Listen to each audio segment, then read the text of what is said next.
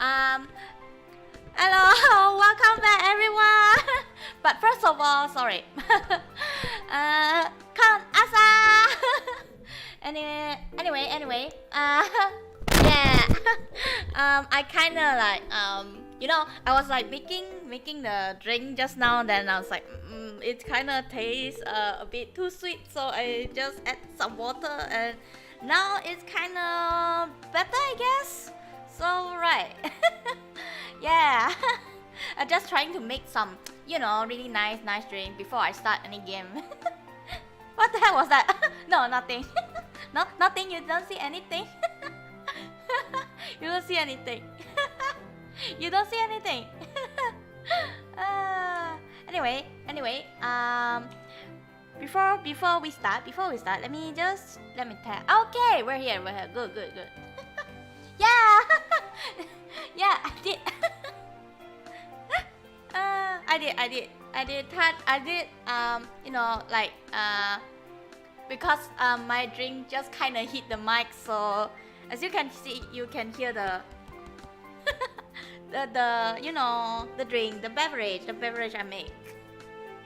I just kind of make with a passion fruit juice with some honey.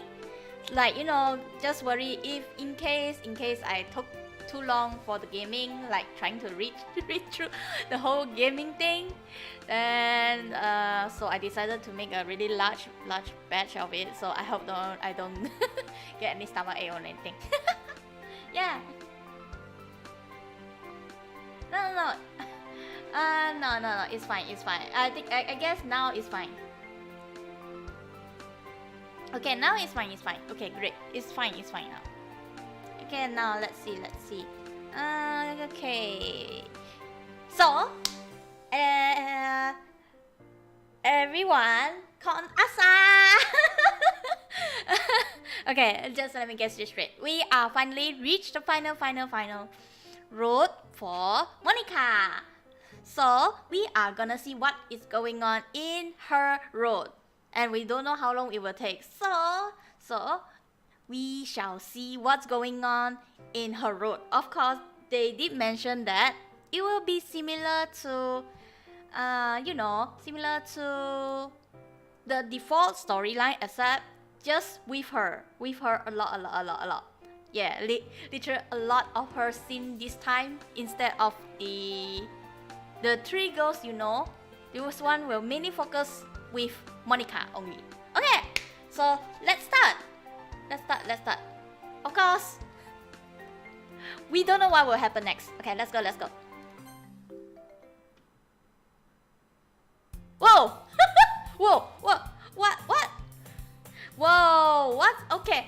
Let me just say. Okay. So hello, DDL Max, DDL MX. Hello, Prince K, and hello, Yuri fan. Yeah. Okay, so before that, let's save first, just in case. We don't wanna know what exactly going on. Wait, is that ordinary day? It's an ordinary school day. Wow. I mean, okay, we don't know. I mean, we are just started her road, her special road. Okay, let's try the first one. But something feels different. Let's see. But something feels different. But even so, as usual, I'm surrounded by couples and friend groups walking to school together. Okay, seems pretty normal. Okay, I always used to tell myself that it's about time I go out and meet some girls or something like that. I know, right? It's like trying to say, they do have something nice, but not really. Well, there's one girl here. That girl is Sayuri, my neighbor and good friend since we were children. Seems everything normal. We used to walk to school together on days like this. Recently, we pick up that habit once again. Are you proud of me? Eh? For what? You know, for waking up on time. Well, you've been doing that for a while now. But you never you never even say anything about it. Even though we walk to school together every day. Well, yeah. I always thought it was implied. It's embarrassing to say out loud. Come on, please. It's good motivation. Fine, fine. I'm proud of you, Sayuri. We cross the street together and make our way to school. As we get closer to the school, the street became increasingly crowded. By the way, have you decided on a club to join yet? I have. Ooh, tell me. It's a secret. Aww. I'll tell you when we go back home. Okay, but that's a promise. It's a bit embarrassing to say, really. That feeling of wanting to meet other girls. I've been feeling a little different lately. So here where MC kinda have his own mind right now, I guess. As if my destined meeting was just around the corner. It all started when I saw a flyer for the literature club. I didn't really have a lot of interest in literature, but I felt some kind of pull. It's really strange. There's going to be a lot of club recruiting today, so I've been working up the nerve to go. The school day is as ordinary than ever and it's over before I even know it. I tried to focus today, but the thought of going to the literature club made me nervous for some reason.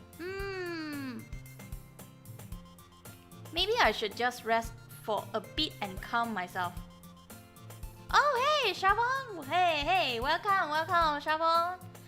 Welcome to the stream! We are now currently playing MONIKA ROUTE, which is the final road.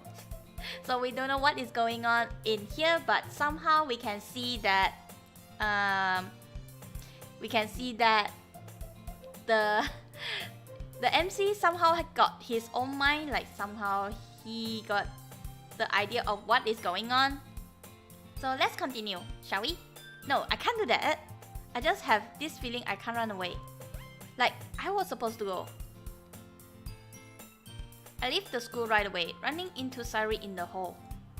Passing by her, I say hello before ducking into the bathroom. It's not all that embarrassing, but I kind of want to surprise Sayuri as well.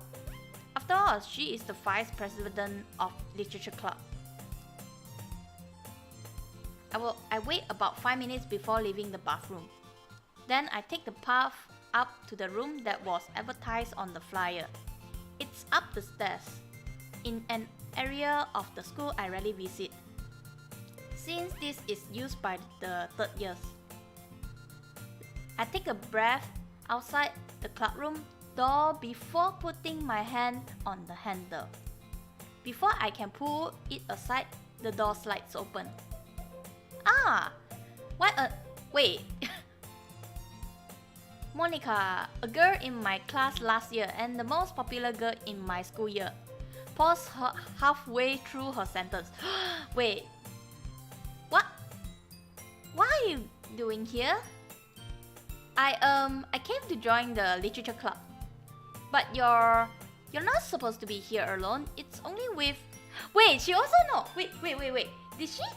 Wait, she know also. Monika also know about it. Wait, how? Wait, I kinda confused right now. Both of us hear a cry of joy. No way! Ah! Monika steps out of the way as Sayuri almost tackles me as she wraps her arm around me. Sayuri, please get off me. I'm just so happy you're here. The two of us step into the room, where I close the door behind us. So you're the... No. That's me, okay. That Sayuri's always talking about. Thank you for stopping by. It's a pleasure to meet you. Please enjoy your visit. Come on, Yuri. No need to be so formal. He's going to think we're really strict or something. Sorry, but... She gave a small but confident smile. It's just the way I like to do things. The tall one, whose name is apparently Yuri, seems to be quite shy compared to the others, but still seems pretty assertive. The shorter girl nods. I know, but not everyone's going to be so open. By comparison, the girl named Natsuki, despite her size, came off as really assertive, but showed a hint of compassion there. Come on, Monika, say something. You're our president, and we just got a new member. Right.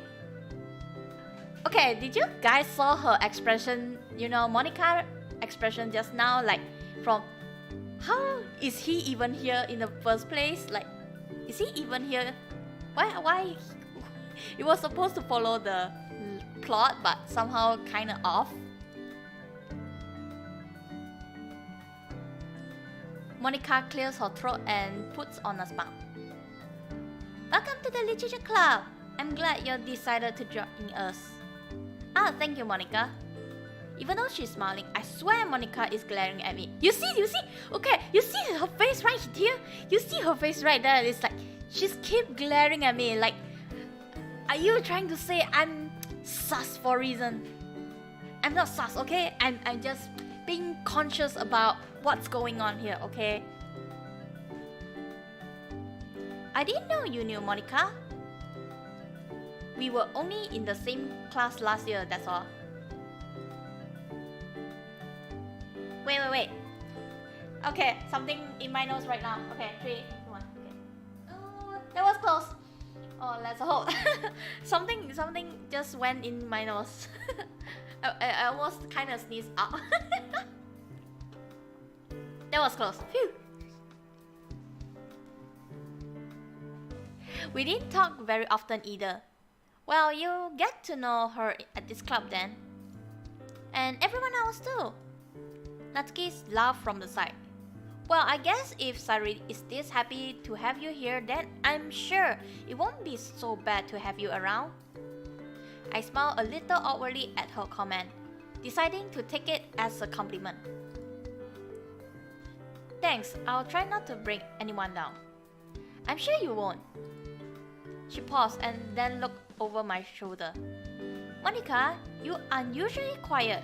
You were very happy at the prospect of getting new member just the other day. Sorry, Well, let me just say that I'm surprised, it's all. I was happy that we might get a new member, but I wasn't very sure of it happening. So I'm still in shock, is all. Especially because it's someone I know. Oh well, we can celebrate a new member though, right? Yeah!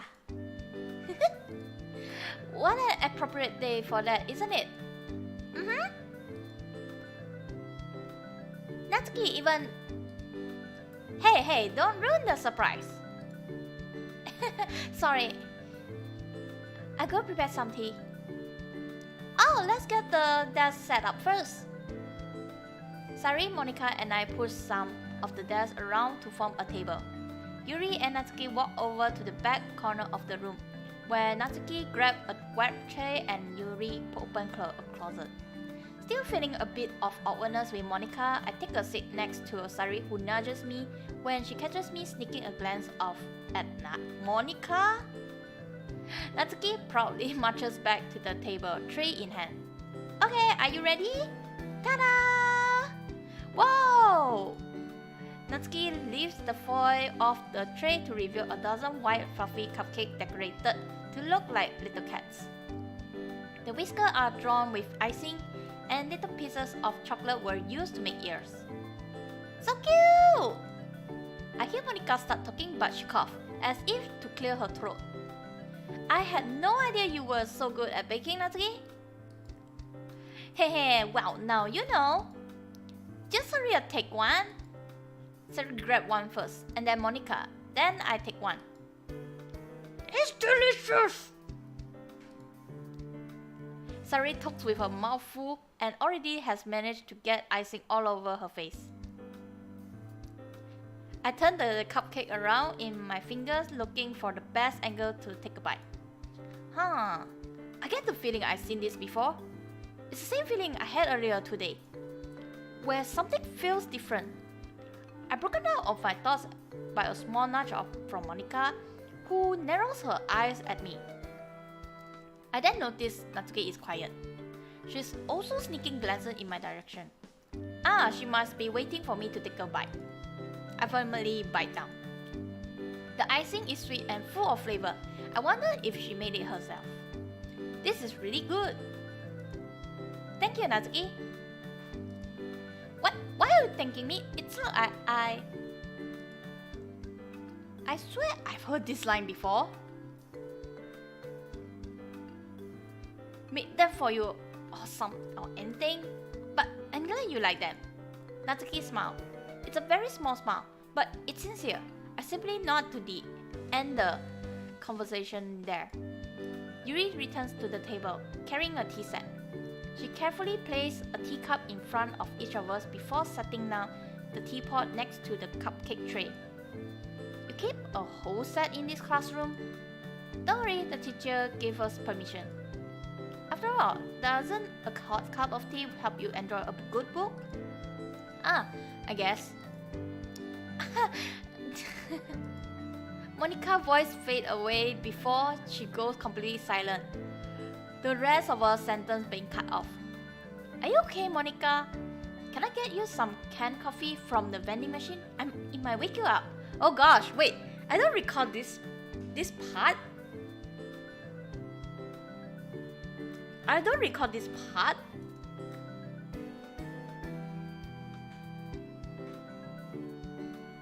Monika quickly snapped to attention and shook her head. No, I'm fine. But don't let yourself be intimidated. Yuri only trying to impress you. That's not. I really do think tea is good for reading, Monika. Sorry, I couldn't help but try to tease you.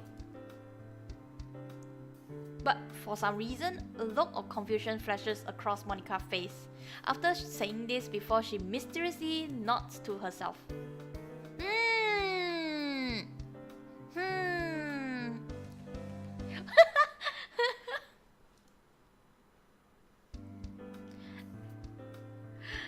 I see. I jump into a conversation to make it less awkward. Well, tea and reading might not be a pastime for me, but I guess I can see where you're coming from. I'm glad. Yuri smiled faintly to herself before going to her seat. Monika raised an eyebrow as she looks at me, then Yuri, then back to me before turning her attention back to the cupcake in front of her. Well, what made you choose the literature club? From what Sairi has told me, you seem more interested in anime and video games. I shoot Sairi a dirty look. Truthfully speaking, I was afraid of this question. Maybe the truth isn't the best idea for now. Well, I saw the flyer a while back and came here since I wanted to broaden my horizons. Sure, watching anime and reading visual novel is fun, but I thought reading books might be good too. Though I know I'm probably not going to stick with it alone, so I also thought maybe having a club could help as well. I see. Well, we'll make sure you feel right at home, okay? As the president of Literature Club, it's my duty to make the club fun and exciting for everyone. Thanks. I'm surprised though. How come you decided to start your own club? You were even president of debate club last year. Well, I wanted something different. Rather than just going through the motions, I wanted to take the reins of something. And it also encouraged others to get into literature, and that's also a plus. Monika is a great leader. Yuri also nods in agreement. And surprised there aren't more people though. Starting a club must be hard. You could put it that way. Not many people are very interested in putting out all the effort to start something brand new. Especially when it's something that doesn't grab your attention, like literature. You have to work too hard to convince people that you both and fun and worthwhile. But it makes cool event like the festival that much more important. I'm confident that we can all really grow this club before we graduate. Right, everyone? Yeah! We'll do our best. You know it! I can already feel a bond with these girls, seeing them smiling as they agree with Monika. She must have worked really hard to find these three to work with her. Maybe that's why they were all delighted by the idea of a new member joining. Though keeping up with their level of enthusiasm for literature might be hard. So, what kind of them do you like to read? Well, I mutter manga quietly to myself, half joking. Natsuki's head suddenly perks up. It looks like she wants to say something, but she keeps quiet. No, not much of a reader. I take it. Well, that can change. What am I saying? I spoke without thinking after seeing Yuri's sad smile. I look to the side and see Sayuri grinning ear to ear. It looks like she's pretty happy I'm trying to get along with them.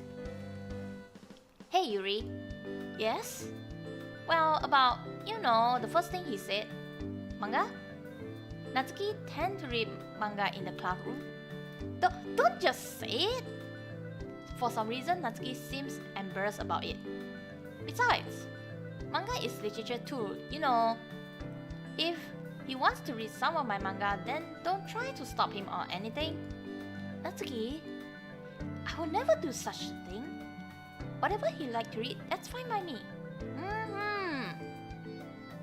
Oh hey, I think I remember one of the titles you mentioned to me being something Natsuki read. Oh, but I can't remember the name. It was my favorite one, Sayuri, and its name is Perfect Girls. The name is really embarrassing to say out loud, but it's actually a good series. I see all the girls around the room looking at me with shocked expression.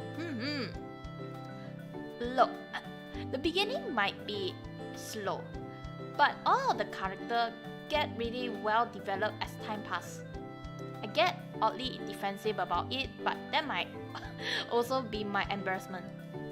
It doesn't exactly sound like something a guy would read.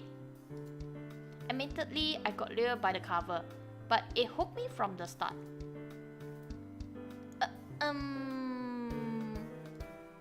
So you like the manga too? Oh yeah, don't you read it all the time, Natsuki? I don't read it all the time. I really like reading it here though. Sari gets up from her seat and puts her hand on Natsuki's shoulder. Your cupcakes, your poem, and even the manga you read, it's all just as cute as you are. I'm not cute! Natsuki, you write your own poem? Sometimes, I guess. Why do you care? I think that's impressive. Why don't you share them sometime? What? Well, maybe. I say you wouldn't like them, but... Well, I think I have a good idea of your taste, so maybe you might. But you still might not think they're good. I understand how Natsuki feels. Sharing your own writing takes more than only confidence. The truest form of writing is writing to oneself. You must be willing to open up to your readers, exposing your vulnerabilities. Do you have writing experience too, Yuri? Maybe if you share some of your work, you can set an example and help Natsuki. I guess it's the same for Yuri. Yuri smiled as if to mock herself. To say all of that and not practice my own words, how hypocritical of me. Oh, don't say that. But I didn't want to read everyone's poem. everyone sits in silence for a moment. It hangs a little longer than I thought it would. All of us turn our head to Monika as she makes a sound. Oh! She forgot the line! Oh gosh, wait, she forgot the line here. She somehow forgot the line. she with a gaps react. I can see her like, oh hey, what's your name? Oh, that one Fury, wow. And hello Sushi, welcome to the stream. This one is a bit different from the default storyline, where this one is more focused on Monika. So yeah, you can see she somehow kind of forgot her line right now. So yeah, like what you say. Since you are asking, did some of the law change? Yes, it is. Yes, they change. I even shocked when I noticed that. They did change. So let's continue what's happened next. She forgot the line. Did you think of something, Monika? Well, I might have something. Monika seems to nod herself and mutter something that we can't hear before putting on a smile. Okay, I have an idea, everyone.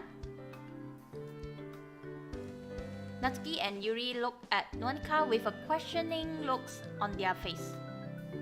Let's all go home and write a poem of our own. Then, next time we meet, we all share them with each other. That way, everyone is even. Yeah, let's do it! Plus, now that we have a new member, I think it will help us all get to know each other a little more and strengthen the bond of the club. Isn't that right? Monika smiles warmly at me once again, but I can't help but feels it's a bit hollow. Yeah, that sounds alright. Okay, everyone. I think with that, we can officially end today's meeting on a good note. Everyone, remember tonight's assignment. Write a poem to bring to the next meeting so we can all share. Monika looks over me once more. I love for you to sing how you express yourself. I don't know why I feel a small chill from that. Yeah. Can I really impress the class star Monika with my mediocre writing skill? I already feel the anxiety welling up inside me. Meanwhile, the girls continue to chit-chat as Yuri and Natsuki clean up their food. Hey, since we're already here, do you want to walk home together? That's right, Sari and I never walk home together anymore because she always stay after school for clubs. Sure, might as well. Yay! With that, the two of us start to leave the club room. However, as I walk past Monika to reach the door, I hear, everything is different. Just what's going on? Oh gosh! Oh gosh! Did she just say that? Did she just say that? Gosh! Oh! hello, Pam Pam! Good morning! Hey, wait, is it good morning? It's, some of them may be good morning, some of them may be nighttime, some of them may be evening. So I just gonna say, good morning, good afternoon, and good evening. Okay, good, perfect. I don't know what to make of it, but so I try to push out of my head for now. The whole way back, my thoughts began to wander. I know I said I felt like I have a chance meeting someone at the literature club, but just who was it though? Was it Sari? Natsuki? Yuri?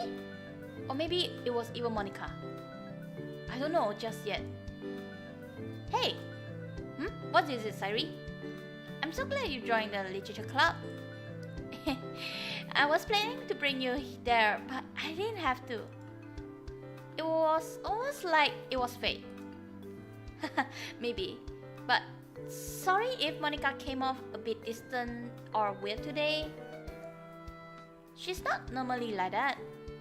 Maybe she's sick. She was coughing and kind of tired. Maybe. I should check up on her tomorrow. I really hope she's okay. I do too, Sairi. With that, we continue our walk in silence, my thoughts drifting again. Will I really be happy spending every day after school in a literature club? Perhaps I have the chance to grow closer to one of these girls. Alright, I'll just need to make the most of my circumstance, and I'm sure good fortune will find me. And I guess that starts with a poem tonight. Ooh. I seem to have come down with a serious case of writer's block. I've been staring at the blank page in front of me for 30 minutes now. Nothing coming to mind at all. I look around the room, trying to find a source of inspiration. I see a book that I bought a few days ago on my shelf. I was bored on a whim this past weekend. Part of my motivation to go to the literature club.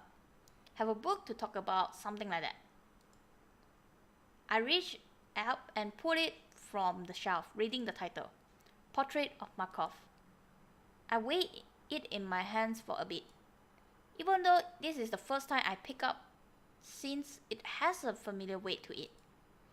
Almost like this book should have some special value to me. But that kind of thinking is strange.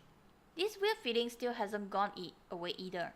Seeing it all before, I guess I can try to write about that. Now just pick some words that go along with it.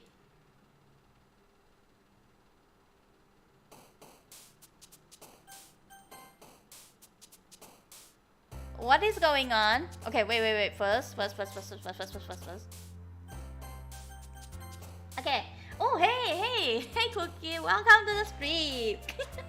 Okay. Okay. So, oh gosh, this is somehow different from what I thought. Oh gosh. I don't record this. There's some of the words that I don't recall there's a word of it. Oh gosh, what is going on? Seriously, what is going on?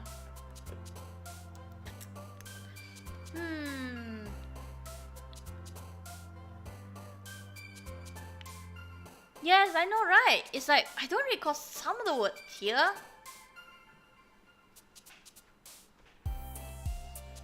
Okay. I think some people will ask, wait, why? What's with the, what's with the Monika part?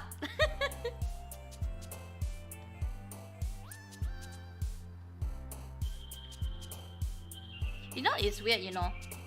It's really, really weird. And I thought it's like, oh, okay. It seems pretty normal, but somehow once I start with the title itself, then some of the word is just not even in the first place. Okay, let's just try something that we never seen before. Okay, let's just simply choose. Let's just simply choose.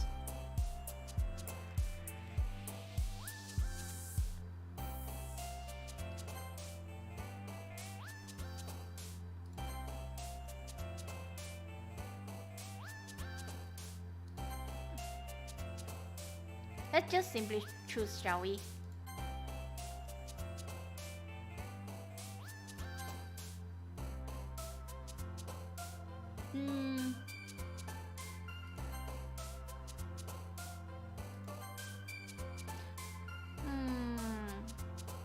Which one could it be?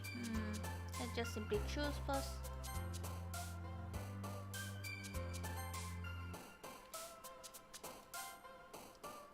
But it seems it doesn't have anything weird about here. I don't know, it looks like only some of the word is weird. What else? What else could it be?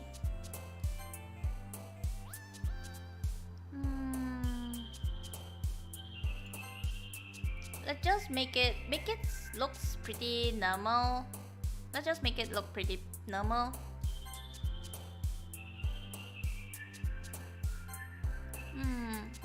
Okay.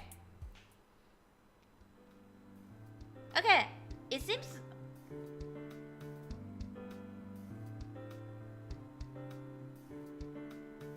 let's go, let's go.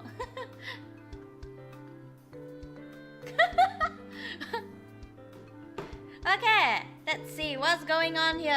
Let's see. We don't know what's going on here. Okay. I open the door to the literature club room. Good afternoon. As soon as I say this, there's a loud crashing sound. Everyone looks over, finding Monika, who tripped over a desk, catching herself. Ow! She quickly regains her composure and walks over to me. Ah, hi again. Glad to see you came back.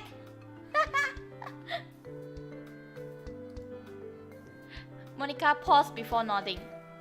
You didn't run away from us. Don't worry. You might sound a little strange, but I always try to keep my word. Is that so? Well, dependable people are always appreciated. Thanks for keeping your promise. I hope this isn't too overwhelming of a commitment for you.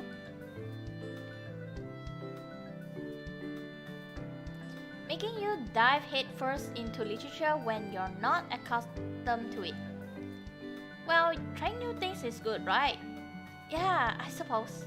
I'm still surprised though. Last year you didn't even want to join any club. But then suddenly you came here wanting to join. I guess that's true. I can't explain it very well. You said yesterday that you wanted to broaden your horizon. What about that? I see that, sure, but I don't know. One day I was lying in bed and I guess I suddenly felt a need for literature. I had a weird dissatisfaction with anime and games all of a sudden.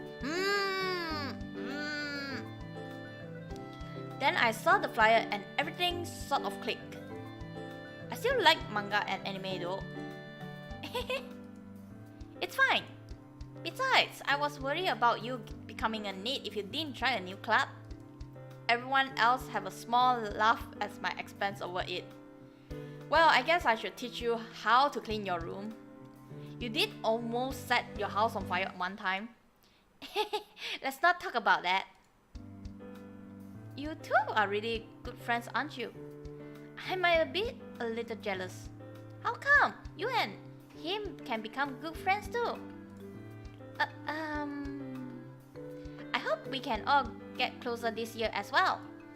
I'm really happy here. Especially with him now in the club. You really are a bright ball of sunshine, huh? Yep. Especially because of him. Sayuri? I raised my voice to interject, but I swiftly defeated by her smile. Well, I guess as long as she's happy. Oh right. I reached into my bag and pulled out the book from the last night. Yuri's eyes lights up as soon as she sees it. I picked it up a while ago on a whim, but do you know if it's any good? You shouldn't really base on my own review though, but I did enjoy it. It does have a few horror themes in it, so it might not be your liking if you don't like that sort of thing. Well, perhaps we could discuss what you think of it chapter by chapter. I definitely will. I say it a little too enthusiastically and turn my head away. And I'll make time to read it. You don't have to force yourself. Yuri nods, as if to hammer in that fact. If you force yourself to read it, you won't enjoy it as much. So if you want to read other things as well, that's fine. Like if you wanted to read manga. At this, I see Natsuki looking at us out of the corner of her eye. Natsuki, you don't have to be afraid. She was afraid. What do you mean she's afraid? I'm not afraid. But I would like to hear your opinion on Perfect Girls. It's to find people who would actually read manga, so yeah. There's a lot of people who thinks manga is still only for kids. That's pretty dumb. I know! There's stories for everyone, and you're never too old for a particular type of storytelling. Definitely. I probably will have to read from the beginning again. I know it's my favorite series, but I haven't read it in a while. It's all. Well, we can do the same thing as you and Yuri. Just read whatever you want. So if you read Perfect Girls, we can talk about it. Sounds like a plan. I turn around, finding Monika sitting alone at the front of the room. Yuri and Sayuri seemed to struck up a conversation, and Natsuki went back into the closet. I go up to Monika and poke her on the shoulder. Oh! She turns her head around and looks at me. Oh, it's you! Sorry, you gave me a bit of scare. Thinking hard about something? Yeah. I see Monika glance over at the others. Why don't you go talk with the others? I did, but you also seem a little distant. Sari said yesterday you might be sick. Are you sure you're feeling well? I'm fine. But thanks for asking. You can go talk to the others now. I'll be fine. This girl seriously doesn't want me to talk to her, huh? Alright. But you know, Monika, I like to be friends with you too. She gave another smile. I like to be friends with you too. Sorry if I come out as distant or not anything like that. I just have a lot on my mind recently. Well, if you ever want someone to talk to, I try to give a cool smile back. I mean, sometimes a guy's perspective on things might be useful too. So, yeah. I stumble right at the end. Monika looks at me before giggling. Thanks. I keep it in mind. Well, how about this? What would you do if you felt like you had all the control you ever needed, but then suddenly found it taken away from you? I paused, trying to think of the answer. Well, I like to get control back, or at least I like to feel like I had it back. But if I actually was that powerless, I might just try to make the best of it. I can't control everything, right? Sometimes all you can do is stick with things and hope they'll get better, I suppose. Monika looks a bit saddened at this answer. She sighs and nods. I guess that's true. She gives me a small smile this time. One that makes my heart ache rather than go a flutter to see it on her face. Can't control everything, huh? Oh, she did mention that. Oh no. Gosh. Wait, so you're trying to say in this role she can't control anything. She can't control anything. Thinking intensified. Okay, let's continue. And what's with you all? What's with you all?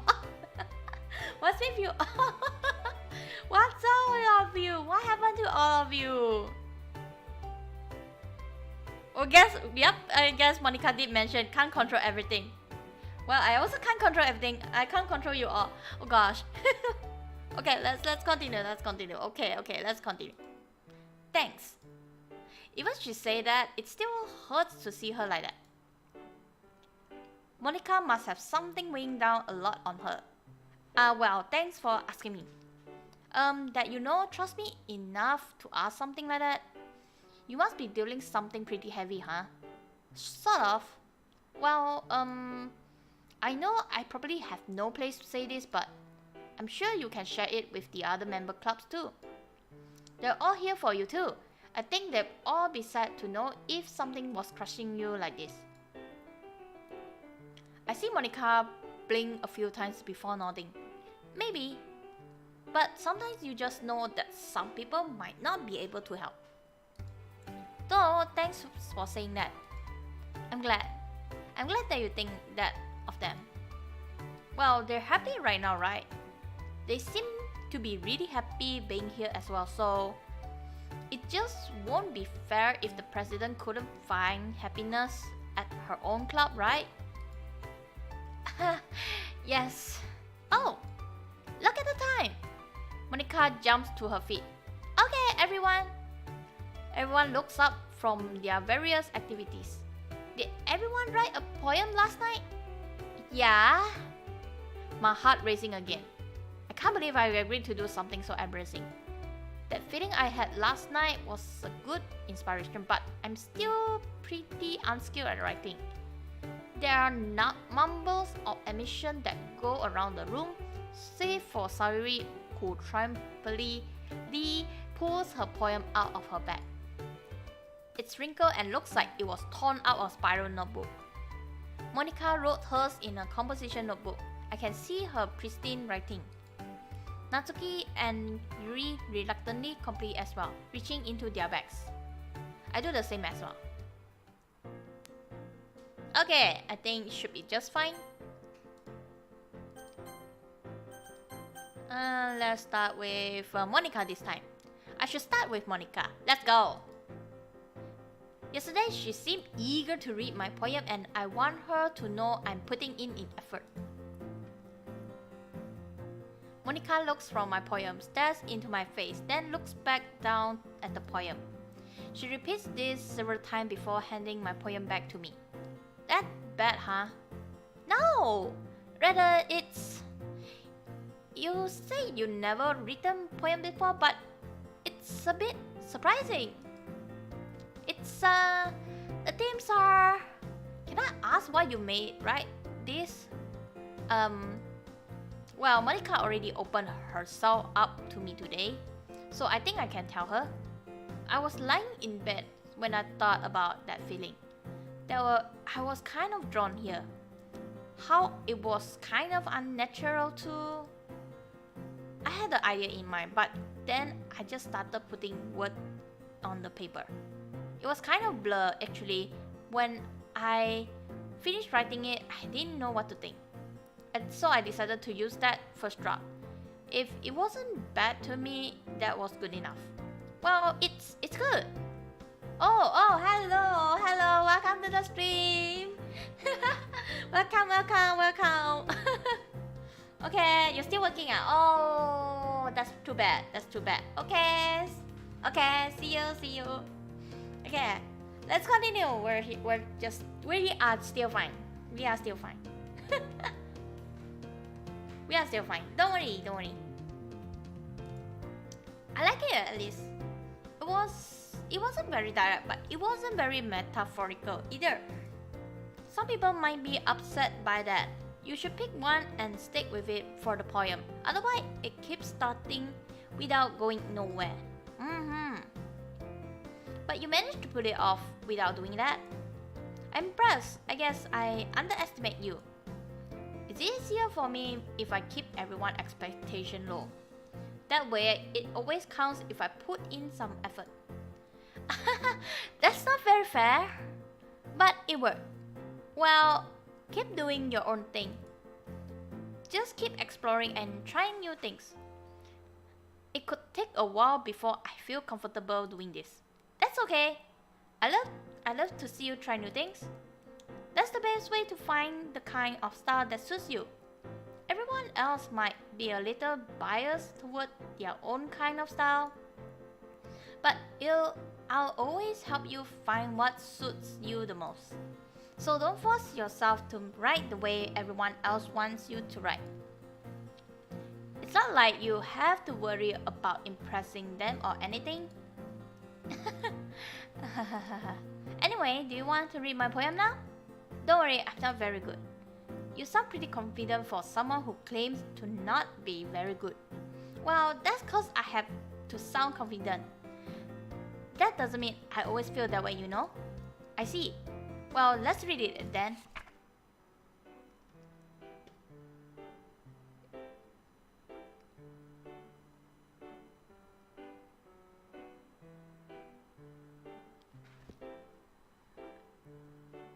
Okay, let's read this one. It seems like a bit different. Okay. Hole in hole. It couldn't have been me. See the direction the sparkle produces. A noisy neighbor, an angry boyfriend, I'll never know. I wasn't home. I peered inside for a clue. No, I can't see. I real blind. Like a film left out in the sun. But it's too late. My retinas already scarred with a permanent copy of the meaningless image. It just a little hole. It wasn't too bright. It was too deep, stretching forever into everything. A hole of infinite choices. I realize now that I wasn't looking. I was looking out, and he on the other side was looking in. I don't recall this part. The part where he was looking in the part. So what do you think? It's very freedom. That's what you call it. Sorry if I'm not really the right person to ask for the feedback. It's okay. Yeah, that kind of style has gotten pretty popular nowadays. That is, a lot of poems have been putting emphasis of the timing between words and lines. When performed out loud, it can be really powerful. What was the inspiration behind this one? Well, I'm not sure if I know how to put it. I guess you could say that I had some kind of epiphany recently. It's been influencing my poems a bit. An epiphany? Yeah, something like that. I'm kind of nervous to talk about deep stuff like that, but it's kind of coming on strongly. Maybe after everyone is better friends with each other. Anyway, here's Monika writing tip of the day. Sometimes when you're writing a poem or story, your brain gets too fixated on a specific point. If you try so hard to make it perfect, then you never make any progress. Just force yourself to get something down on the paper and tidy it up later. Another way to think about is this. If you keep your pen in the same spot for too long, you just get a big dark puddle of ink. So just move your hand and go with the flow. That's my advice for today. Thanks for listening. Okay, let's pick Sari. Oh my goodness! This is so good! What? I love it! I had no idea you were such a good writer. Sari, you must be seriously overreacting. I'm not a good writer at all. I honestly have no idea what I'm doing. Well, maybe that's why. Because I have no idea what I like either. Jeez. I'm sure your opinion has to be a little more constructive than this. Maybe Natsuki. Are you sure you don't like it just because I wrote it? Eh?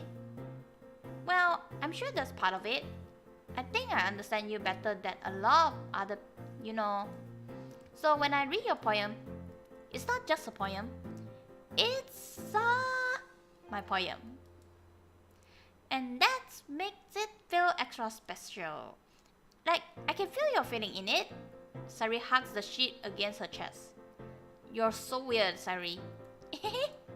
I'm really happy just that you wrote one. It just reminds me how you're really a part of the club now. Not to mention the fact I'm standing in front of you in the club room. Well, of course. I'm not really into it yet, but that doesn't mean I'll break my promise. See? Like I said before, deep down you're not selfish at all, Trying new things like this for all other people, that's something only really good people do. Thanks, Sari. I'm not sure if Sari sees the full picture of my motive here. Then again, I can't deny that she's a part of the reason I joined. Knowing how much this means to her and all, yeah.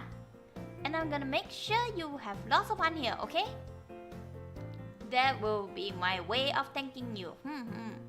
Alright, I'm gonna to hold you on to that. Yeah! Oh, okay.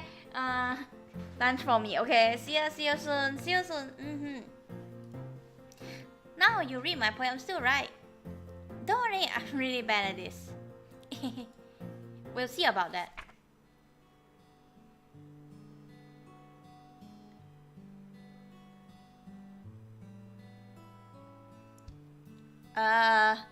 What? Okay, everything's normal, good. Sorry, this is just a guess, but did you wait until this morning to write this? No! Just a little bit. You can't answer just a little bit to yes or no question. I forgot to do it last night. Well, at least that makes me feel a little better about myself. Don't be so mean. I still try my best. Yeah. I didn't mean to say that it was a bad poem. It came out nice, or how should I put it?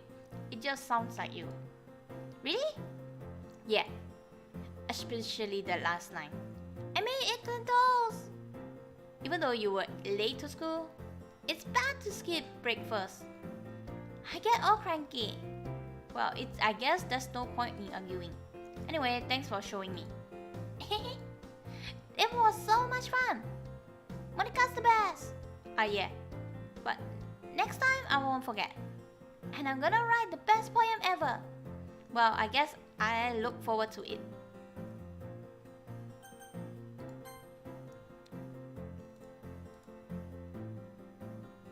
Well, it's about what I expected from someone like you. That's a little blunt. Well, excuse me? It's not like I said it was bad. It just didn't evoke my emotion. So basically, it's not cute enough for your taste? Do you want to get smacked? I'll pass. Well, anyway, I guess I need to show you mine. Not that you like it. Yeah, I told you that you weren't gonna like it. I like it. What? Just be honest. I am. Why are you so convinced that I won't like it? Well, because everyone in high school thinks that writing has to be all sophisticated and stuff. So people don't even take my writing seriously. But isn't the point of poem for people to express themselves? Your writing wouldn't make your message any less valid. Yes, exactly. I like when it's easy to read, but it hits you hard. Like this poem. Seeing everyone around you do great things can be really disheartening. So I decided to write about it. Yeah, I understand. But the other nice thing about simple writing is that it puts more weight on the wordplay.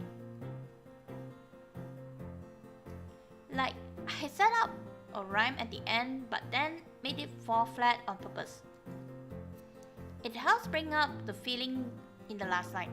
So you did. I guess more went into it than I realized. That's what it means to be pro. I'm glad you learned something. Didn't expect that from the youngest one here, didn't you? Yeah, I guess not. I decided to humor her with that last comment. I don't really care how old everyone is, but if Natsuki is feeling proud, and then I won't take that away from her.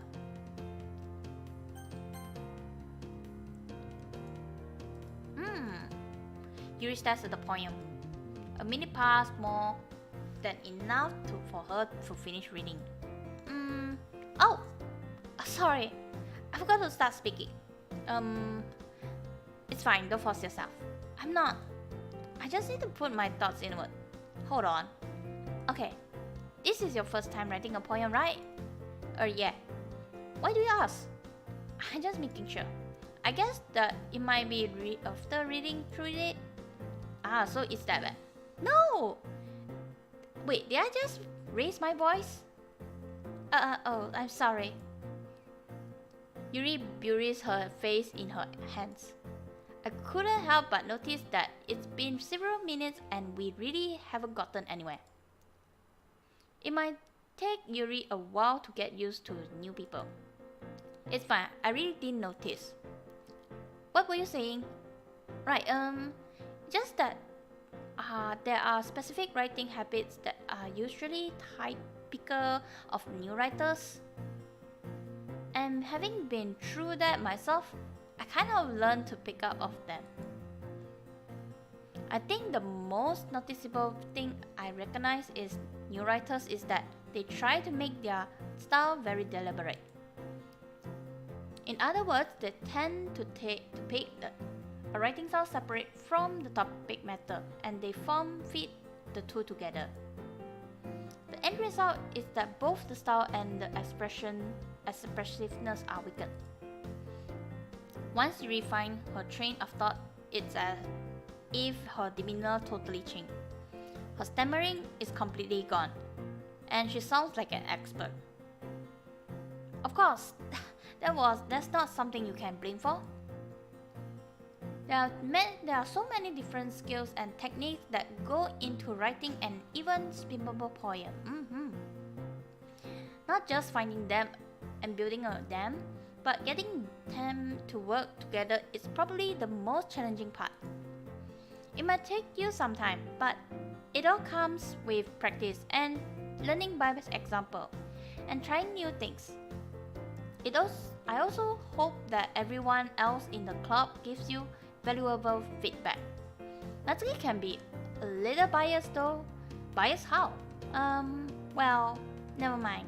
I shouldn't be talking about people like that. Sorry. It's fine. I'm not sure if Yuri is apologizing to herself, to me, or to Natsuki. Do you mind if I read your poem now? Please do! I love to share my thought process behind it. Yuri smiled dreamily, as if there are rare opportunity for her. Which itself is kind of funny. After all, isn't it supposed to be literature club? Okay, it's same. I'm sorry, I have such terrible handwriting. What? I wasn't thinking that at all. But it took you a long time to read. Oh, well, I just don't read script very often. I actually think your handwriting is pretty. Eh? That's a relief. Also, I like the poem. Even though it's short, it was really descriptive. It wasn't too short. I usually write longer poem. Not at all. I'm really glad you like it. I'll be honest. Since it's our first time sharing, I wanted to write something a little more warm. Something easy to digest, I suppose. Are you into ghosts, Yuri? Actually, the story isn't about a ghost at all. Really? I must have totally missed the point. Well, I suppose you did only glance over it after all. But remember that poets often express their own thoughts, feelings, and experience in their work. They usually do more than tell a simple story or paint a picture. In this case, perhaps the subject of the poem is only being symbolically compared to a ghost, lingering in her last remaining place of comfort, unable to let go of the past, and soon to be left with nothing. That's a lot more solemn putting it that way. I haven't even thought of that. That's impressive. It's something really. Well, it makes me really happy that you think that. Just remember that it won't be long before you pick on these things too. Yeah, maybe you're right. I guess I'll have to keep trying. I'm counting on you. Phew. I guess that's everyone. I glanced around the room. That was a little more stressful than I anticipated. It's as if everyone is judging me from my mediocre writing abilities. Even if they just being nice, there's no way my poem can stand up to theirs. Though Monika seems to be in real disbelief I wrote something like that. I guess this is a literature club though. It's what I signed up for. I looked across the room, finding Yuri and Natsuki exchanging papers in tandem. As they read each other's poem, I noticed their expression change. Natsuki's eyebrow furrows in frustration. Yuri smiles sadly. I can already feel the rising tension in the air. Natsuki's mouth moves ever so lightly. What did you say something? No, it's nothing. Natsuki hands the poem back to Yuri with one hand. I guess you could say it's fancy. Oh, thanks. Yours is cute? Did you completely miss the symbolism or something? It's clearly about the feeling of giving up. I know that. It's just... How will I put this? It seems very simple. Well, I don't like to write very complicated and obtuse metaphors. Obtuse? The room suddenly becomes supercharged as the two began to confront each other. It was very roundabout, yeah. That's just my writing style. I won't be changing it anytime soon, unless of course I come across something particularly inspiring. Which I haven't. Oh, she's angry. And he liked my poem too, you know. He even was impressed by it. Oh no. I know exactly where it is going. Oh? Natsuki stands up, a smile forming on her face. I didn't realize you were so invested in trying to impress our new member, Yuri. Eh? That's not what I want. What am I doing here, standing around and watching this train wreck? But I can't get involved in it though. Then... Oh! Oh! Whoa! Whoa! Whoa! What the... Wait, what did MC do? Did he just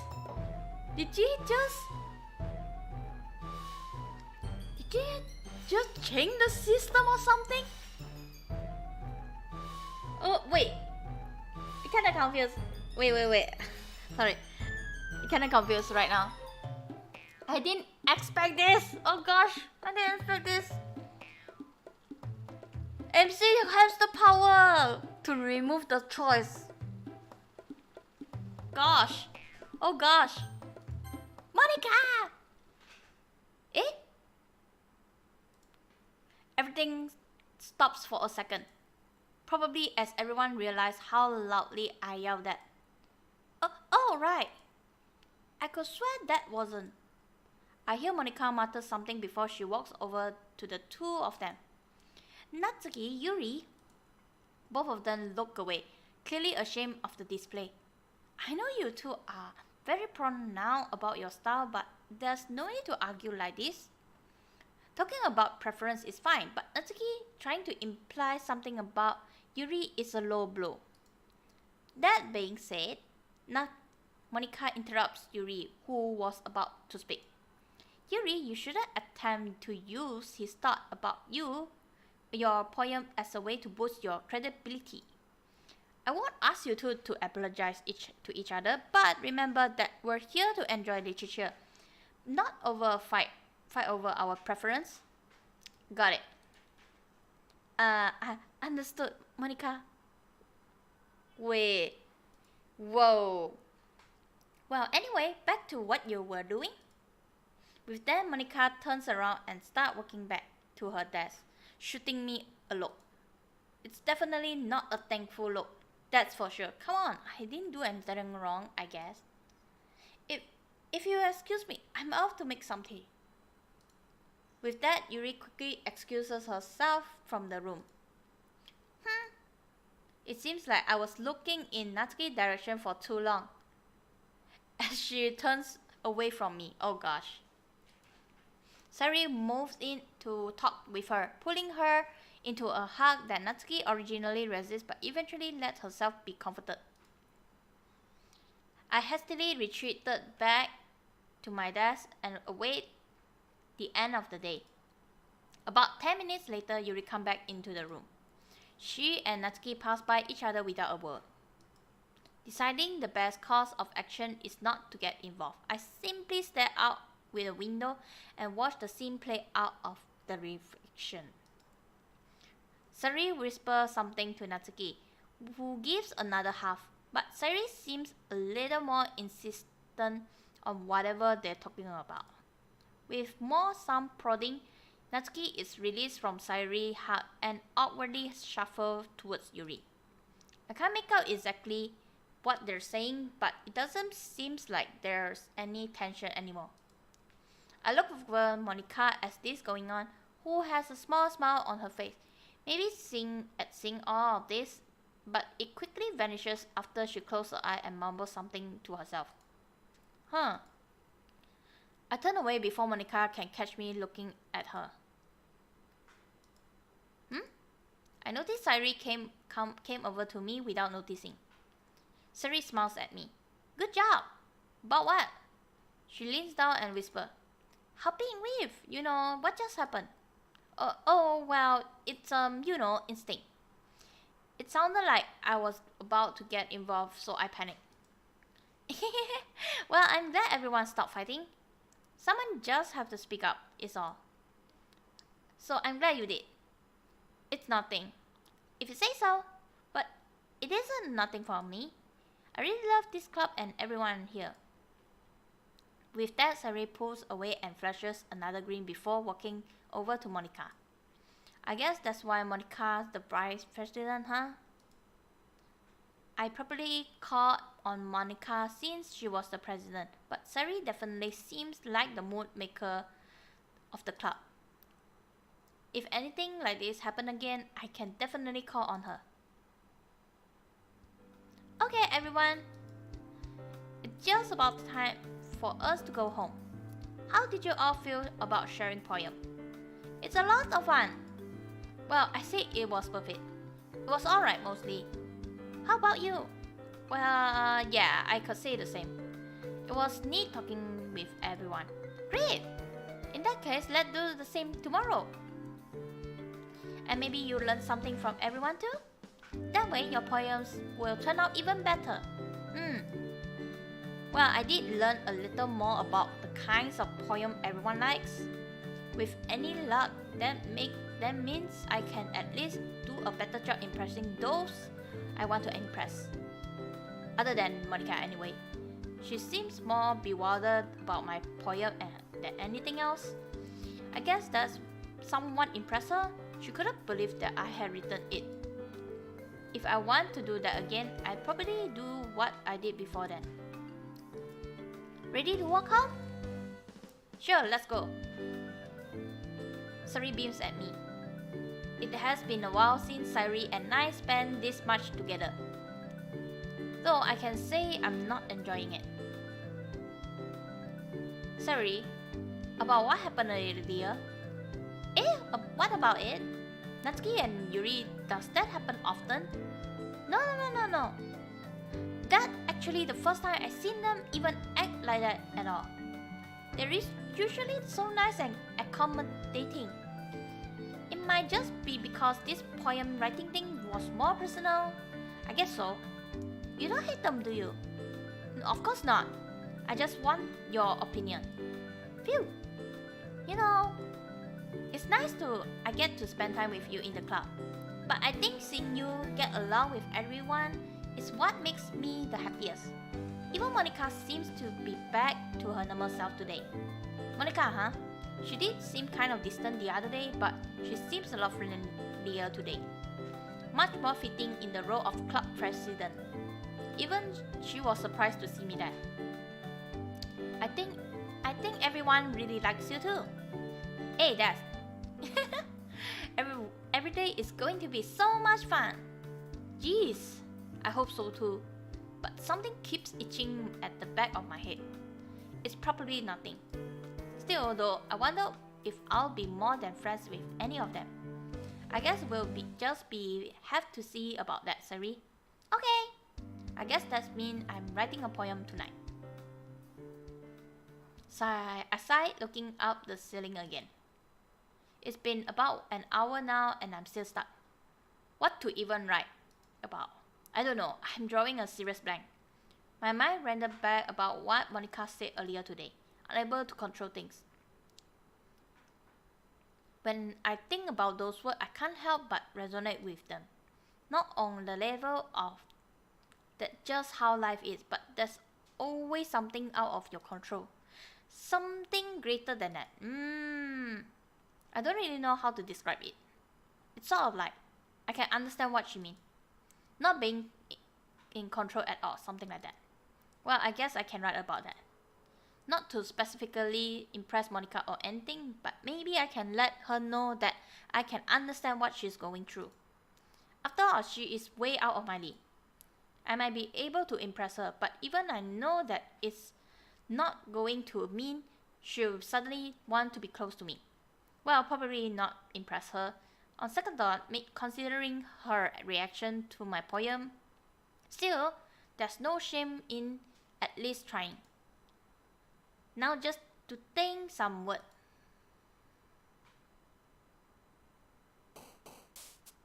Okay, say first. Okay. Okay, well, before that, let me just type something here first. We just type something here. Let me stretch a bit. Oh. Okay, before I continue, let me just take a sip also. It tastes like candy. Oh damn. Oh damn, it tastes like candy. Oh, I shouldn't put too much of the passion fruit. Oh, that's so sweet. So sweet. Okay. Guess it's fine. Wait, did I put the correct one? Okay, now good. Okay.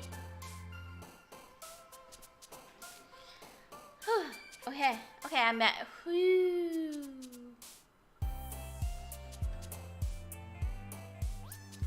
Let me just calm down myself first. Because I'm really curious what's going on with MC. It's like he has the control to change the choice. Okay, let's think. Okay, anything that is suddenly different.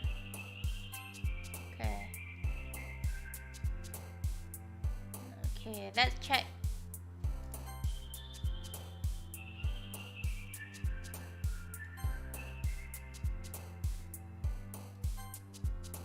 We try to see something weird.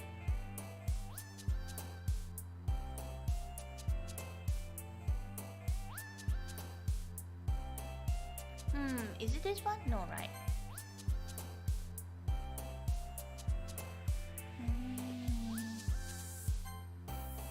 Which one could it be?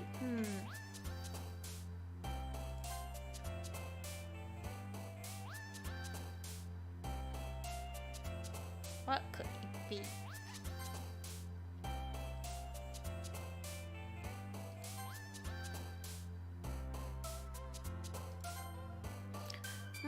It seems we don't have the weird choice, but I think should be okay.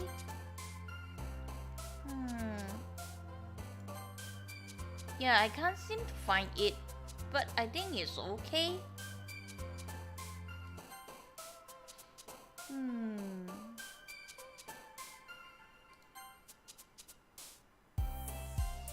Let's try the other one, shall we?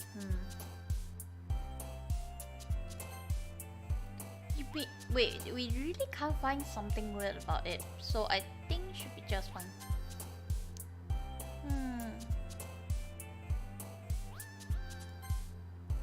What else?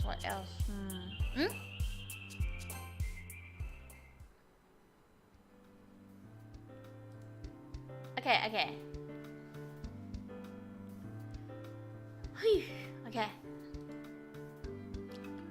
Okay, the another day.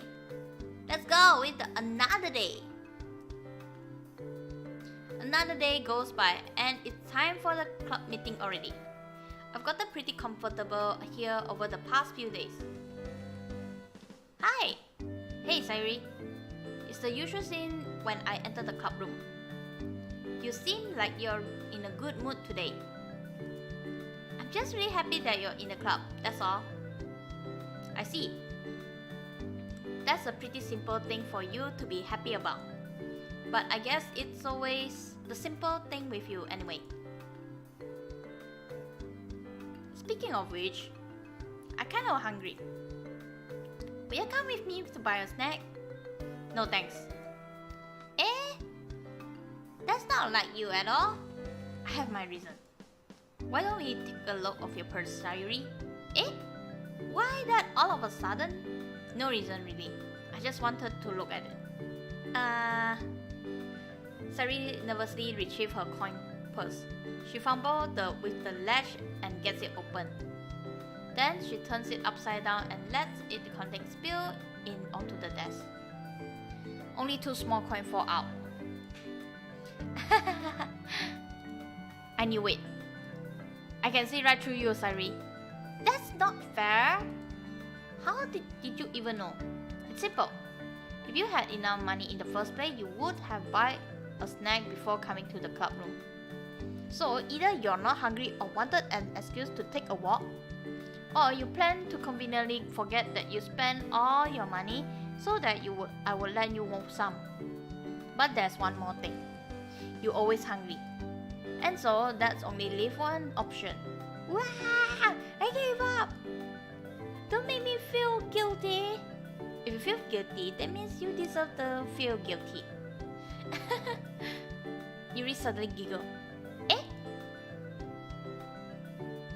I didn't notice that she was listening in. Her face is in her book as always. I wasn't listening or anything.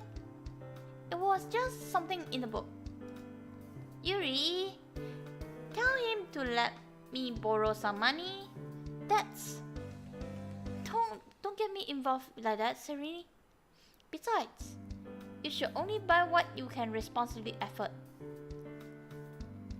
And frankly, after pulling a mischievous little stunt like that, your suffering is fair enough retribution. I didn't mean that. I got 2 heads up into my book. I really like when you speak your mind, Yuri. It doesn't happen much, but it's a fun side of you. There's no way you could think that. You were right though. I did something bad and now I have to accept the retribution. That! Still coming from you, Sayuri. I guess there's a little devil inside all of us, isn't it? Don't let her fool you. Sayuri knows exactly what she's doing. After all, she told you guys she was bringing me to the club before she even told me. But you wouldn't have come if it weren't for the cupcakes. So I had to train Natsuki into making them. Come on, give me more credit than that, Sayuri. Ah! Oh, nowhere something smacked Sayuri in the face and tumbled onto the desk. Ow! What was? Eh? A cookie! Sure enough, it's a giant cookie wrapped in plastic. Sayuri glanced around. Is this miracle? It's because I pay my retribution. Actually, that one almost worked. I was just gonna give it to you. But then I heard you blab about the cupcake. It was totally worth seeing your reaction though. Natsuki! That's so nice of you! I'm so happy! Sayuri hugged the cookie. Jeez, just eat it. Sayuri rapidly tears open the wrapper and takes a big bite. Sayuri suddenly claps her hand over her mouth. I bit my tongue! You're going through a lot over just one cookie. Natsuki takes a bite of her own cookie. Yours looks so pretty good too, Natsuki. Can I try it? Jeez. Beggars can't be choosers. But yours is chocolate. Yeah, why do you think I gave you that one? Fine. Still, I'm really happy that you share this one to me. Sayuri gets out of her seat and goes behind Natsuki, then wraps her arms around her. Jeez. I get it. Cookie is still in hand. Natsuki reached up to nudge Sayuri off her. Oh! Sayuri suddenly leans down and takes a bite out of Natsuki's cookies. Hey! Did you seriously just do that? Mouthful, Sari throws away to safety. Yuri and I laugh as well. Jeez, you're such a kid sometime. Monika, can you tell Sari? Eh? Natsuki glanced around. Monika isn't in the club room. Ooh, where's Monika anyway? Good question. Have any of you heard anything about her being late today? Not me. Yeah, I haven't either. That's a bit unusual. I hope she's okay. Of course she's okay. She probably just had something to do today. She's pretty popular after all. Eh? You don't think she has a... I want to be surprised. She's probably more desirable than all of us combined. Eh, that's true. Excuse me? Suddenly, the door swings open. Sorry, I'm so sorry. Ah, there you are. I didn't mean to be late. I hope you guys weren't worried or anything. Eh? Monika chose the club over her boyfriend after all. You're so strong-willed. Boyfriend? What on earth are you talking about? Monika quizzically glanced at me. Never mind that. What held you up anyway? Well, my last period today was study hall. To be honest, I kind of lost track of time. That makes no sense though. You would have heard the bell ring at least. I must have not heard it since I was practicing piano. Piano? I wasn't aware you play music as well, Monika. I don't really. I kinda just started recently. I always wanted to learn piano. That's so cool! You should play something for us, Monika. Monika looks at me. Maybe once I get a little bit better, I will. Yay! That sounds cool. I also look forward to it. Is that so? In that case, I won't let you down. Monika smiles sweetly. I didn't mean any pressure or anything like that. Don't worry. I've been practicing a lot recently, and I really love the chance to share once I'm ready. I see. In that case, best of luck. Thanks! So, I didn't miss anything, did I? No, not really. I choose to leave out Sari's mischievous escapade. I'm sure Natsuki will end up complaining to her anyway.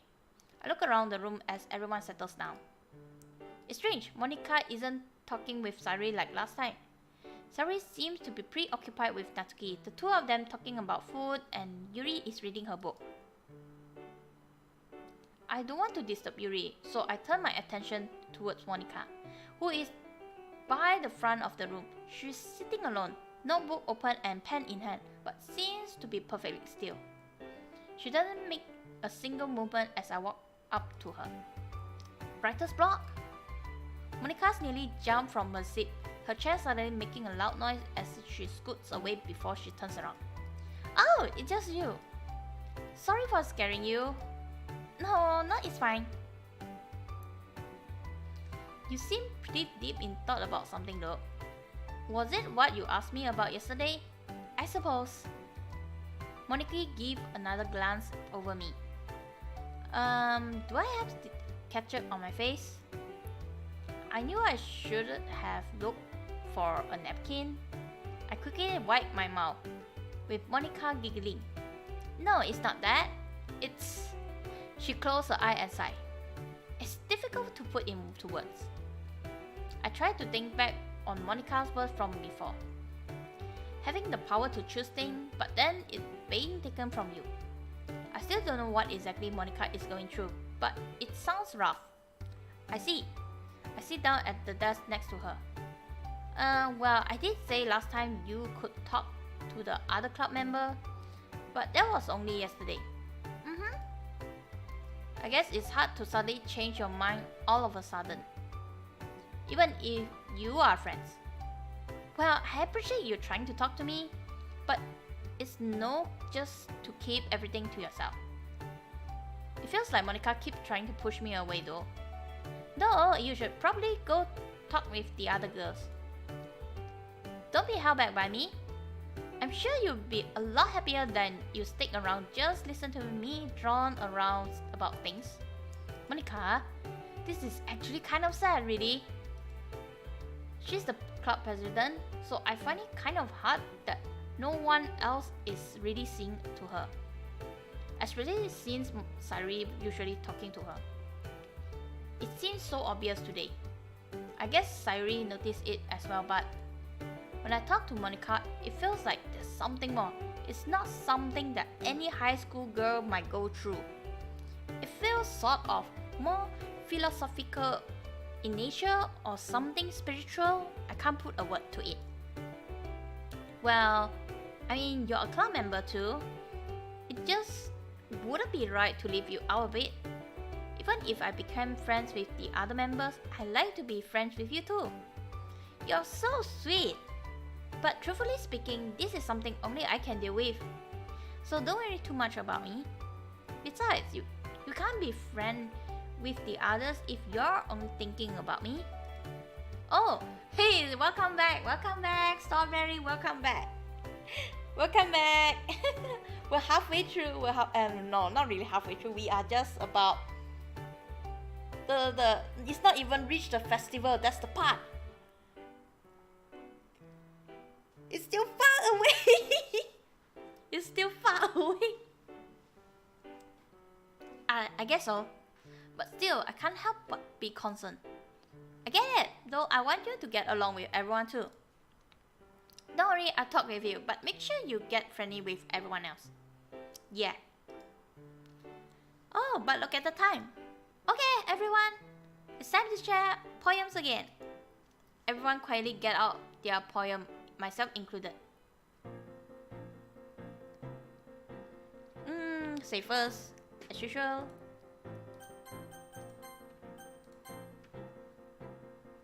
Hi again. How's the writing going? Alright, I guess. I'll take that. As long as it's not going bad. I'm happy that you're applying yourself. Maybe soon you'll come up with a masterpiece. I wouldn't count on that. You never know. Want to share what you wrote for today? Sure, here you go. I give my poem to Monika. A very thick silence overcomes us as Monika keeps rereading my poem. It's that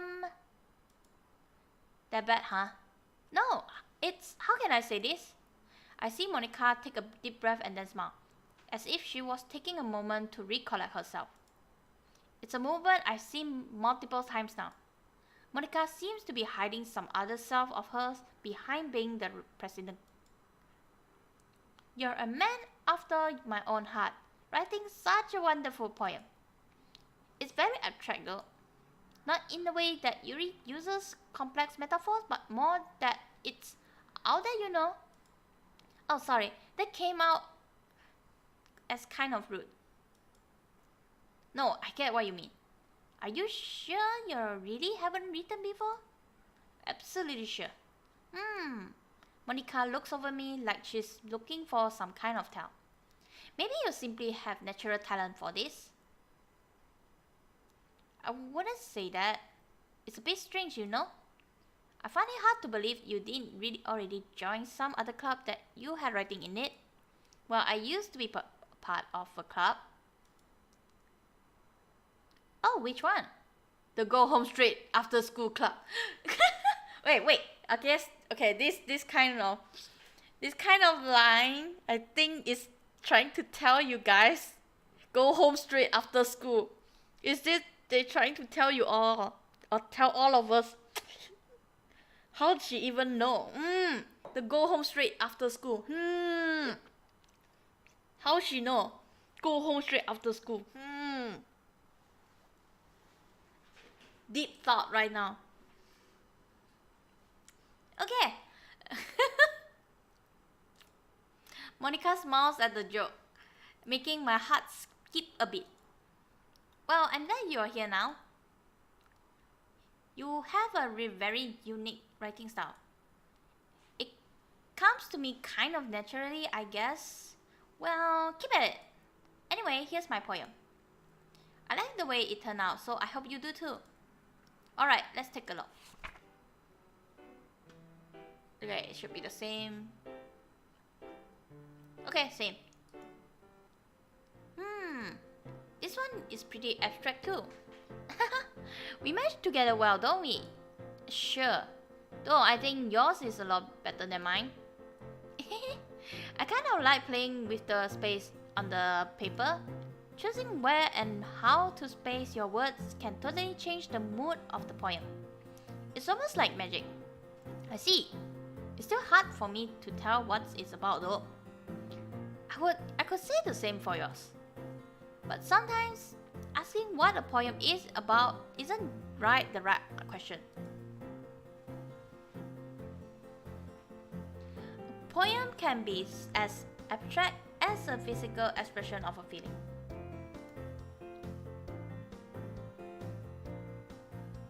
Or even conversation with the reader. So putting it that way, not every poem is about something. Anyway, here's Monika writing tip of the day. Something you find yourself facing a difficult decision, or possibly about to go down a path you will regret. When that happens, don't forget to save your game. You never know when you might change your mind, or if you decided to spare yourself from pain. But you already know that, didn't you? Wait, is that a tip even about writing? What am I even talking about? That's my advice for today. Thanks for listening.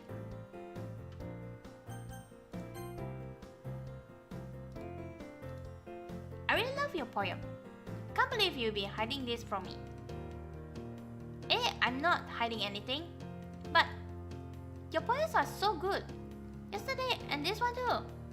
You can't tell me you haven't done this before. I mean, you're really the only one who feels that way, so... No way! Not even Natsuki? Well, I guess Natsuki is the least likely to admit how much she likes something. But I don't think it's that. What do you mean? Well, I guess I'll be honest about it. It's a lot easier to write poem when I'm thinking about you. What? Stop thinking weird things, idiot.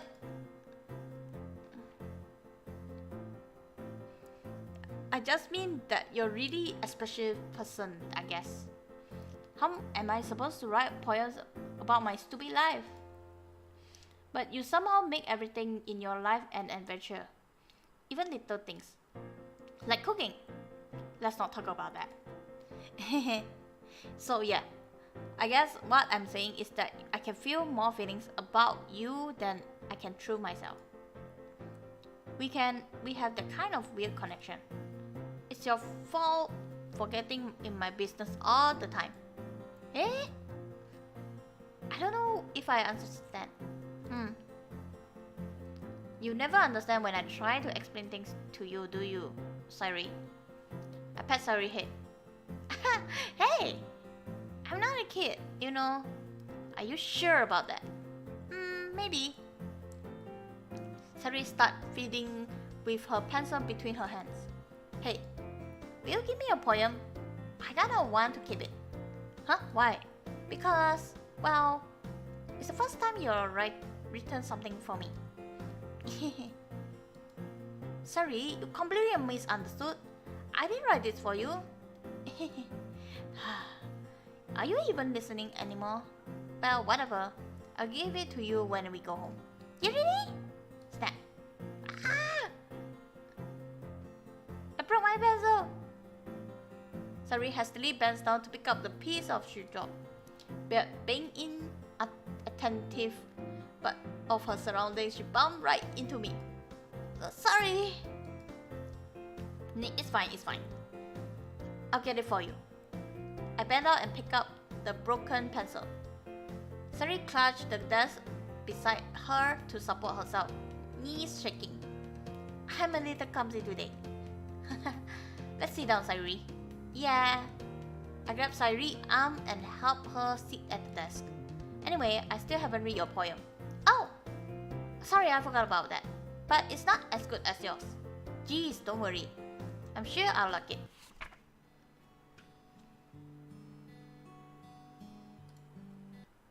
Holy crap. Sorry, did you just write this? Of course I did. Didn't I tell you yesterday I was gonna write the best poem ever? But yeah, but I mean, I didn't expect something like this coming from you. Monika taught me a whole lot.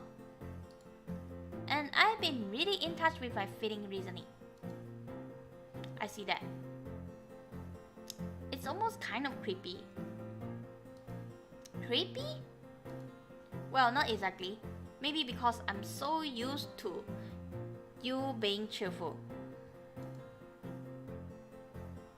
Well, never mind.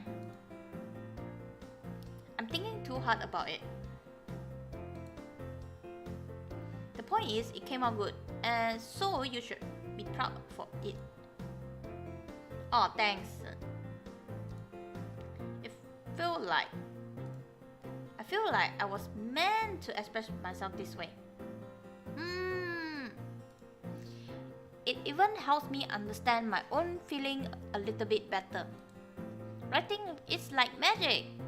Who doesn't? You got pretty passionate about this, huh? I hope you keep it up. Yeah! Writing's the best! I'm gonna keep writing until I die. Don't get ahead of yourself. Sari always had a habit of getting obsessed with something before dropping it no more than a week later. I wonder if this is one of those times. But seeing the passion in her eyes makes it hard for me to be pessimistic. Let's see this one. Well, it's not really any worse than your last one, but I can't really say it's any better either. Phew! What? Phew what? Well, anything that isn't train wreck, I take it as a win. And I get the feeling you're probably the most critical. Hey, what makes you... Wait, maybe that was a compliment? Glad to see someone recognize my experience. Well then, keep practicing and maybe you'll be as good as me someday. That's something tells me Natsuki completely missed the point. Come to think of it, this is kind of reminds me of the Sairi poem yesterday. You think so? Well, I guess you've been friends with her for so long. You might be on the same wavelength. But you never really struck me as her type. Sairi has a type all of a sudden? Well, I don't know, but honestly, how can someone so fluffy spend so much time with someone like you? It's like she's dragging around a dead weight. Oh, that was a little unnecessary. But to think of this way, it even means she would probably just fly away like letting go of a balloon. You could say we each other take care of each other in our own way. Whatever it is, I don't get it.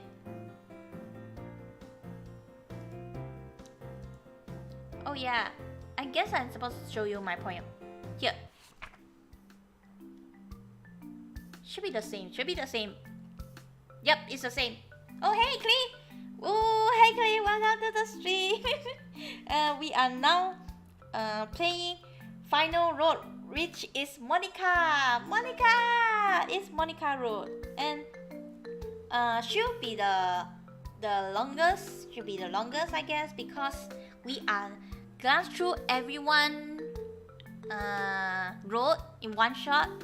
Yeah, literally glance through everyone road. Like even though after that we'll be making everyone happy, I guess. But we don't know about Monika part. So yeah, that's why I say it will be take the longest than everyone. So let's go. Let's continue. Not bad, right? It's quite a bit longer than yesterday.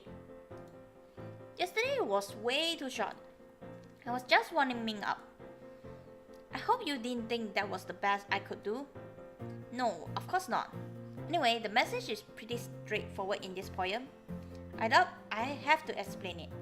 Sometimes you can explain complicated issues with such much simpler analogies. and it helps people realize how stupid they're being. Like, anyone would agree that the subject of this poem is an ignorant jerk? Do you know people like that? Of course. It's about how everyone thinks mine. That doesn't matter, it can be about everything. I wrote it to be easy to relate to. Everyone has some kind of weird hobby or guilty pleasure. Something that you're afraid to if people find out, they make fun of you or think less of you. But that just makes people stupid. Who cares someone's life, as long as they're not hurting anyone and it makes them happy? I think people really need to learn respect others for liking weird things. Well, you're definitely right. At least I can relate to that. I'm sure a lot of other people can too. It's what I do best after all. I don't like writing unless there's a good message to take away from it. Like, conveying emotion is important, but I want to make people think, not just feel. Remember that. I'm gonna write a good one for tomorrow too, so look forward to it. Let's see what you've written for today. Well done! Your skills are already improving. Really? Thanks, Yuri. Coming from you, that means a lot. Me? It's nothing. I'm just a bit to help inspire fellow writers. I know you're new to this, so don't worry so much if it seems like you can't get your poem to feel perfect. You don't need to be afraid to be a little more daring. Metaphors can go a long way. Don't feel like you need to work your brain like turning a bunch of gears. Try letting your mind wander through your feeling and write down the things you see and hear. That's one way to truly enable your reader to see into your mind. It's a very intimate exercise. I see. That's a certainly interesting technique. Thanks for sharing. I have an example of that if you'd like to read it. Of course. Is this the poem you wrote for today? Yuri nods and Tiffany hands me her poem.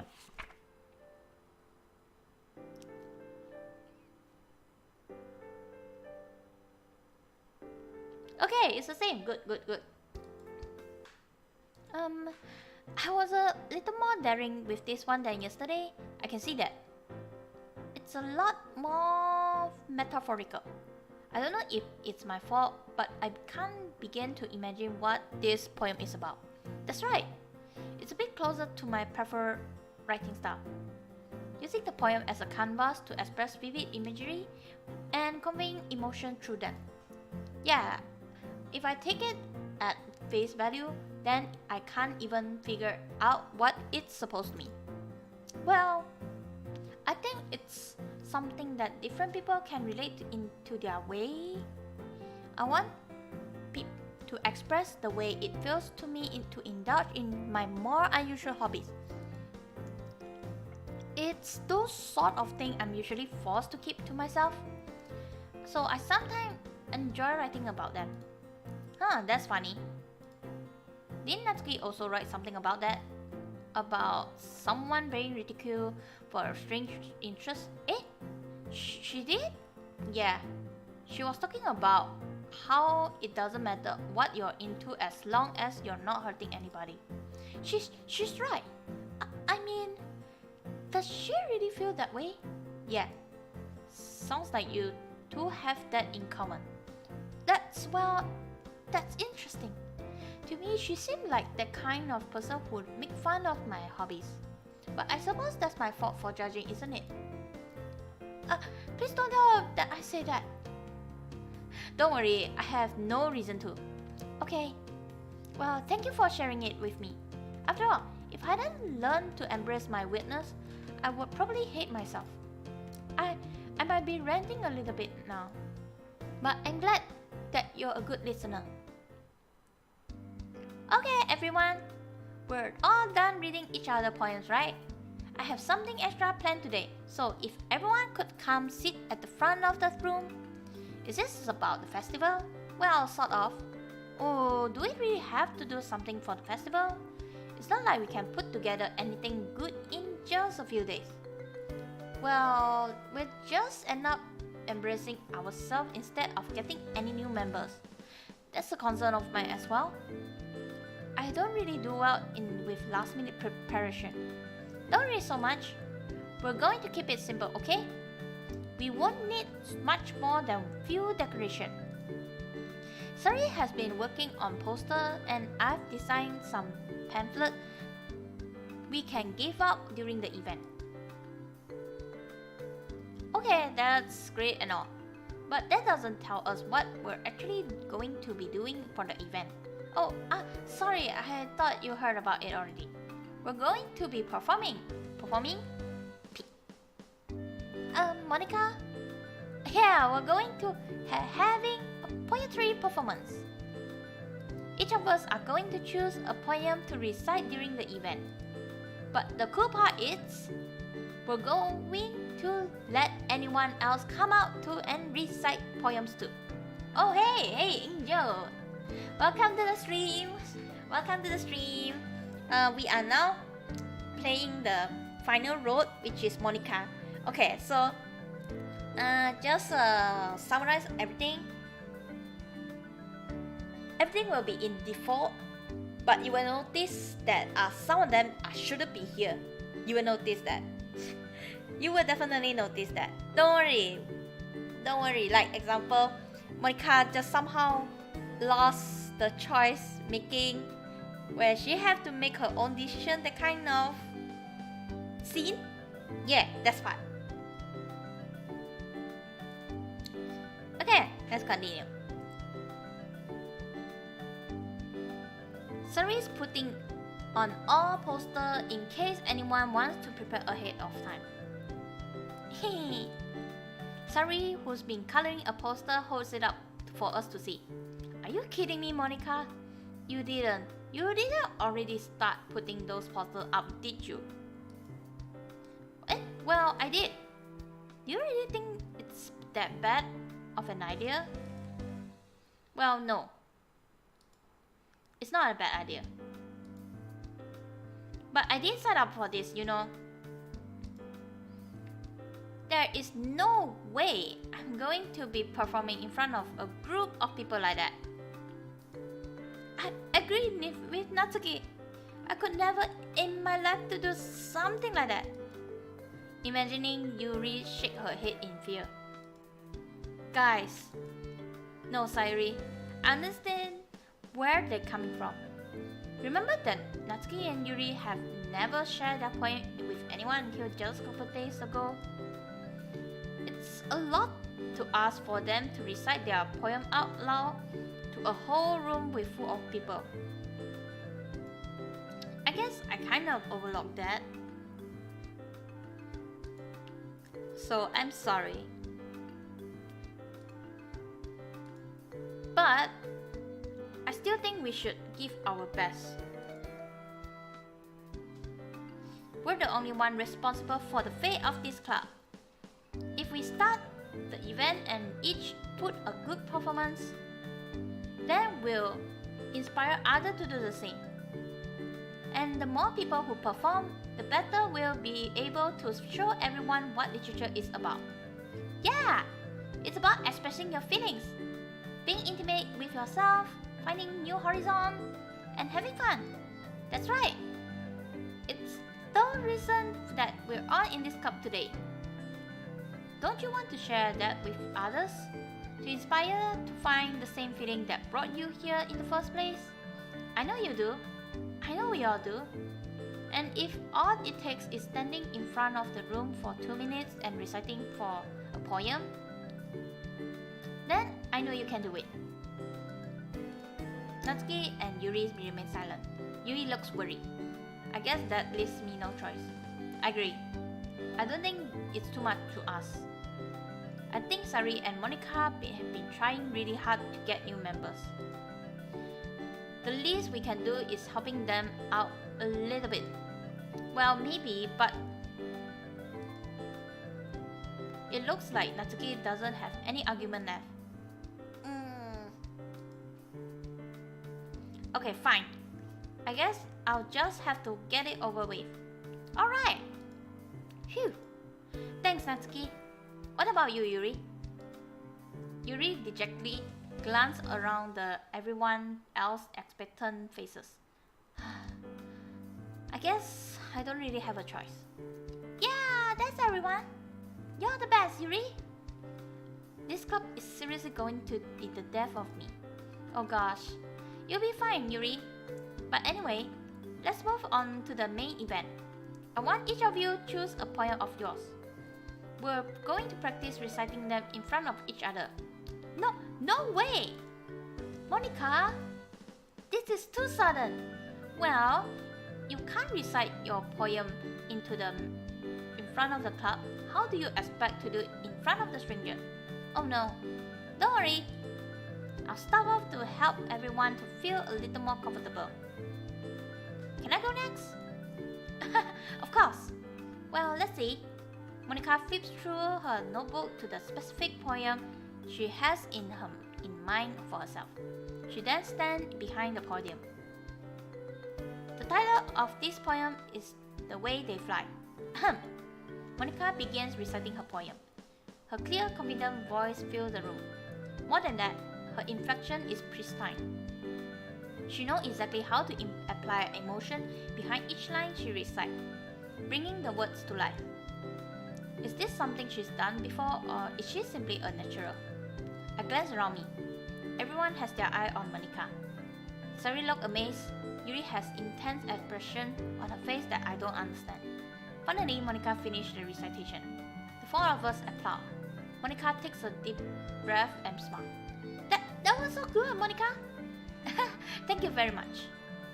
I was just hoping to set a good example. Are you ready to go next, Sari? I'll go next! Wow! Yuri fire up all of a sudden! Yuri clutches a sheet of paper between her hands and stands up. Keeping her head down, she walks quickly over the podium. This poem is called... Yuri anxiously glanced at each of us. You can do it, Yuri! It's called After Image of a Prince Mind. Yuri's voice shakes as she starts reading the poem. Just a moment ago, she practically refused to do this. Why is she suddenly putting in so much effort? As Yuri gets past the first couple of lines, her voice changed. It's almost like what happened when Yuri gets absorbed into her books. Her quivering words transform into a sharp, silly burst of a fierce and confident woman. The poem is full of twists and turns in its structure that she enunciates with perfect timing. This must be a rare glimpse into whirling fire Yuri keeps concealed inside her head. Suddenly, she finished. Everyone is stunned. Yuri snaps back into reality and glances around her, as if she bewildered as even herself. It's up to me to save this situation. I'm the first to start applauding. Everyone joins me afterward, and we give Yuri the recognition she deserves. It's not that we didn't want to applaud for her, but we were caught off guard that we must have forgotten. As we applaud, Yuri holds the poem to her chest and rushes back to her seat. Yuri, that was really good. Thank you for sharing. Looks like Yuri is down for the count. Okay, I guess I'm next then. Sari hops out of her chair and cheerfully walks to the podium. This one, call my middle. Sorry, I giggled. Sorry, it's a lot harder than I thought. How did you guys do it so easily? Try to not think of it like you're reciting to other people. Imagine you're reciting to yourself like in front of a mirror or your own head. It's your poem, so you come out the best that way. I see. Okay then. Sari begins her poem. Somehow it feels like her soft voice was made up as a perfect match. The poem isn't aimlessly cheery like Sari is. It's serene as bittersweet. If I were to read on paper, I probably would think much of it. But hearing it come from Sari, voice almost gave it a whole next new meaning. Maybe this is what Sari when she said she likes my poem. It's like I get to reach more deeply into someone I thought I knew through and through. Sari finished and we applaud. I did it! Good job, Sari.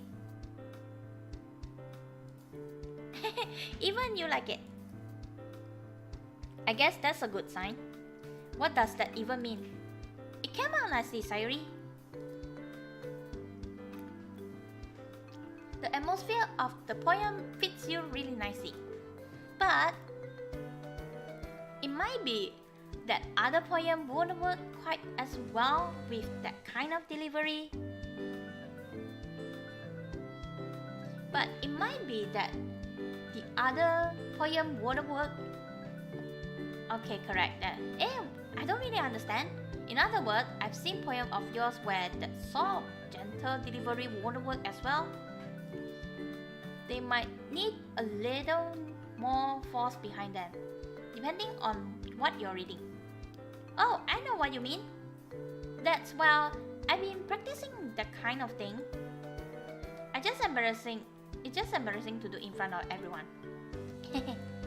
Then next time, I'm going to make you pick a poem that challenges you more.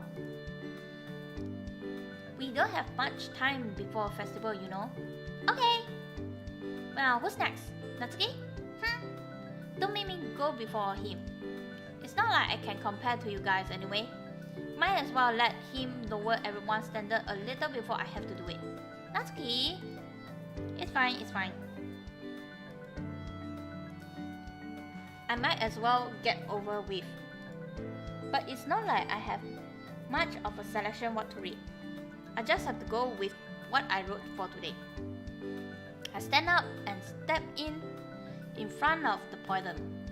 Everyone has their eyes on me, making me feel terribly awkward. I recite my poem.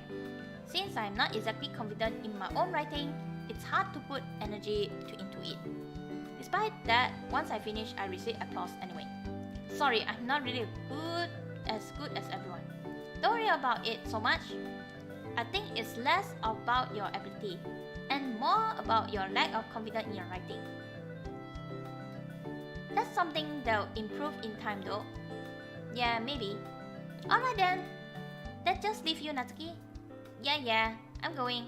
Natsuki begrudgingly gets out of her seat and makes her way to the podium. The poem is called Why Are You All Looking at Me? Because you're presenting. Anyway, the poem is called Jump. Natsuki takes a breath. Once she starts reciting the poem, her sour attitude disappears a little. While she's still a little enthused, her poem has a rhythm and rhyme to it. It's Natsuki's trademark style. It works surprisingly well when she spoke aloud. The words feel like the bounce and up and down, as if giving life to the poem. Natsuki finished, and everyone applauded. She half back to her seat. That wasn't so bad, was it? Easy for you to say. You better not make me do that again. Well, do you at least prepare enough to recite a poem in front of other people? I mean, doing in front of other people will be a way easier. I can put whatever face I want for other people. But when it's just my friend, it's just embarrassing. That's a surprise, Natsuki. I think it will be other way around for me. Well, that's just how it is, so... Well, I guess in that case, you won't have much worry about for the festival. Let's say, I want to thank everyone for coming through. It might be hard, but I hope you all have an idea of what it's like now. Make sure you pick a poem and get enough practice before festival, okay? I'll be making pamphlets, so let me know ahead of time what you will be reciting. Jeez. I should probably find some other poem to recite instead. That's fine too. It doesn't have to be your own. I'm really pleasantly surprised that you're putting in all this effort to the club. It makes me really happy. Yeah, no problem. Okay, everyone. I think that's about it for today. I know the festival is coming up, but let's try write a poem for tomorrow as well. It's been working really nice so far, so I like to continue that. As for the festival, we'll finish planning tomorrow, and then we'll have the weekend to prepare. Monday's the big day. I can't wait. I can do this. Alright. I stand up. There's no way I'll be able to find the same enthusiasm as Sari and Monika, but I'll do my best to get through it. If it's for the sake of club and impressing Monika, then I'll have to do my best.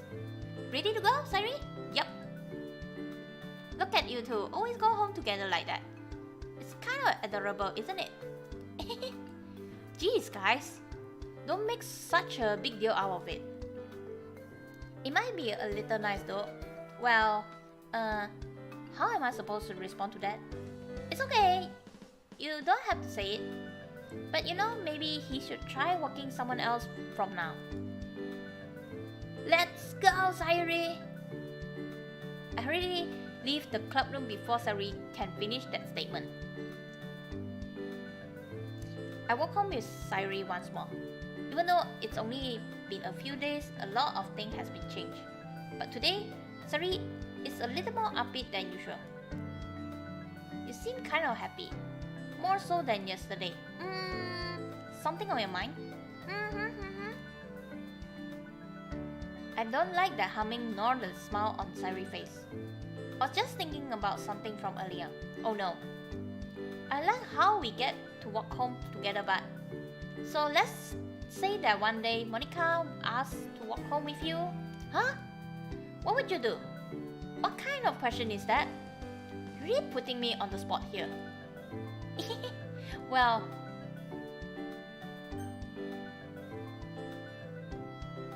Wait!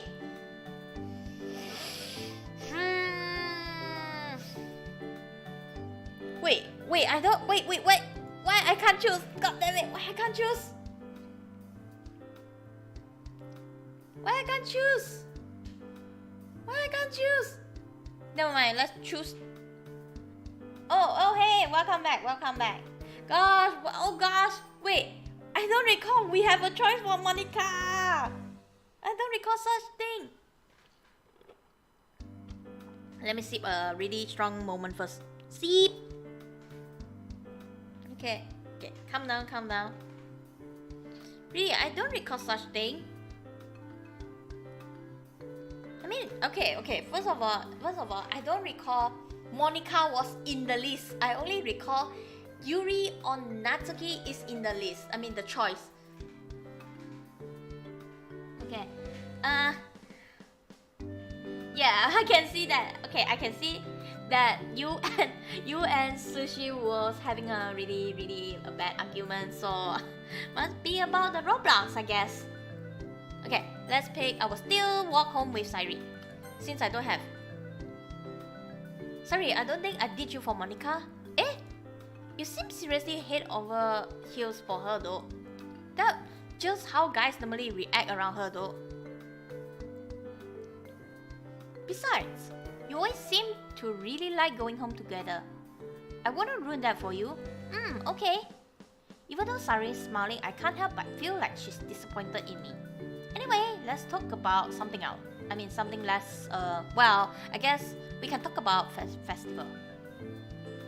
I guess it's going to be a lot of fun, right? Yeah! You better not just go around eating food and then go home like you did last year. I won't, I promise.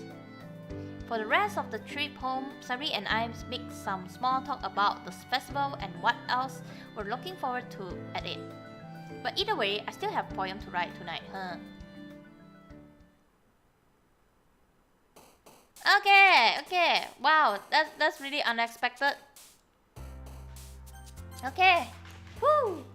Welcome back, welcome back. Oh, Strawberry, welcome back. Okay, just now we didn't notice the part that suddenly out of nowhere. So suddenly out of nowhere, you know, the choice suddenly changed to Monika instead of, you know, the kind of everyone knows the kind of you know. What's the word again? Is it the one? Okay, never mind. I can't remember. Okay. Let's see.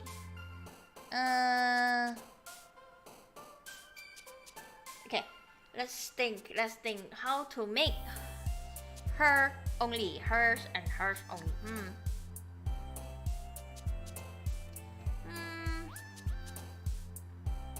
Okay, let's choose wisely. We have to choose wisely. Okay. Let's see. Definitely this. This one.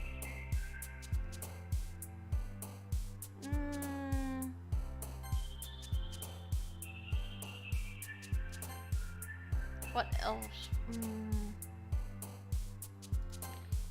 What else?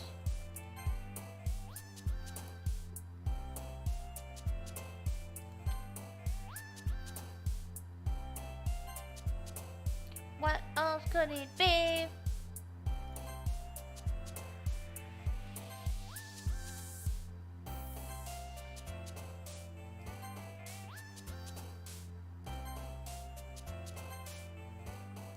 I don't think there's anything weird for now, I guess.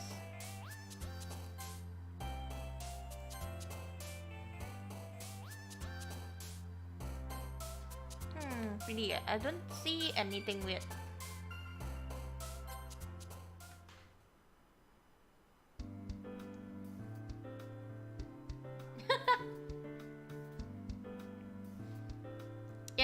Yes, Yuri is. Oh man, I'm the last one here again. It's okay, I got here only a few minutes ago. Oh, you're just being nice. It's true though. Were you practicing piano again? I thank Yuri for shifting the conversation along before Sairi can say anything else. Yeah. You must have a lot of determination. Starting this club and now picking up piano. Well, maybe not determination. I guess passion. Remember, the club won't be here if it wasn't for all of you. I'm also happy that you're all willing to help out for the festival too. It's gonna be great. Sari hops up and down like a dog waiting for a treat. I can't wait. Weren't you complaining about it yesterday, Natsuki? Well, yeah, but not our part of the festival. But it's a whole day that we get to play and eat all kind of delicious food. You sound like a bit like Sairi all of a sudden. Hey, it's true though. Monika, do they usually have fried squid? Monika and Natsuki talk about food in the background as Sairi quickly hammer into me about her eating. I was saying that I eat too much? A landmine-filled question, that's for sure. Or I saying that you should watch your wallet. You tried to sucker me into buying something from the vending machine the other day. It only makes sense that I should worry about whether or not you're going to spend too much at the festival. Phew, managed to dodge that bullet. Okay.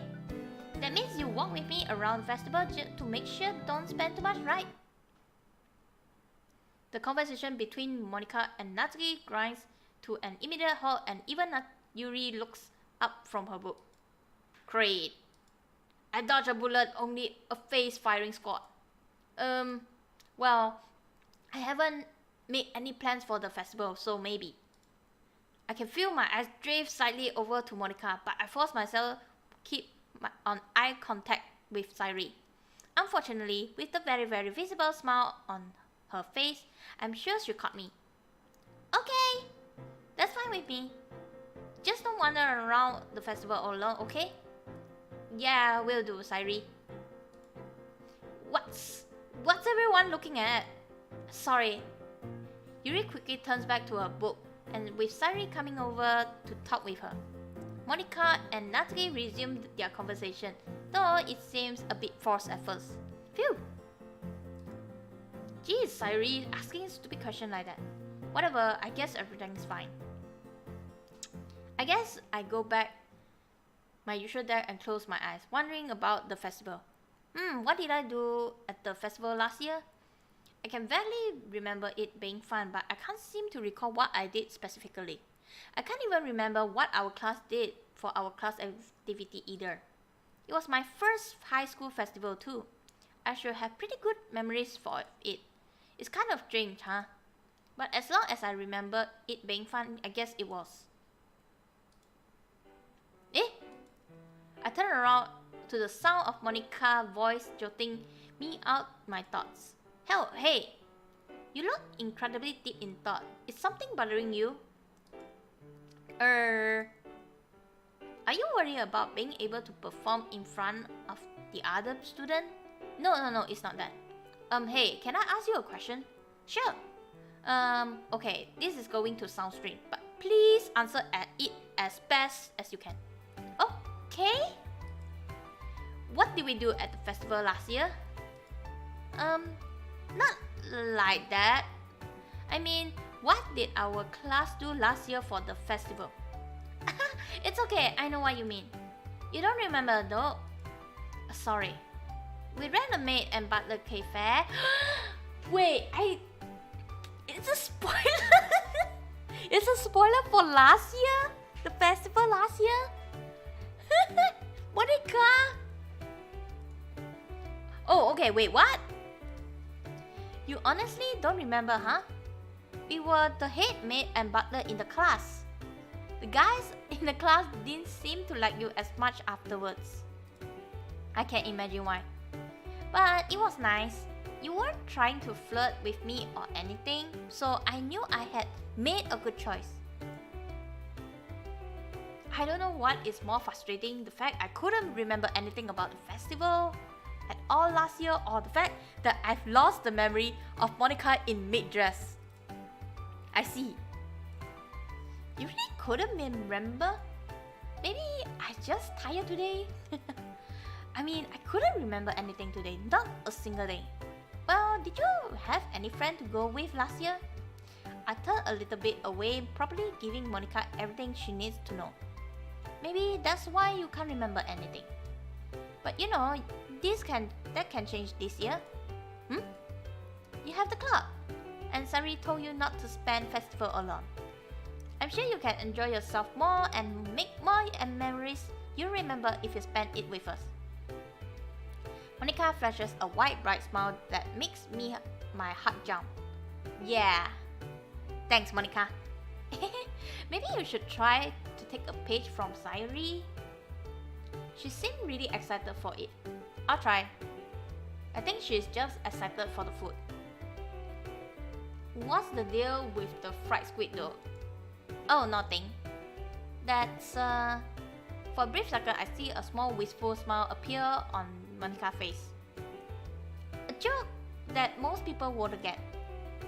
I guess they have been friends long enough, but so there's bound to be some inside joke between them.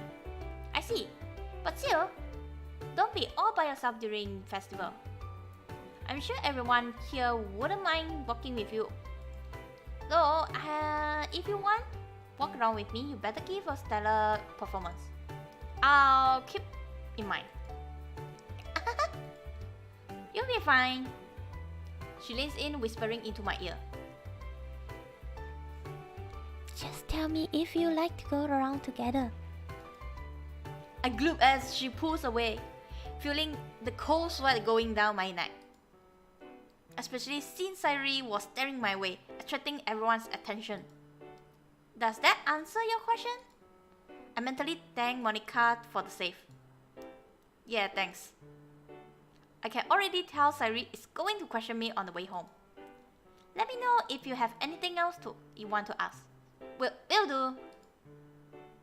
I quickly turned back to looking out the window, trying to go back over my poem in my head again. I definitely need to memorize that for the festival. Okay, everyone, why don't we share our poem now? Everyone go to get their poem, so I do the same. I make eye contact with Monika, and she smiles at me. I look away and can feel a bit of heat on my cheek. Alright, all I have to do is remain calm. It's just a normal day after all. As usual, say first. Monika! Hi! Have you thought about what you want to submit to perform at the festival? Well, being in this club is one thing, but performing in front of a bunch of people? I'll have to give it some more thought. Okay, no pressure. But whatever you do, I'm sure it will turn out great. It would also make me happy to see. Anyway, let's take a look at today's poem. Sure. I let Monika take the poem I'm holding in my hand. It seems less light than when we were talking earlier, but I'm used to this. My poem always seems to make Monika become strangely quiet. It's what I think is a brief pain expression show up on her face. Well, you certainly have kept your own style. It doesn't look like you took after anyone else. I guess that's okay, right? The change is almost tangible. It's like what happened every time Monika shows herself for a second, but then always retreat back into this more friendly persona she always shows. Yes, it's nice to show. It's nice that you were able to keep being yourself. Though you did seem to really impress them. I wasn't exactly writing to impress any of them though. Oh. Were you trying to impress me? No, it's this is my normal writing style, it's all. You're so cute sometimes. I know you weren't trying to impress me. Even though our styles are similar, you kept your own personal touch. I don't know what else to say though. Oh, you could try to keep your tone a little consistent. Make sure you go through and choose your words carefully. I think I told you this before though. I think so too. Make sure you work on it. Is this your first draft? Yeah, I guess I try to spend more time on it rather than just finishing it and being done. Well, keep at it. Anyway, here's my poem.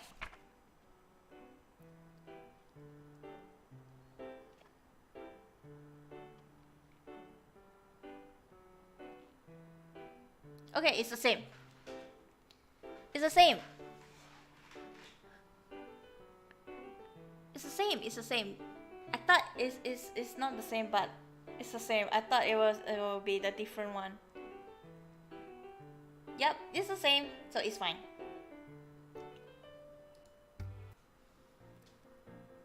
You know, I feel like learning and looking for answer. Monika trails off. Monika? It's nothing. Sorry. Just something unexpectedly heavy came to mind. It's everything alright. Yes, it wasn't anything serious. Where was I? Oh, but looking for answer give life meaning. Not to get too philosophical or anything. It's just a thought, is all. If we all had the answer, wouldn't the world start to lose its meaning? I see. I don't really think so. Oh, well, we just asked new question, right? Monika gives me a bit of an odd look before smiling. I guess that's true. Sometimes you think you have it figured out, only for something to give you an entirely new set of questions. And then you completely stuck on why something happened. It sounds like Monika speaking from experience. And even though she's looking at me when she says this, it feels like she's talking to someone right behind me.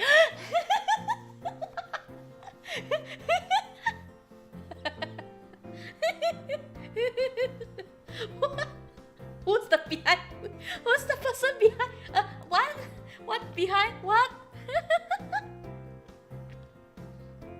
What behind? What behind? What do you mean by behind me? Where behind? Where's the behind? Okay, wait, okay, so since you're asking, Evan, oh, hey Evan, what next DDLC mode you're gonna play after this, if you want to play more? Actually I've been, have downloaded this mod. I downloaded this mod called, you know, it's like, the image of it is like everyone become very buff, the kind of mod. And but the logo seems the same, except the, you know, instead of the literature club, it's something else instead. Everyone becomes so buff. Okay, it's something like the one of the anime that trying to keep fit, have a muscle, that kind of of a club. Yeah, that kind of mod. I'm going to play that mod. So yes, it, of course, that will be the after this story first, and it will be the final day, which is the end of July. Okay, let's continue. Anyway, I also noticed that everyone seems to like writing more about sad things than happy things. Are you surprised? I mean, if everything was okay, there wouldn't be much to write about, would there? Humans aren't two-dimensional creatures. I think you know better than anyone else, right? You mean one-dimensional? Yeah, that. Anyway, here's Monika writing tip of the day. Are you ever too shy to share your writing because you're afraid it's not that good? It can be really disheartening to get a lukewarm response to something you put so much into. But if you find other people who enjoy writing, then sharing becomes a lot easier. Because instead of just telling you that writing is good, okay, or bad, they want to focus more on everything that went into it and the things you can work on. It's much more encouraging that way. It will make you want to continue improving. It's almost like you having your own literature club, don't you think? That's my advice for today. Thanks for listening.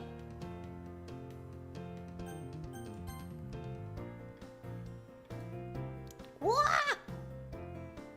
This one's really good. Eh? What is it? It feels kind of familiar though, but I can't quite think of what it reminds me.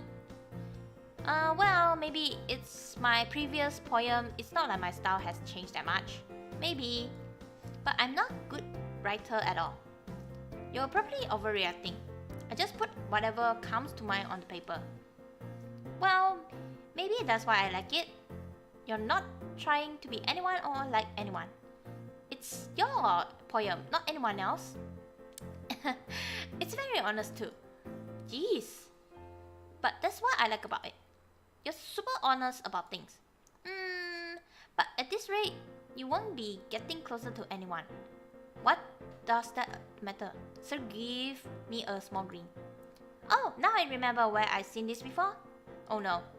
It's super abstract. It's look like Monika. But you have your own style to it, too. That's why it looks very original. Looks? Oh, well, it's original, but it's almost like there are small touches of her style. But you're clearly trying to write to like her. I decided to change the subject before Sari can continue on this track. Anyway, what about your poem? Oh! Sorry, I forgot about that. Sorry. I actually forgot. Seriously? I had a paper due today and I procrastinated. I can't help but sigh.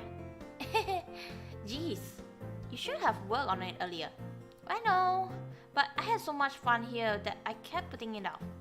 Writing poems in one everyone happy. Time went by without me even realize it. I see. It still doesn't change that you shouldn't have delayed doing your work. I wonder if which one of us is going to become neat at this rate. Hey! Sari goes red with embarrassment. I can't help but laugh at her reaction. After a little bit, Sari joins in the laughter as well. But still, thanks for sharing your poem with me. Make sure the others get to see too.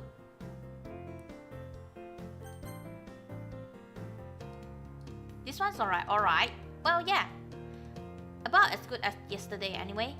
I see what you're going for, but it's just not really my style. I mean, that's fine. I'm mostly just glad that you're trying a little bit. Well, of course I'm at least trying. Why are you so emotional invested in my poems anyway? Isn't that more of a compliment to me? Eh? No, gross! It's not like I care. It's just that one of us in this club had to make sure you're not slacking off. Really? Well, what if you ended up just scaring me away? That's It's not like you would actually do that. Yeah, you're right. It's kind of fun hang out here, even if I have to put with you. Ooh. Natsuki elbow connects with my stomach. Oh, maybe I wouldn't mind scaring you away after all. I was just joking. Oh, I know. Don't worry, I was too. How the hell you call that a joke? That seriously hurt. Well, maybe it was funny to her. I guess that's kind of a point. I should really just watch my mouth around Natsuki. Anyway, Natsuki hold her poem out to me like nothing ever happened.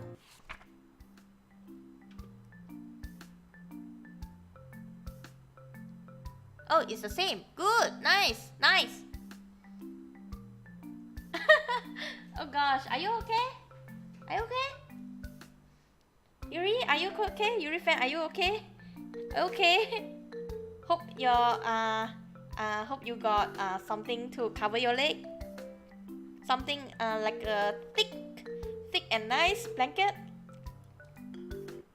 Yeah, I felt like I kept writing about negative things, so I wanted to write something with a nice message for one. Besides, the beach is awesome. Kinda hard to write anything negative hard about the beach. So you decided to write about the beach first and then came out with the message later?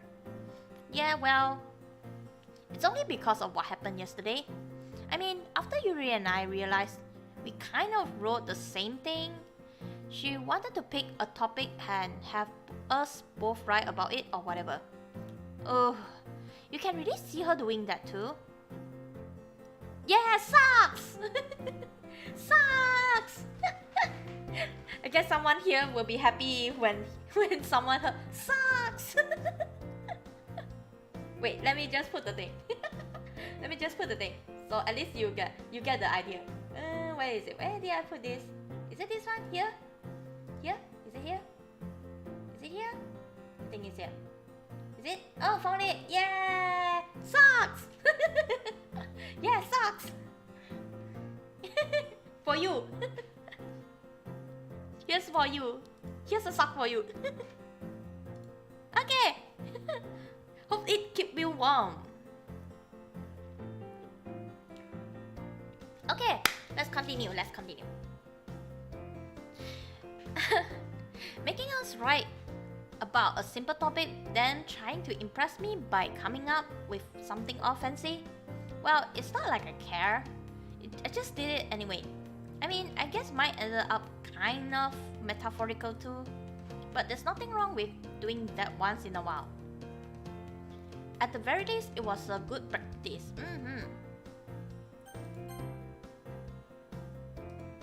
Well done! You definitely improved your writing over the course of this day. Has my advice been helpful to you?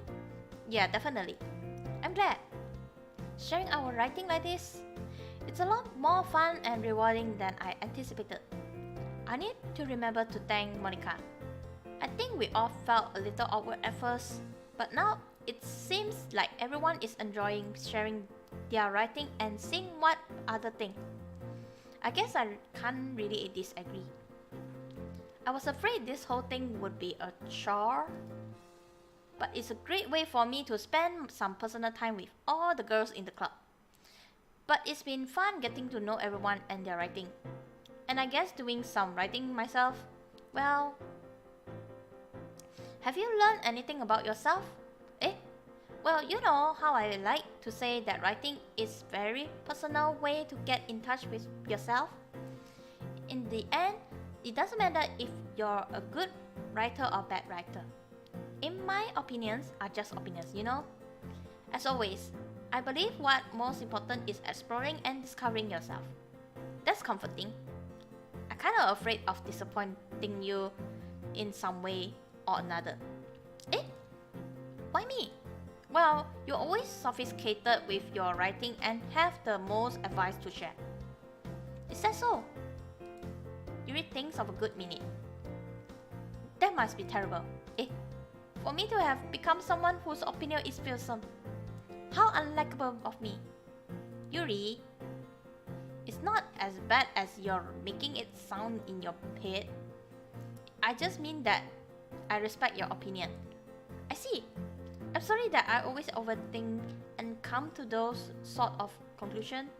I'm just a little too used to it. Overthinking? Being disliked. Yuri, what am I saying? I'm sorry, I didn't mean to bring that up. Let's move on. Alright. Do you want to share your poem now? Okay, here.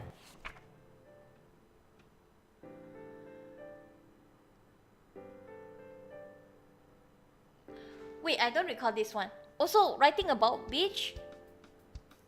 A marvel millions of years in the making, where the warmth of Earth chaotically meets the surface, under a clear blue sky, an expanse of bliss, but beneath grey rolling clouds, an endless enigma. The easiest wood to get lost in is one where everything can be found. One can only build a sandcastle where the sand is wet, but where the sand is wet, the tide comes. Will it gently lick at your foundation until you give in? Or will a sudden wave send you crashing down in a blink of an eye? Either way, the outcome is the same, yet we still build the sandcastle. I stand where the foam wraps around my ankle, where my toes squish into the sand. The salty air is therapeutic. The breeze is gentle yet powerful. I sink my toes into the ultimate boundary line, tempted by the foamy tendrils. Turn back and I abandon my peace and note at the shore. Drift forward and I return to earth forevermore.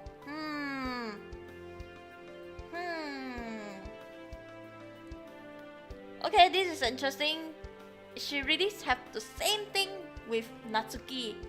They're writing the same topic, which is beach.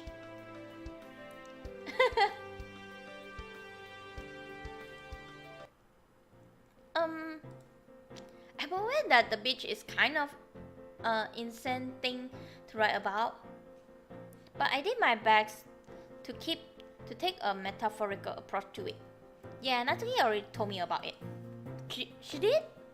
She didn't say anything weird, did she? She just wanted us to write about the same topic again. I suppose to better compare the difference in our writing style or thought processes. Anyway, it was her idea. Knowing her, it's no surprise that she want to do something like that. She probably would just want to show off. It's not like I have particular interest in her writing style. I just went with her request. But, well, I suppose it's if not so bad to write about something simple and on occasion, it can be refreshing, you know. It's good for me to calm my thoughts once in a while. Yeah, I think I agree. Thanks for sharing. Okay, everyone, we're all done sharing poems, right? Why don't we start figuring out the rest of the festival preparation? I already know what I'm doing. That's right, Natsuki will be making cupcakes. Everyone knows. But we might need a lot of them and different flavors. Can you handle that all by yourself, Natsuki? Challenge accepted. As for myself, I'm going to printing, assembling all the poetry pamphlet. And then, as for Yuri, can you... Oh, I know! Yuri interject before Yuri can comment on the post. Yuri has super pretty handwriting, so she could make banner as decoration. You know, to get the mood going. Atmosphere? Yeah! I love atmosphere! Yuri suddenly beams, nodding to herself as if she was already thinking about how everything would look. You're already going at it, I see. Oh, that would be wonderful, Yuri. Then leave Sari and me. Both Natsuki and Yuri have some pretty heavy tasks to handle. It will probably go a long way to give one of them a hand. You could always help me out, I guess. But I really appreciate it. That's Is Monika suggesting I spend the weekend with one of the member club? How on earth are they going to respond to that? I suppose I won't mind a bit of help. Well, even you don't know how to bake, there's always some dirty work I could give to you. It's not Monika going to give me a choice, and you shouldn't be sitting on your butt anyway. If I recall, Natsuki, you mentioned that you would like to handle the baking on your own. He might not like to be around if you only make him out of to be a nuisance. Hold on, I never say that. How hard could it be if to make a few decorations anyway? Sounds more like you're just making excuses for him to... Oh! Sari interrupts again. I see Monika sigh from the background. Jeez, it's almost like they forgot about Sari. Well, I have sort of big house, so actually, Natsuki and Yuri can come both over. Yay! Yay! Phew! Dodge a bullet. Dodge a bullet. Yeah! Whew! Thanks, Sari. Then he can help my side, Monika. Woo! The day that Sari find a guy she like, so I can return the favor in kind. Comes. Plus, we're neighbors, so if it easy, anyone needs extra help.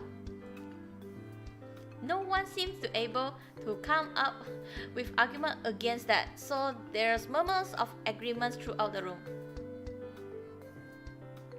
Well, it's settled then. We'll aim for early Sunday afternoon. That should be fine for everyone, right? Yep, that's fine. Works for me. With that, the three of us start talking, probably about what to bring. Oh, I'll need your phone number. Yes! Yes! We changed the fate! Yes, we changed the fate! Yeah! Instead of Natsuki or Yuri, we have Monika's phone number. Yes! Just what we need. And your address as well, I guess. It shouldn't be hard to find since Sari and you are neighbors, but I'd rather not on the wrong note. That's understandable. I take out my phone and swap with Monika, each of us putting in our contact info. Do I need to get anything between now and Sunday? I have everything we need, so we should be fine. Actually, you do have a printer, right? Yeah. You don't mind if we use it, do you? It shouldn't be a problem. Okay, then we should be good to go. I'll see you then. Yeah, see you then. Sorry, are you ready to go? Oh yeah, I'm ready. You got everything with Monika planned out? Yeah. Okay, see you all on Sunday. After greeting everyone goodbye, Sari and I start our usual walk home together. It's going to be so much fun this weekend. I guess. Couldn't we all have been one house though? If it get way too chaotic then? Maybe.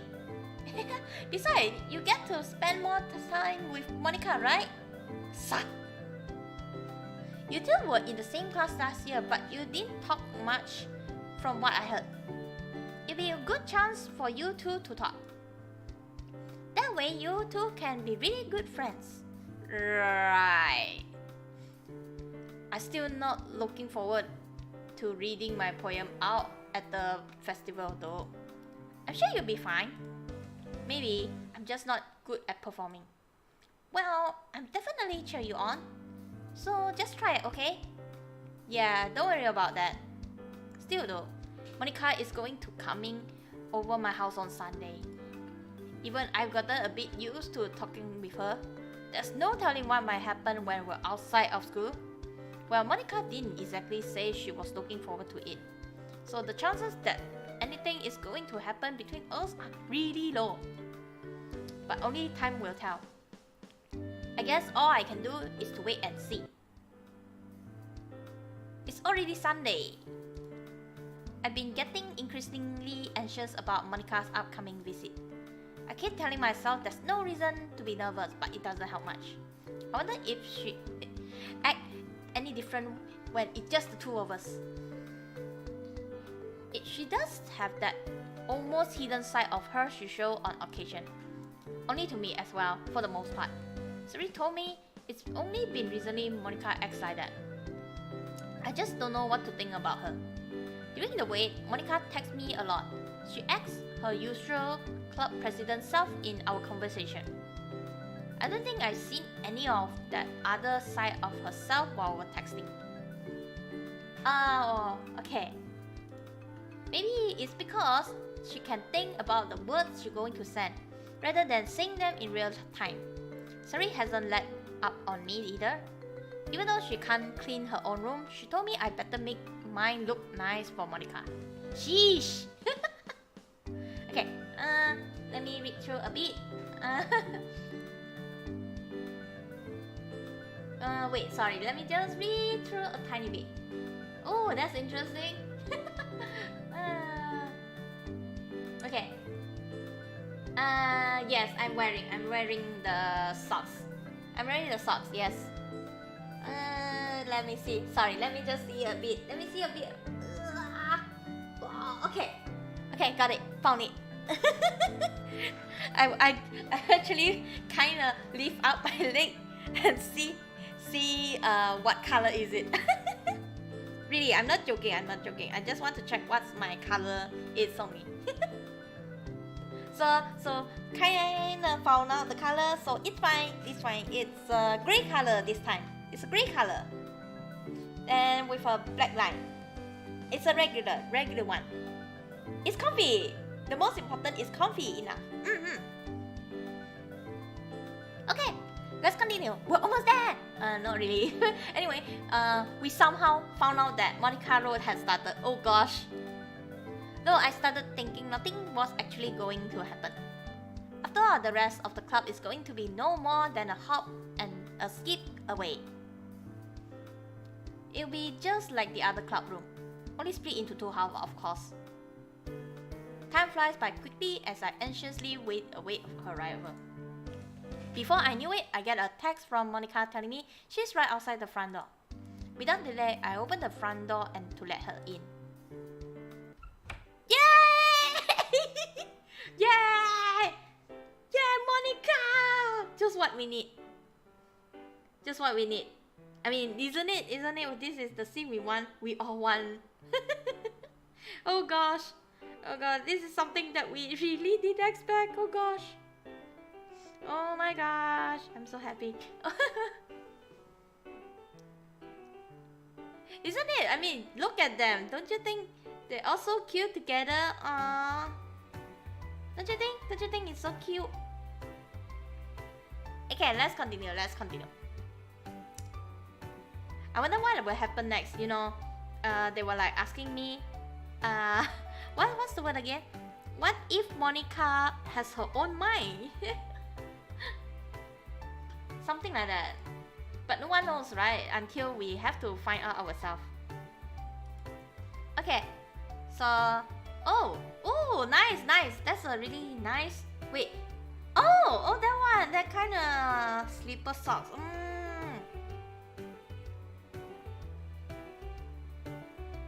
That kind of interesting, you know. You know what I mean, right? I mean, some of the socks, like, you know, with a toe show off the kind.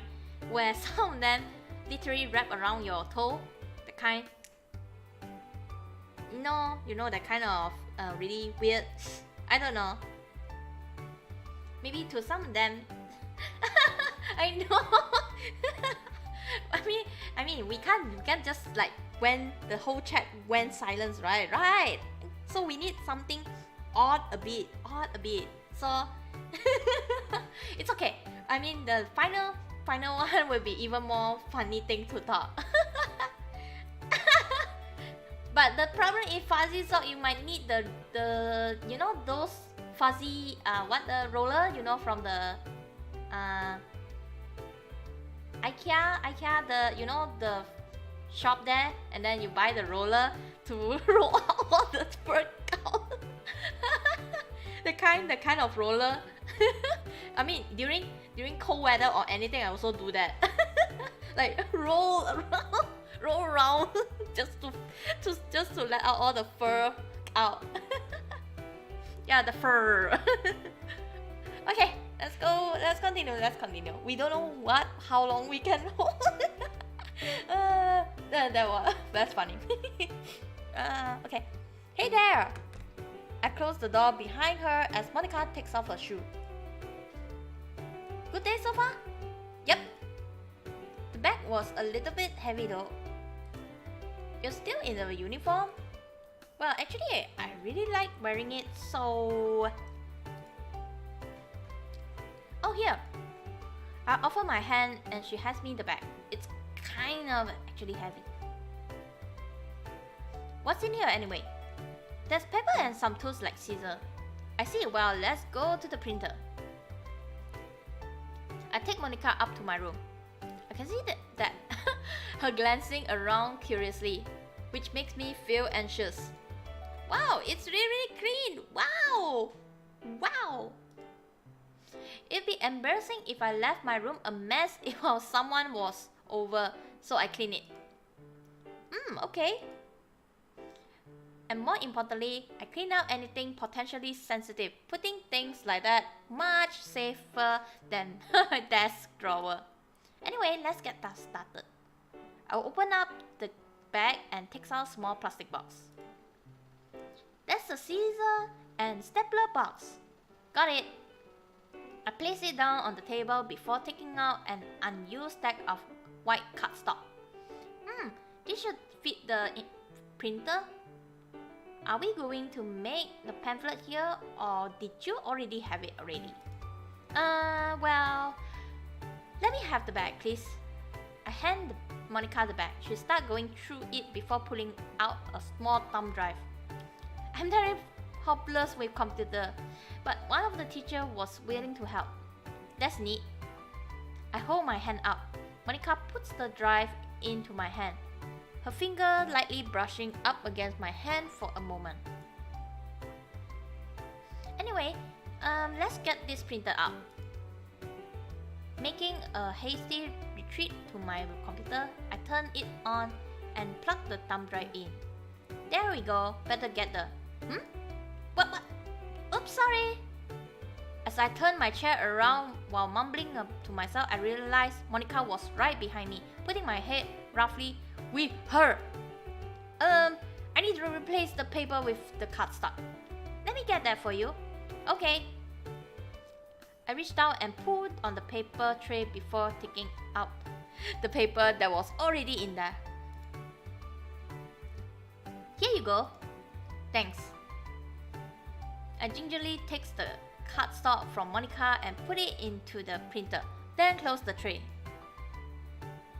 Afterwards, I find the file and open it up on the screen. Wow, you're really good at computers. That's the basic stuff though. I'm not all that good with technology stuff. I tried to code one time, you know. Oh, I'm not really very good at it though, so a lot of unexpected things happen. Anyway, how many copies do you want? I think 60 should be enough. Alright, let's see. There's 2 pages. Don't print double-sided, right? No, do print them double-sided. there's a blank page for the second one, so the cover page won't have anything else on it. Okay. Language can be such confusing thing sometimes, though. Saying a no to a no, sometimes it can be really interpreted in conversation as a yes. So you have to pay attention. Monika laughed as I put the proper setting in and then hit print.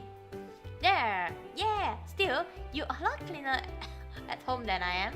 Really? Well, it might just be that you clean before I come over. That might be it. It's usually messier than this. That's a bit of silence that sets in. Can I get you anything to drink? Oh, maybe a bit of water? Okay, I'll be right back. I leave the room and head down the stairs. Going straight for the kitchen. Glass!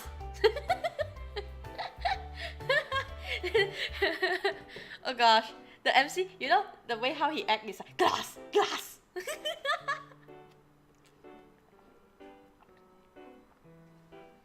I mean, isn't this sound familiar? Like you kinda eat some spicy food, something spicy, and then it goes like glass, and then water.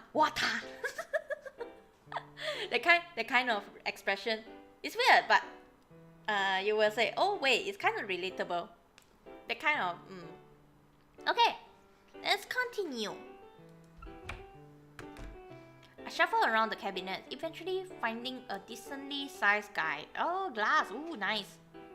I fill it with water and start going back to my room, where I left Monika alone. Oh, I try not to make my footsteps hurry as I go back to my room. Monika, I'm back. I call out as I enter the room, finding her near the bookshelf. Oh, hello. Sorry.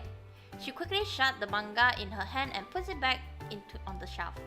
I got curious about what kind of manga you like to read, so so I could get better idea about what you like. That one was a curiosity buy. I only ever bought one volume since people kept talking about it, and I didn't like it, so anyway, here's your water. Oh, thank you. I look by the printer and see it's no longer putting out shit. Phew, okay, a good topic changer. The printer's done as well. Monika puts the glass down after finishing it all in one go. I head over the printer and take out the printed pamphlets, putting them down on the table and taking a seat. Monika? Is something wrong? Even though there'll be more space on the other side of the table, she came over and sat next to me. No, nothing wrong. Anyway, how do we make this pamphlet? Oh, actually, it's very easy. Let me show you. After Monika showed me how she want the pamphlet made, with diagonal corner and where to staple. The end product has all 4 poems neatly tucked in between a nice cover. Wow, that's look fancy. Do they? Yeah, I think combined with everyone else's work, it'll impress anyone who's come by. I hope so. Of course, my poem reading is probably going to work against that. Aw, don't think so low of yourself. I'm sure you'll do just fine. Here's hoping for that though. I'll be rooting for you. Thanks. Anyway, let's get this done. With that, we get back to working in silence. Monika suddenly stopped in the middle of cutting pamphlet. Monika, is something wrong? No. It's not just something. It's everything. Everything is wrong. This shouldn't even be. Monika turns to me, then puts her hand on my shoulder. I don't know if this is going to work, but I guess this is all that's left to do. After all, things have gone off script already, so it might possibly be work. Maybe he hasn't so empty after all either. Listen to me. You always seem to forget every time this thing starts, so I'm going to lay it out for you here. First, tell me what you know of last year. We were in the same class. Sari is still sometime waking up late. You talk to me about what we did for the festival as well. Then, 2 years before, middle school, I don't have anything to say. I really can't remember anything before high school. A deep pang of worry suddenly shoot through me. Hey, doesn't it ever feel like you've done this before? Coming to literature, meeting everyone. And it's pretty interesting too. You always seem to have responded prepared for every situation. Every single time. Without fail. Almost like time stopped so you could make a decision. Bear with me, okay? I'm going to sound a little crazy. Jeez, your script must be extremely broken. Or did you plan for this too? All of us are trapped inside the game. Oh, the fourth wall breaker! Oh, she just said it! She just said it! Did she just say it? Did she just say it? Monika just said it! The fourth wall breaker! Oh gosh, she really said it out! How? How? How is this possible? An incredibly techy romance game. I don't know if you believe me, but it's true. I used to be able to edit files in it, but my powers was taken away by someone.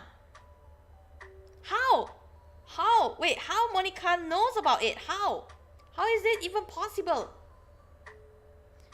I'm curious about that. What?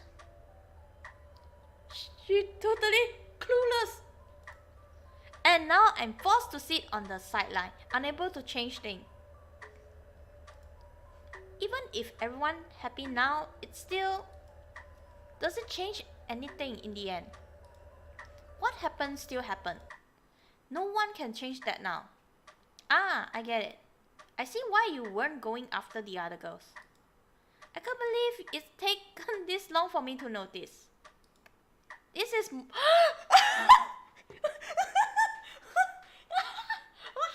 What? Wait, what? Wait, how she even notice that? Wait. What? Wait. I'm kinda confused right now.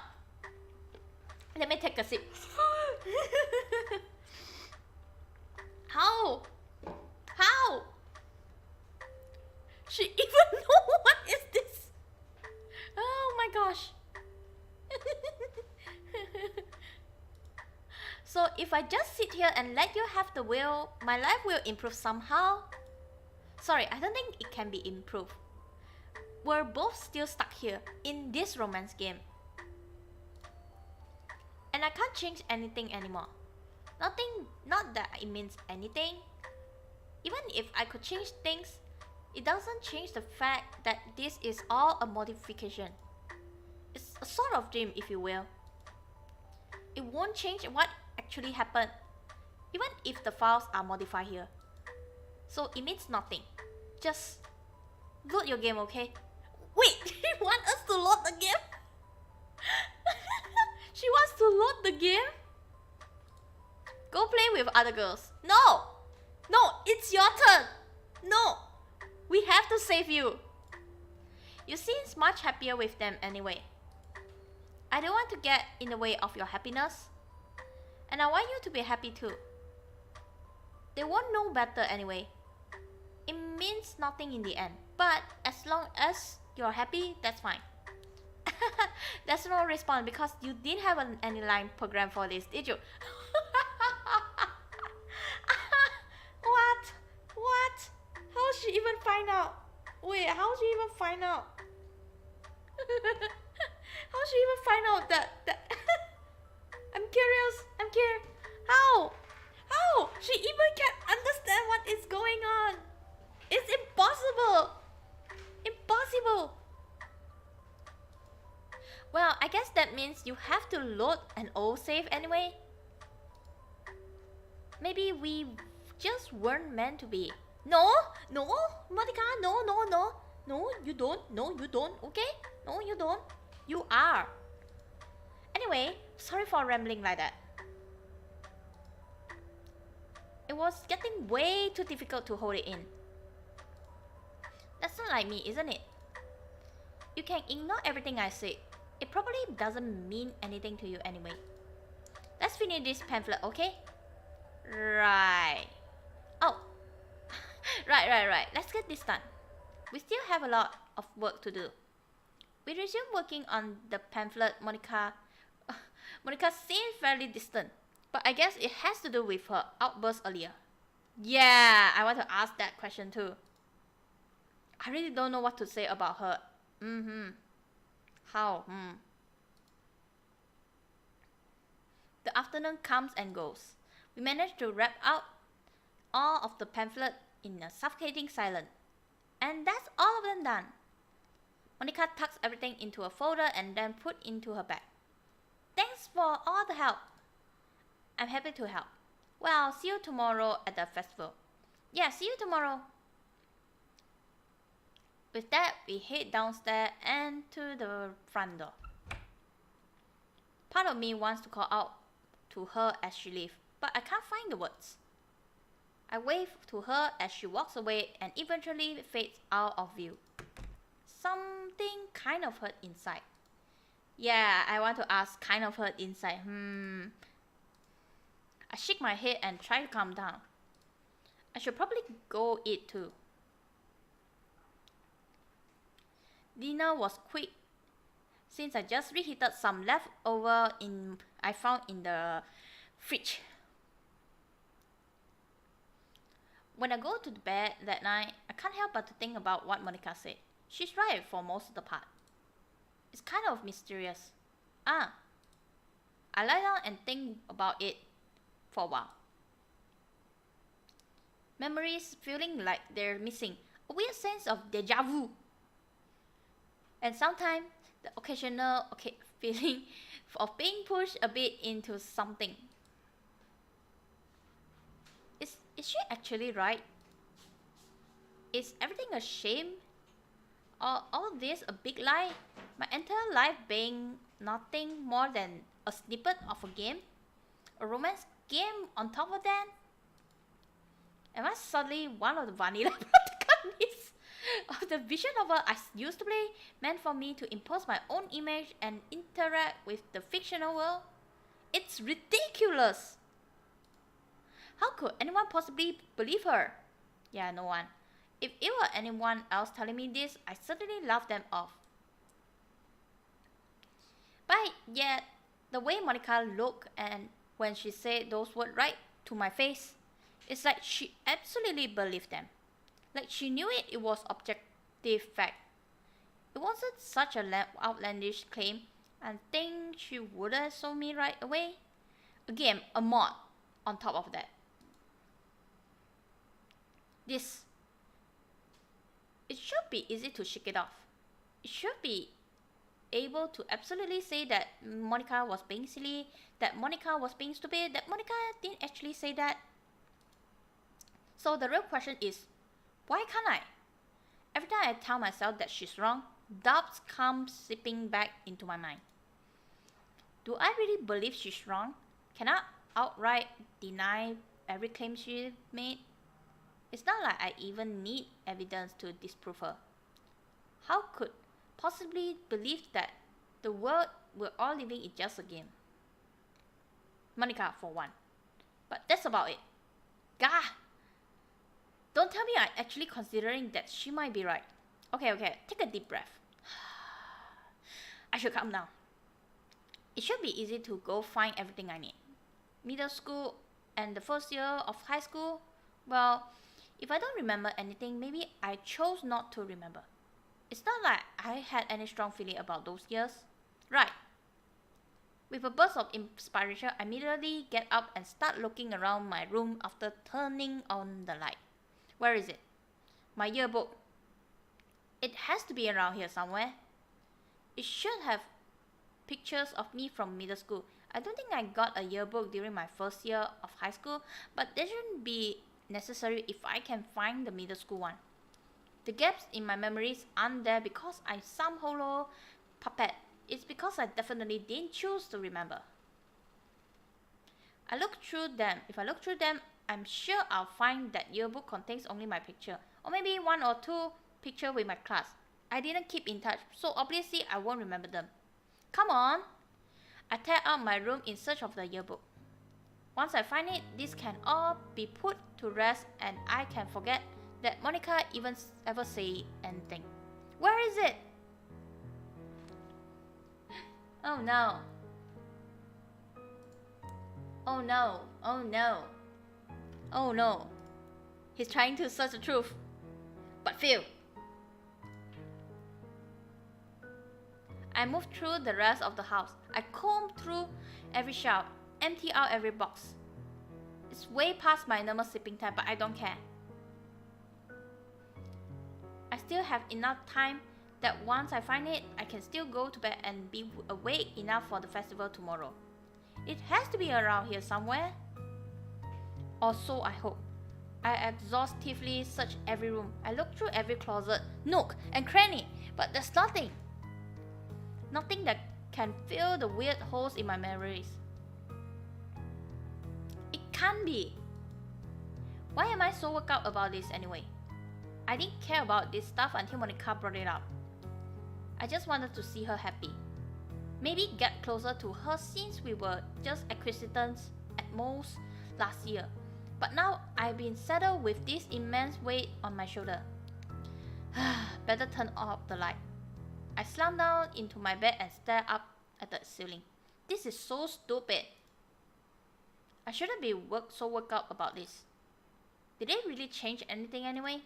Monika didn't give me any evidence to prove herself, but there's nothing to disprove her either. It's like when a new theory or something is brought up or some new invention is unveiled, no one knows anything.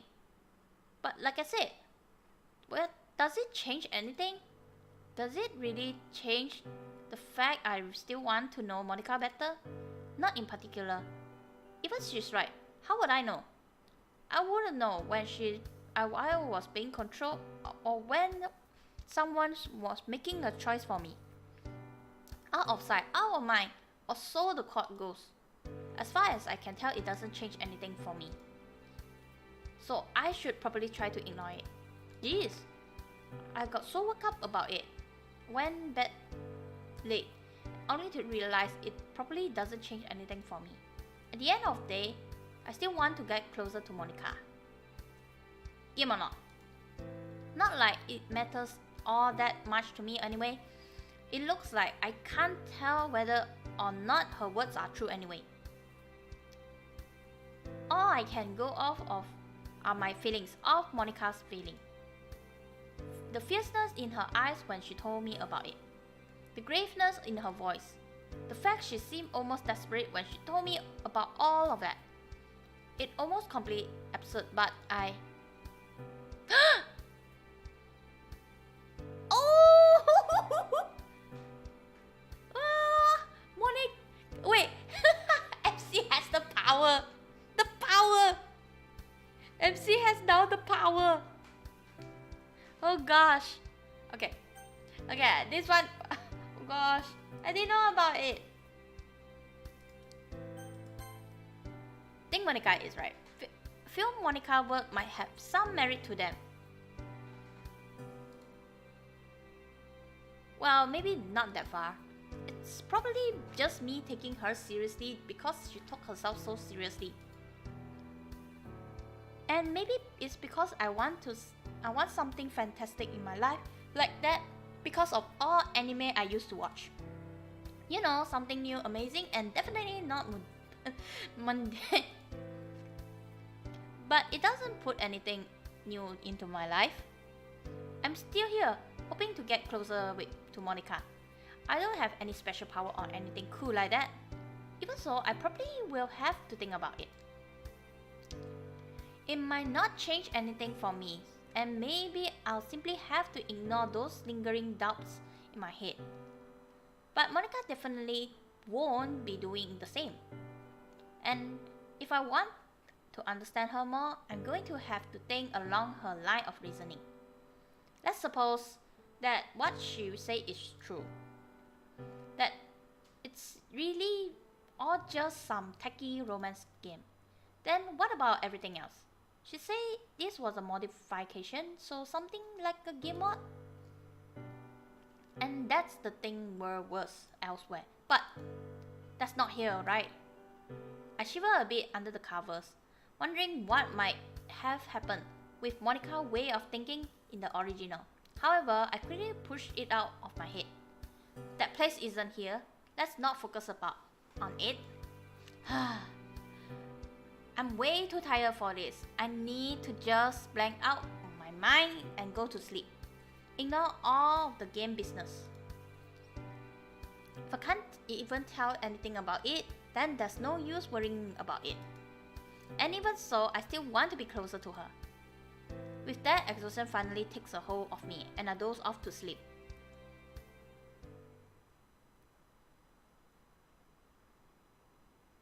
Oh, it's another day, yeah! Another day! I wake up the next morning, feeling kind of groggy. Monika's work, along with everything else I thought last night, are still on my mind. There's no response because you didn't have any lines programmed for this, did you? I wasn't supposed to say anything yesterday according to her, since I had nothing programmed for me. Well, I guess it's a good thing I used to play through visual novels all the time, since I can understand what she's trying to say. I close my eyes again and think. If what Monika says is true, then everything I'm going to think has been predetermined, right? But there's some sort of freedom, though. Monika seems to be able to do what she wants, so she can't completely lie. I get up from the bed and look out the window.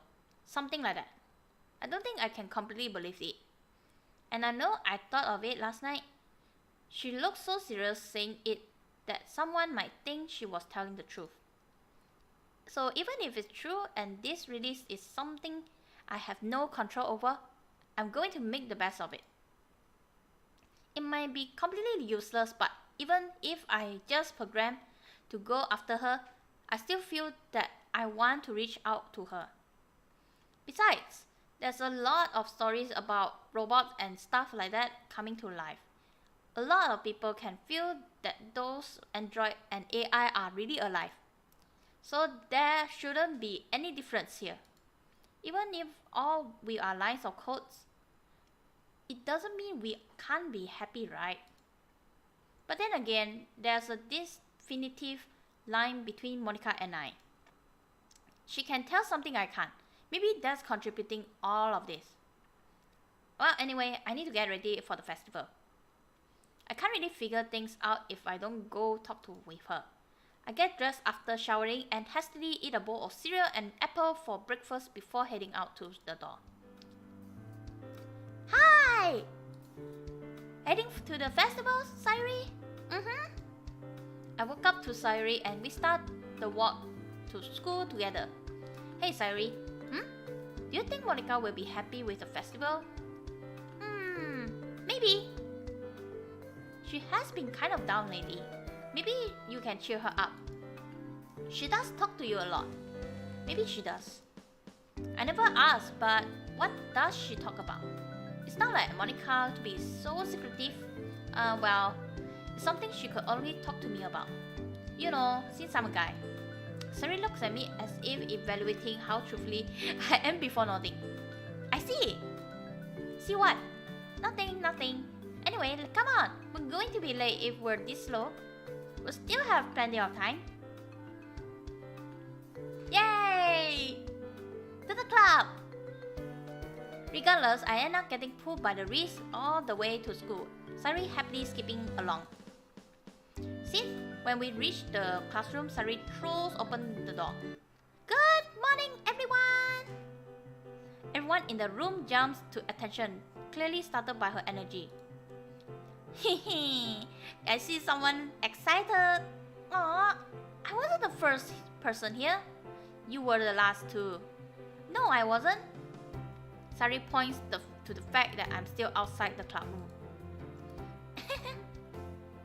I roll my eyes before stepping inside the room. Good morning, everyone. Hello. Oh, hi. Glad to see you here.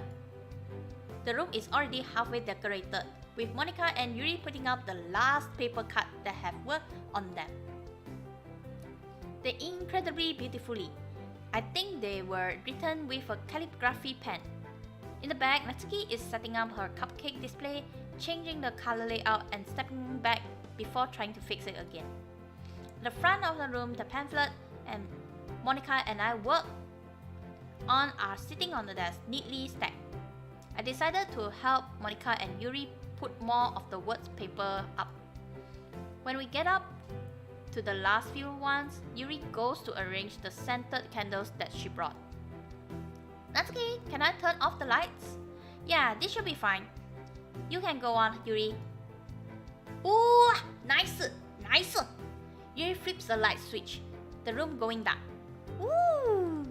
The candles are placed so that they illuminate a few of the words hanging from the ceiling and also make the cupcake look like they're glowing. A lavender scent fills the room, making it feel very sophisticated. Good job, Yuri! It was nothing. Monika claps her hands together. Okay, everyone. Good job with all the preparation. I think everything should be ready to go. Sorry, we can stand in the hallway and try to get anyone who comes up here. You can count on me. What about us? Well, if anyone has any question about what we do here, can you answer them? I guess we can do that. Yes. Alright, we'll try. If you have a question you can't answer, don't hesitate to come get me. Anyway, good luck everyone. With that, Monika and Sari leave the room. As for the rest of us, we start getting ready for it if anyone comes in. The minutes seems to drag by. A few people filter into the room, taking seats. Some of them take pictures of the room as well. About 30 minutes in, we have around 18 or so people. Natsuki Cupcake seems to be a hit. I recognize a few of them from being in my class, but I couldn't recall their name. I kinda hope they didn't recognize me either. Okay, everyone! Every person in the room snaps to attention as soon as Monika claps her hands together, smiling. Behind her, Sari closed the door. The two slowly walk to the front of the room, Monika still talking. In case I didn't introduce myself, my name is Monika. I'm the president of Literature Club. Hi, I'm Sari, the vice president. Today we're going to be featuring some poem written by our club member. She then looked over at us. So who'd like to go first? All of us glanced at each other, silently debating who to send up first. Well, I guess a guy got the lead. Besides, this is so everyone's expectations are lower anyway. The rest of the girls can impress them afterwards. Plus, I won't have to be after any of the good performance. I gingerly raised my hand. Okay, our first reader will be me! I slowly walk up to the front of the room, forcing down a hiccup as I stand at the front. Hi. My poem is called Eternal Echo. I start reading my poem, occasionally stumbling but managing to cover. It wasn't as bad as I first did it in front of the other club member, but it certainly isn't good by any means. When I finish, I see some light applause as I quickly get off the podium and retreat to the back of the room. After me, Natsuki takes the stage. Her poem is short and to the point, and with her delivery a lot better than mine. Yuri goes after her and stumbles at the start, but once she's over at the first hurdle, gives a passionate reading that speaks to her experience with literature. Then Sari takes a podium, smiling and almost half singing her bubbly poem that makes the room smile. Aha! I guess that's only me, right? With that, Monika takes the podium, flashing a confident smile. My poem is called Nothing More. Monika's poem? There's no doubt that the conversation we had yesterday related to this poem. Even though the words are light-hearted, I can see the message is between them. Those words of her convey a sense of being crushed, of questioning what the point is honestly quite sad. Monika, she closed her poem and gave a small bow, with everyone applauding. She goes off to the side and slips the lights. If you have any question, don't be afraid to talk to me or other member. As expected, most of the people go to talk to Monika or the other girls. I diligently myself to the back corner where I hopefully won't disturb anyone. Part of the way though, I noticed Monika slipping through the far door of the classroom, redirecting the student around her to us. I quickly moved away, seeing as no one talking to me, cutting through the student that came to us. Excuse me. I pushed the door open and stepped through it, spotting Monika down the hall, walking up the stairs to the roof. Going after her, I follow her up the stairs. She either doesn't know that I'm here or is choosing to ignore me. I catch the door before it can close, my heart suddenly racing. Alright. I take a deep breath to calm my down before I pull the door open. Then the sun suddenly coming through the doorway. Hey! Monika greets me as I step through the door, sitting on the other side of the rooftop, looking out at the festival. It's kind of a surprise you follow me out here. I didn't know if you could. This is because you didn't know if I was programmed to, right? She nods. You haven't completely written me off as crazy, are you? I can't say I have. The wind blows, kicking her hair to the side. Why? Why did you come out here? I guess I was moved by your poem. Do you honestly think nothing matters? I don't think it. I know it. This isn't a real game even. Just a mod. You understand what that means, right? Yeah. It won't change the base game. So no matter what happens here, it won't matter. So absolutely nothing can change it, right? That's right. The silence that sets in create an invisible wall between us. I don't even know if she's right or wrong about this whole game thing. But I know that I thought it yesterday. Then even so, I want to see her happy. That's fine for now, right? If what Monika says is true, then I'm not in any position to change anything other than what's in front of me right here, right now. Monika? You say I might be programmed to say things. Are you the same?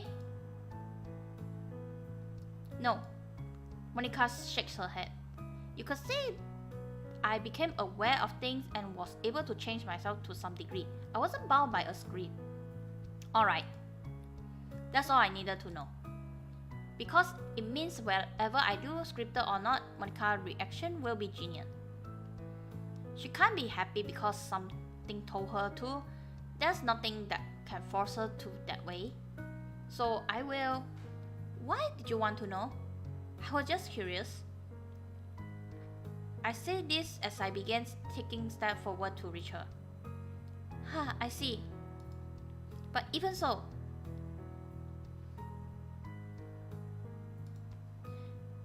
I tap her on the shoulder. Monika turns her head and looks up at me. I offer her my hand. Would you like to walk around the festival? Your words are... Well, you say it means nothing, right? If it means absolutely nothing, then there's nothing to lose by taking it. So we can enjoy ourselves now, right? Without having worry about the future. I wonder, whose words are those? Is it you or is it... Oh, woo! Oh gosh! Okay, good night. Oh gosh. Whoa, okay. Wait, let me take a sip first. Oh god. Oh gosh. What is going on? Okay, okay. Okay, good night, dear Max. Okay. Okay, think. What to think? What to make her happy? How to make her happy? And we don't have the save file. God damn it. I am so sad right now. Never mind. Let's think of those are my words. Let's go for those are my words. Okay? I mean, do you think it's right? I mean, don't you think it's right? Do you think? Do you think this is a good one? I mean, by looking at this, it seems fine. Let me see if I can do anything. Oh no, I can't. Damn it. Let me see. Let's see. Let me think. Can I do anything? Can I do anything?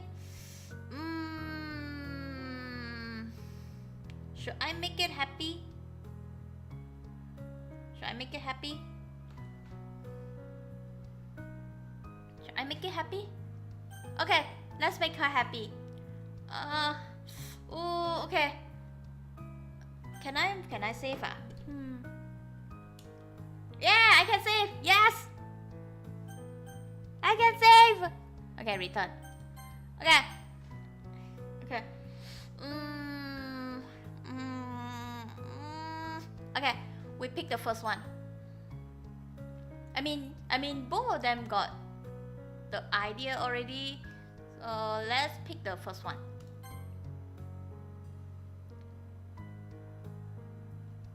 I see Monika pause for a bit. I could feel my mouth move, but I didn't quite hear what I said myself. I swear I see a single tear go down her face before she wipes it away. So that's how it is, huh? Did you write one for me too? Maybe this one too is a dream. Maybe if you're still here. Monika smiles at me and I can feel my heart skip a bit. Right. Well, I guess I'd like to join the festival. Let's go, shall we? With that, Monika takes my hand. It's soft, warm, the sort of thing you expect from someone who was definitely alive. Where would you want to go first? What would you like to do first? Let's see. Okay. It seems there's nothing wrong. Okay, let's save in another slot because we don't know what happened. Okay, let's think.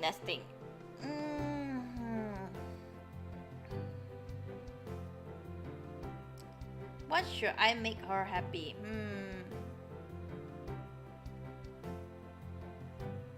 Should I make her happy?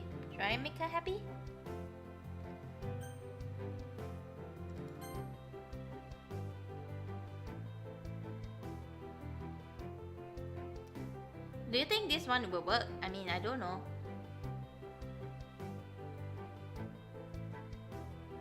Do you think this one will work?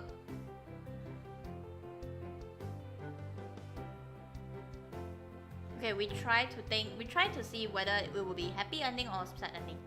On second thought, that's probably a bad idea. I doubt Monika wants to be around by a bunch of girls in outfit flirting with the guys, and slightly the only girl not serving food. This was a silly idea. Oh, sorry, I was thinking about where to go next. Alright, where else can we go? Let's see.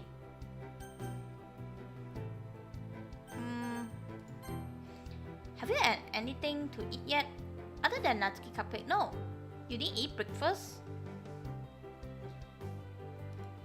I woke up late and rushed to get to school first. As the president of literature club, I felt like I should be there first. You should look after yourself first though. Let's go get something to eat then.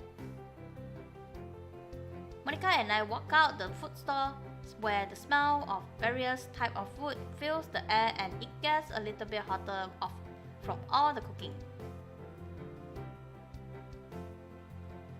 I hear a strange sound and turn around toward Monika, who looks away with a bit of blush. I guess I'm a little hungry. Is that anything you can't eat? It'd be bad if you had allergic reaction or something. I'm not allergic to something, but I am vegetarian. Wait, what? You're a vegetarian? I didn't know you're a vegetarian. I didn't know.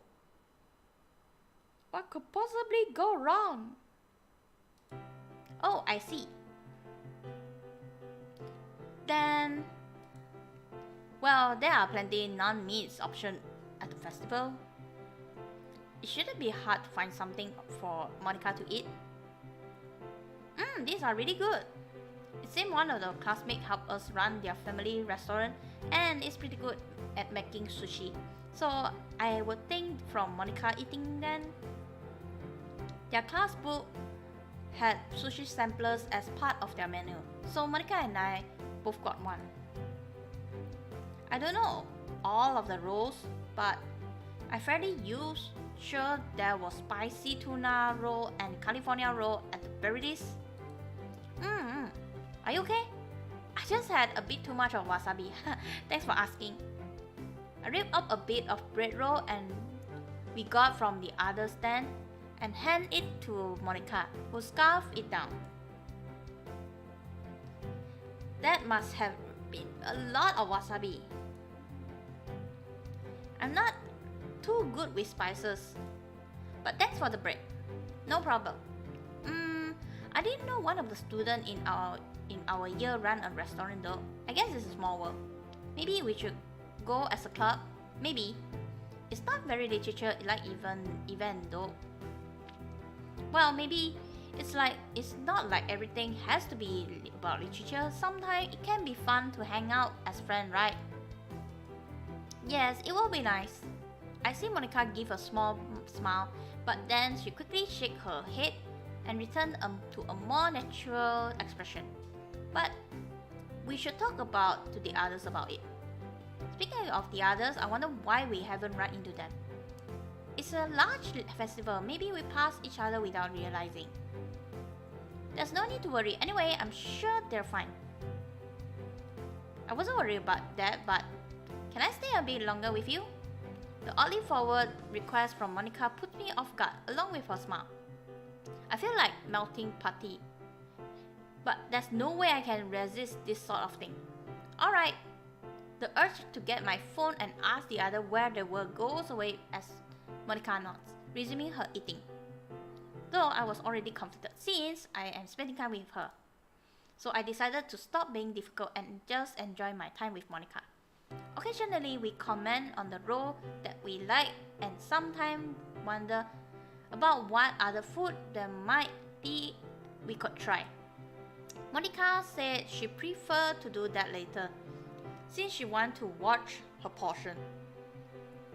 Well, it's a festival, there's no harm in cutting back a bit. I know, but if I slack off a bit, I might keep slacking off. I guess there's another way of looking at it.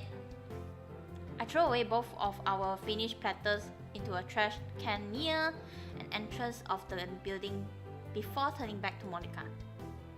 Well, what should we do next? Let's see. Well, they do have a haunted house. Are you interested? I'm not exactly good with horror, but I wonder how good it is. But if you're not interested, we can try somewhere else. No, I think it might be fine. Besides, I don't find a lot of things scary. Really? Well, there's probably something that are a lot scarier than a haunted house. I'm a little squeamish about blood, though. Most people are, I think. We fall in line behind a few of other people, waiting our turn. I watch the people coming out of it while we wait, noticing they do look a bit pale. I occasionally scream. From the custom make a few people jump, with the student running the haunted house laughing. I do hope it's nothing too bad. Soon enough, we're at the front of the line, waiting for the 3 people in front of us to finish. I watched them come out of the classroom, but even if 2 of them look scared, one of them is just laughing and patting the other 2 on the back. you can still turn back, you know. Of course not. Even though I say it right away, it came out too quickly. I mean, who doesn't, right? Who doesn't? It's just very fast. Well, off you two go. I try to take the lead since my pride as a guide is on the line. Monika followed behind me. I make a quick note of the decoration of the window, meant to eliminate a dark night sky. It seems we still have some light, even if it's mostly blotted out by the window decoration. We step through the doors that are open for us, and immediately hear it slam shut behind us, plunging us into darkness. I can't see anything, neither can I. I nearly flinch when I feel something grab my arm. Monika!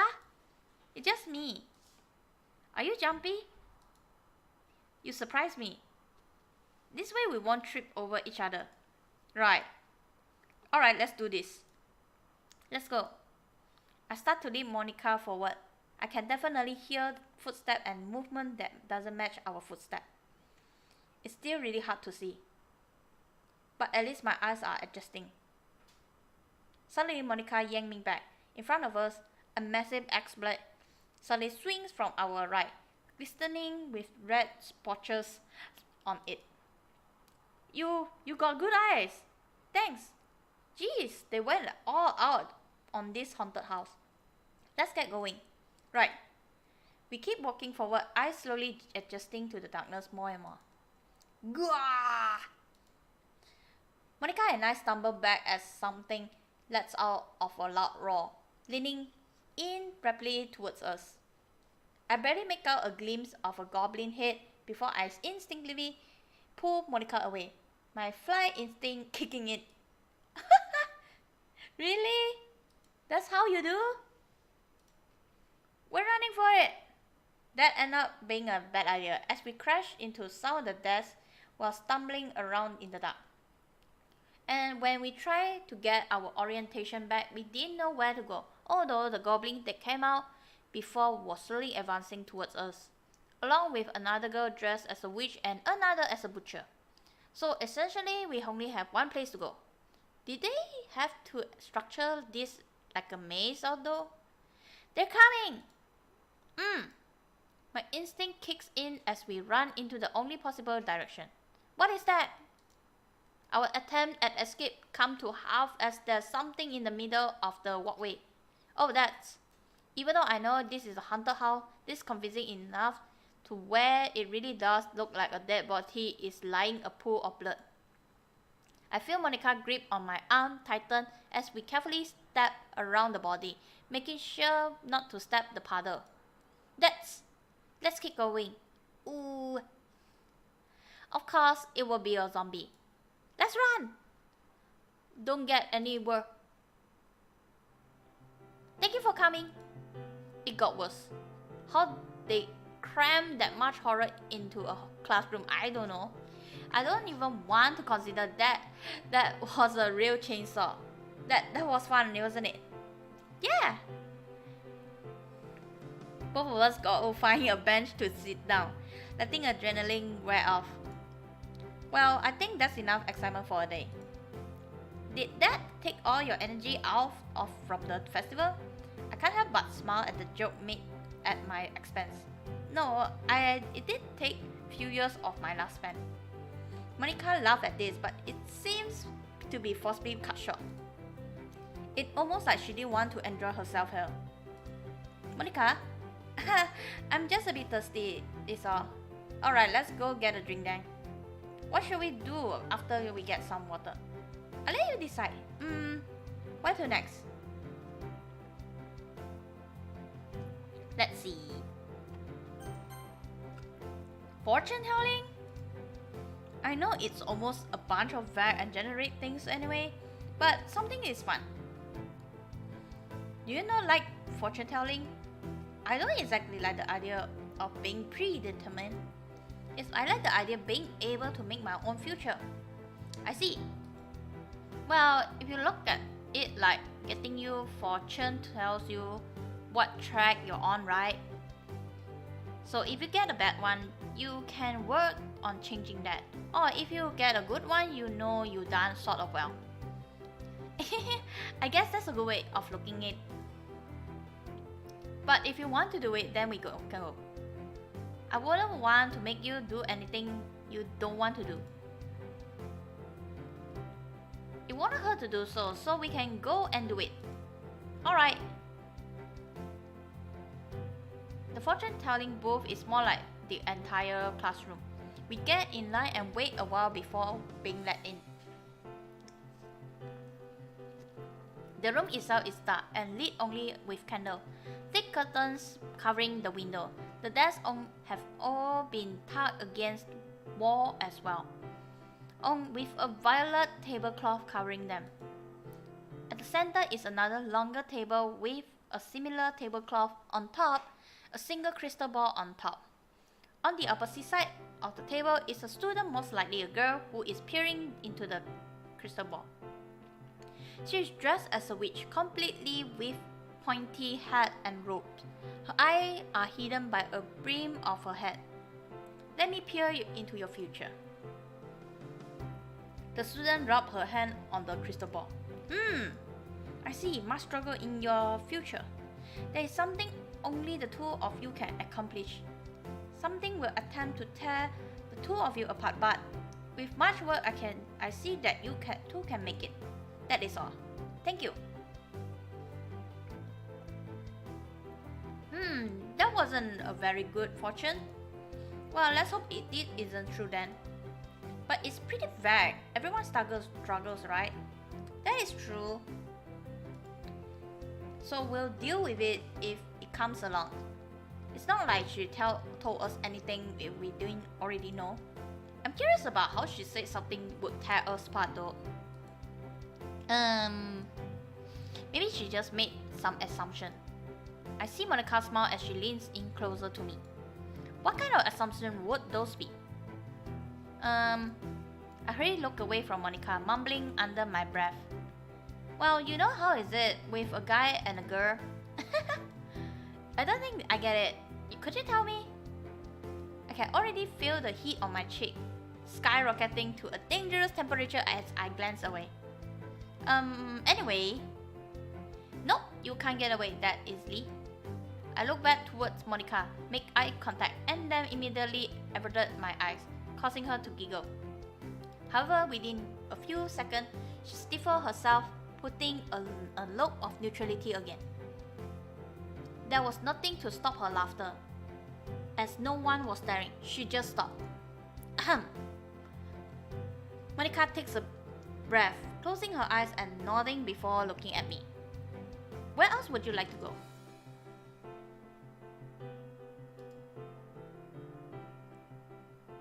After we go around and finish visiting some other booths, we start walking around the festival, trying whatever comes our way. Time flies ahead, so enough it's already dark out. Well, that was fun. Monika, she shakes her head. It's nothing. It doesn't sound like nothing. If you want to talk about it, I'm here for you. Thanks. The two of us look up the night sky, waiting for the fireworks. Fireworks! Fireworks! The whistling that indicates the launch fills the air. We simply watch in silence, hearing the booms in the sky accompanying flashes of lights. I turn to look at Monika, finding she has a frown on her face. Even with this, she doesn't seem happy. She has been sort of on guard today. There was that brief moment on the rooftop earlier, but right after that, she went back to being cautious. Almost like she wanted to be happy, but won't let herself. There were a few times she came to so close, but then she paused and pulled back. Monika, you shouldn't stare a girl like that, you know. Sorry, I got lost in my thoughts. What were you thinking about? How happy I am right now. Huh? That response seemed to have caught Monika off guard. You know, having joined the literature club, meeting everyone, preparing for the festival and reading out poem. Sure, my poem was really bad, but it felt nice, being there with everyone, doing something together. I see. Monika seems a bit upset, looking away. This is about what you said before, right? This isn't going to matter. I take a deep breath before turning Monika to face me, putting my hand on shoulder. But that doesn't matter to me. If it means anything in the end, as for the game business, I don't care what I really am. If this really just a game. I don't even know if I believe you all about it. I can't tell if you're right or if you're wrong. So I've chosen just to let it go for now. But even you were right, it doesn't change anything about me. And it doesn't change the fact about me wanting to be friends with you. That's one of a few things I do know. And what else do you know? For a moment, I can see the facade of her breaking. Oh no! She's going to break! I don't know if this is the right thing to say, but what else? I do know is that spending this day with you was the most fun I had long time. The rest of the word died in my throat as my thoughts catch up to me. What am I doing? I let go of her shoulder and take a step back, looking away as my mind catches up my body. Anyway, I like spending today with you. So thanks for spending it with me. I'm sure that plenty of people you'd rather have spent it with, though after all she is completely out of my league. Monika shakes her head. No, there's no one else. My heart skips a bit when I hear her say that. Especially what you said earlier. I think I really needed that. Even so, I don't think my opinion will be changed easily. It's not that I'm upset, I can't be convinced just like that, you know? Yeah, I get you. I wasn't expecting to break through to Monika at all. All I wanted was to let her know. Maybe part of me was hoping I could get through her, but I think it's a little too early for that. Or at least I can't only have one thing to convince her, kind of like court case where you need lots of evidence. Well, I guess I'll have to keep at it. Just because I get a little setback here doesn't mean I don't want to see her smile anymore. She can be happy, I know it. She just won't let herself is all. Hey! Oh gosh, everyone is here. Both of us turn around, finding Sairi waving at us from the door. There you two are. Sorry to interrupt. Geez, you don't have to yell, Sairi. Sorry, were you looking for us? We thought you were going to miss the firework. But I guess you didn't if you were up here. Yeah, we saw them. But sorry to make you worry. Don't you have your phone though? Sairi's phone died 3 hours ago. Not again! What? That was supposed to be a secret? Well, either way, thanks for looking out for us, Sairi. Did you guys get to see the fireworks at least?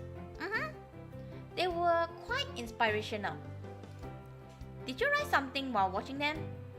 It's a small poem also. Well, bring it to the club. Monika seems to think herself a second before nodding. I guess we can do that. Okay, everyone. For the next meeting, let's all write a poem about something that inspired from the festival. That shouldn't be too hard, right? Everyone glanced at each other before shrugging. Usually, I don't like to give you a prompt on what to write about, but today, special occasion. That's fine, right? Yep, I'll do it. Well, maybe some direction might be help this time. The festival, huh? Shouldn't be too hard. Yeah, I can get behind it too. Alright, it's settled then. Before Monika can say another word, a loud whistling cuts through the air. Yay! Firework! Firework!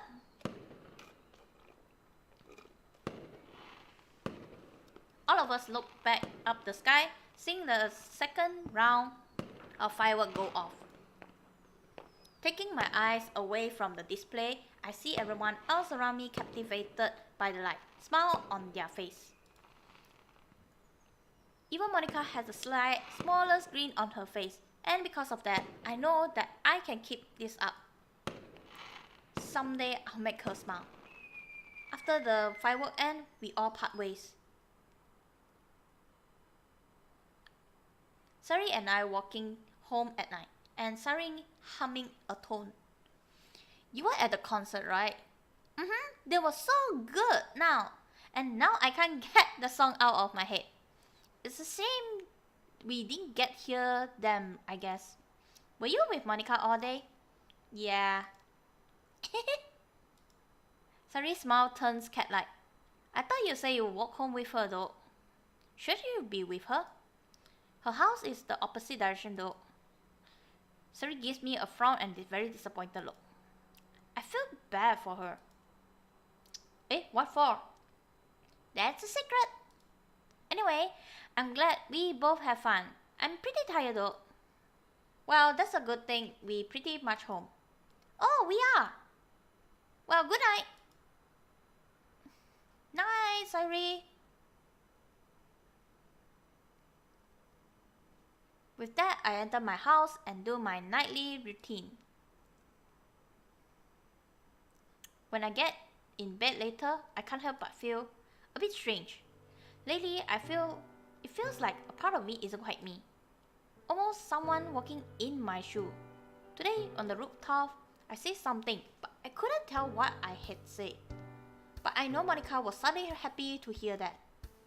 If this is a game, games need someone to act tough, right? Act true, right? Like the main character, a player control. I wonder, if that's me, Monika did say something about me being empty, like a puppet. I was afraid of being that puppet before, so I searched my house for a yearbook to confirm, somehow, or at least give me some comfort to the fact that I wasn't. I still don't know if Monika was right or not, but it can't hurt. Oh, hey, Dianca! Hey, Dianca! Welcome! Oh gosh, it was still far away, but we can do this. It's the MONIKA ROUTE anyway. We can do this. But okay. Just a moment, if you don't mind. I need to go to the washroom again. I sipped the whole bottle of the drink already. I sipped everything. That was fast. Yeah, it was fast. Yep. It's so fast. That's it. Oh gosh. Okay, I really need to go use the washroom. Be right back. Okay, very fast. Okay, be right back. I'll be back. Okay, I just typed here. I'll be back. I'll be back. I'll be back in 3 minutes, I guess. 3 minutes.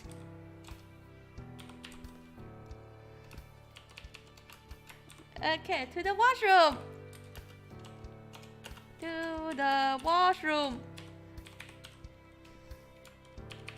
Sorry, I really need it right now. Like, seriously. Yeah, very fast. Don't worry, it will be fast. Very fast.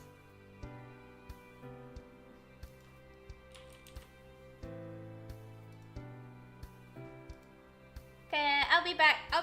Okay, I'll be back in 3 minutes. Okay, wait for me. Okay, sorry guys.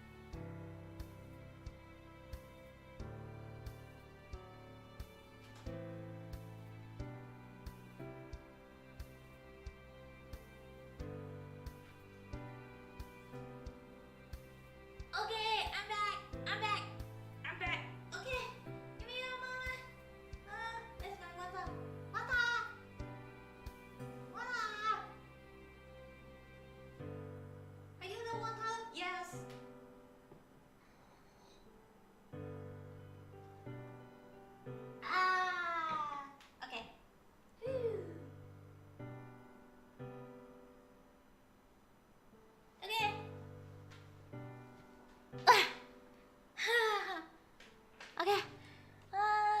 Okay, I'm back. Okay, so anyway, I think should be just fine, I guess.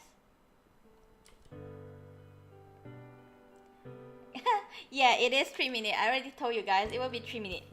Very fast. Oh, hey Rick! Hey! Hey Rick! Wow, welcome to the stream! It's okay, it's just 3 minutes. It's soon!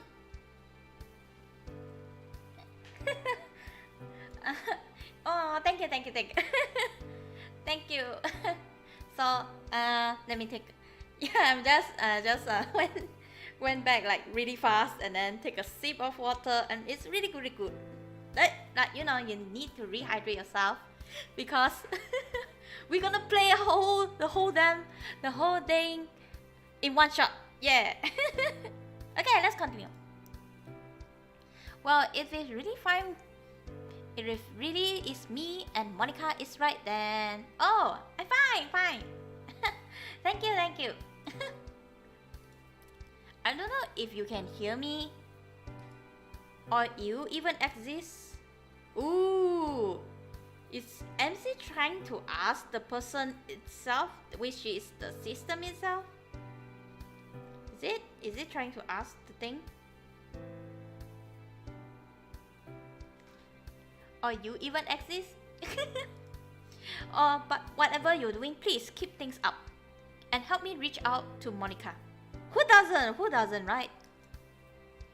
Even if I'm nothing but your puppet, it still brings happiness to me to see her happy. Surely you're working to make her happy too, right? So no matter what I truly am, I'll have to keep at it. Whether or not I'm truly the one in control, it doesn't matter. Happiness is still happiness, whether it's here or in the real game that Monika says she knows about. No matter what, I'll keep her happy. Maybe she's rejecting the happiness right now, but I know I can't just give up easily. Well, that's enough thinking for tonight. I should go for sleep. Whoa! Oh! Wait! What just happened? Oh gosh! Is that the hint? Is that a hint of the system itself trying to tell me? Is it? Oh, I forever 18. Forever 18. Okay, let's continue. Let's see what's going on with the system itself. There's no class the day after the festival, mainly so the school can clean itself up. So I spent the day lodging around, trying to write a poem about the festival. The obvious topic keep reaching out to me, but I kind of don't want to do it, if only because it's kind of embarrassing. I don't think I could take everyone reading a poem about spending time with Monika, but I guess I could write it on what we talk about. Yeah, that could work. I go back to my room afterwards and get to work, eventually going to sleep when it's get late. I wake up the next day and go to school as usual. I find myself a little tired in class, but I think that speaks for everyone. Even with a day of rest, it's still not enough for some of us. The school day passed by pretty quickly, as even the teachers are a little groggy. When it ends, I get up from my chair and start making my way to the club room. To the club! Oh! Oh, really? Really, Bianca? Oh, thank you. Oh, thank you. That's glad to hear. Oh, pizza. Oh, guys, just asking, have you all tried the truffle pizza? It's like, it's a mushroom. It's like what they say, the mushroom pizza, except they added the truffle oil around it. Have you tried that? Maybe, what's the word again? The truffle sauce itself. If you haven't tried that, then you should try once in a lifetime. It's really delicious. I can tell you, I can guarantee that. It's really delicious. Truffle pizza. Really, I'm not joking. I tried once the truffle pizza, and I fell in love with it. Even though they say the standard pizza, pepperoni pizza, it's fine. I mean, it's normal. Yeah, I did. Yeah, we did. Yeah, you did. We did. I did read your. Yeah, I did read your. Thank you. I read the message, so it's fine. That's so cute. It's a really cute thing.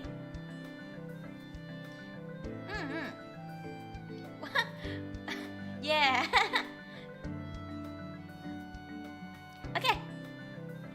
Let's see what's going on here, shall we? I mean, since kinda we noticed that the system changed the whole thing, so let's see what's going on here. Hello everyone. Oh, hi. Monika greets me as soon as I enter the club room. Where is everyone else? I think they're just running a little bit late. I arrived here myself only a few moments ago after all. Ah, I see. Even though Monika's smiling at me, I can't help but feel it's empty. Was it the festival? I don't think I did anything wrong. Or maybe I should have taken her home. But wouldn't Monika be more annoyed than sad? So you got home from the festival alright then? Oh yeah? Sari pestered me about it. She said I should have walked you home.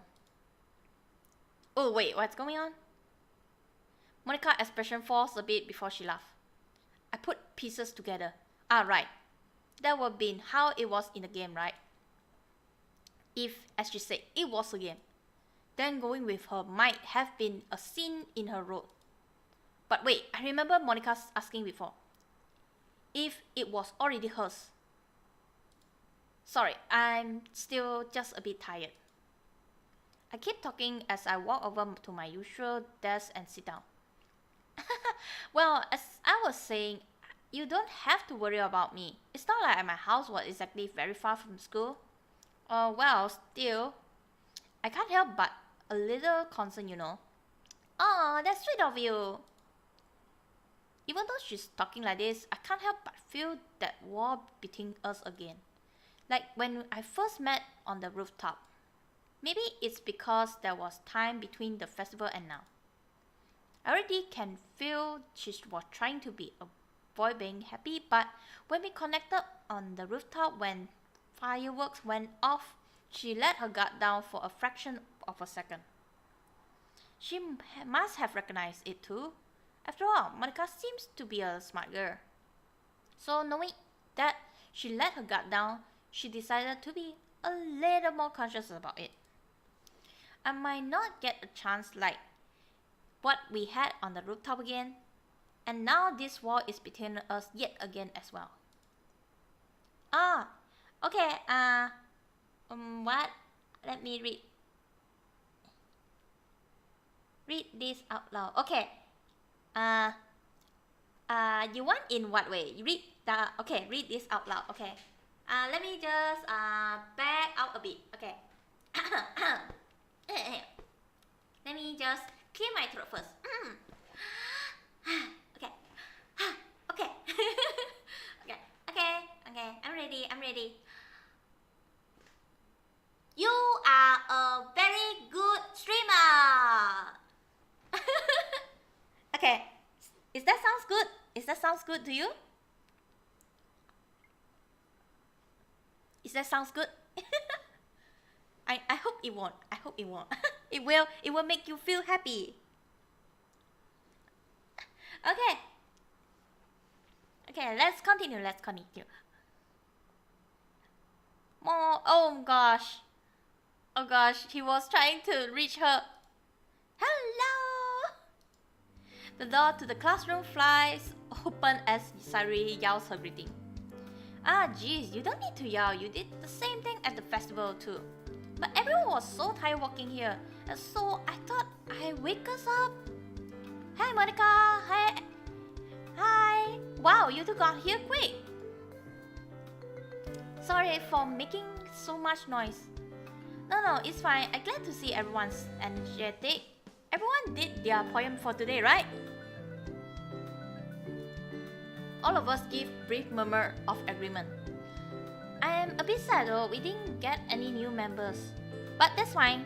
After all, that's always next year, right? Of course, if Monika is right, unless the game lets it happen, there is no next year. I can see why she's upset about that. It's already hard enough for a person accept that they will die. But how much more that your life doesn't even end with death, but rather just there's nothing more laid out for you and or anyone else. Monika's certainly amazing, managing to keep up that happy smile on her face. I don't think I could do it. Maybe that's it though. As long as she can keep herself distracted with being the president of the literature club, she spend less time thinking about all of this. That's like how I'm doing now. I shake my head before realizing Sairi prodding me on the shoulder. Oh, sorry. Were you sleeping in class again? I stay awake.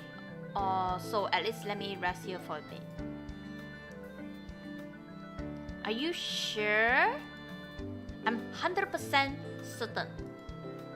Okay. It's an average day at club. Yuri is off on the side reading. Natsuki is on her back corner reading manga. And Sairi and Monika are chatting as always. On the other hand, I'm here resting at the desk. I close my eyes and let my head sit on the hand, forming a makeshift pillow. I turn away from the window, making sure the sunlight doesn't get in my eyes. Seeing as how I used to sleep all the time in class, it's almost like greeting an old friend. Or at least that's how I wish I was. Rather, I end up being distracted, lost in my thought about Monika. About situation I now find myself in. As much as I like to do so, I don't think I can go back how things were. Okay, we can see what's going on here. This is going to constantly plague me from now on. My thoughts are interrupted as I hear a desk being moved. Opening my eye, I see Monika pulling a desk over to me. Monika? Oh, did I disturb you? Not at all. I hadn't quite fallen asleep anyway. I could tell your face was all scrunched, like you were trying to think hard about something. I was a bit worried, so I wanted to talk. Oh, it isn't anything really important though. If it's something bothering one of my member club, it is important to me. Of course, who doesn't, right? But if you don't want to tell me about it, that's fine. Well, it's about, I can see Monika's face falter for a second as she realized what I'm getting at. About what? But she immediately changed face and gave a smile. Understand if you don't want to talk about it, but if you do want to talk about it, I can't read your mind. Oh, that came off a little harsh, didn't it?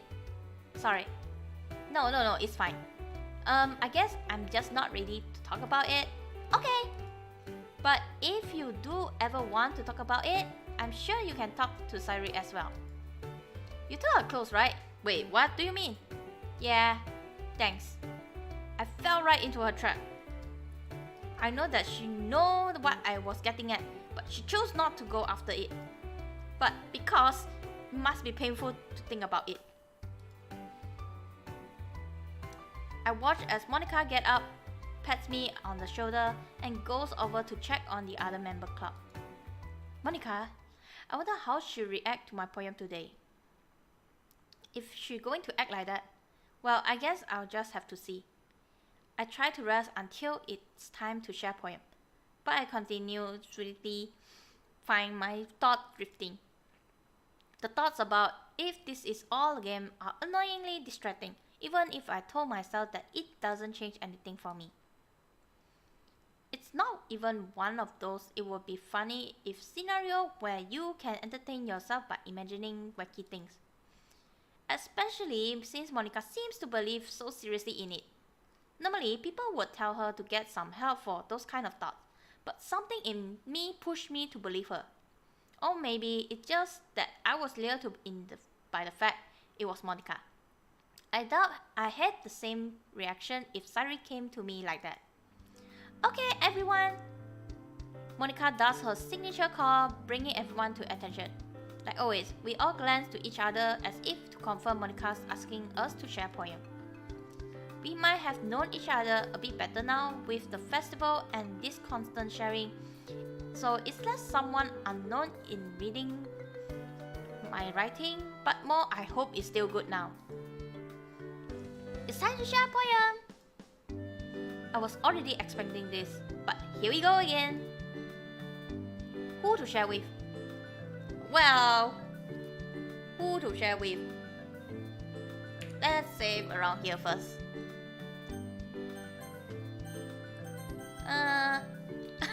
Sorry, I just felt I want to do this. Something might have happened here.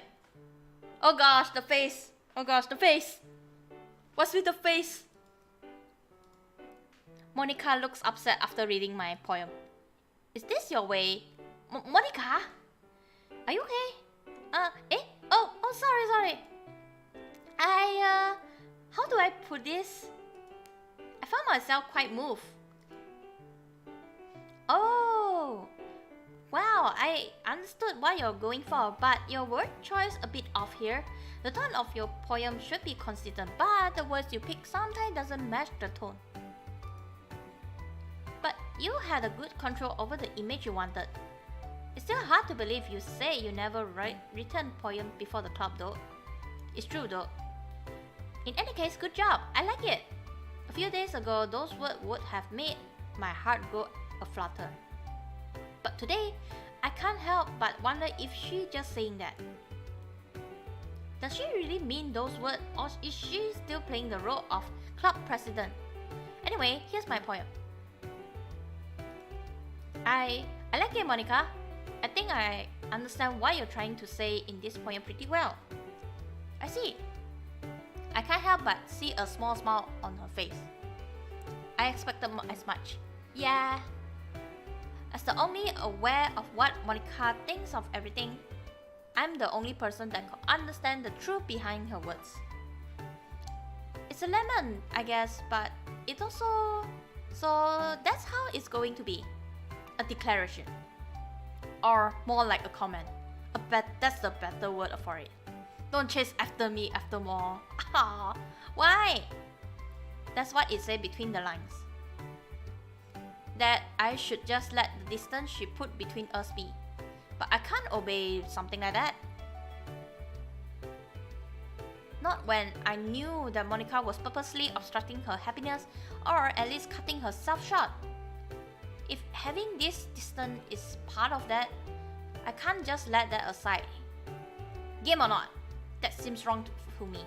I'm sorry, Monika, but I don't think I can bring myself to leave you alone like this. Anyway, thanks for reading my poem. Anytime. Thanks for critiquing my... Let's continue. Ooh, I really like this one. Though you almost sounds like a lost puppy. Sorry. Well then, the writing sounded like that. I couldn't help but think of one. Thanks, I guess. It's still good though. It does come across something Monika might write though. I try my best not to react when Sari put emphasis on Monika's name. But still, I can't believe you say you had written before. This is really good. I see you like the fireworks too. I don't think any of us didn't like them. That's true. Well, here's my poem. So, it's good.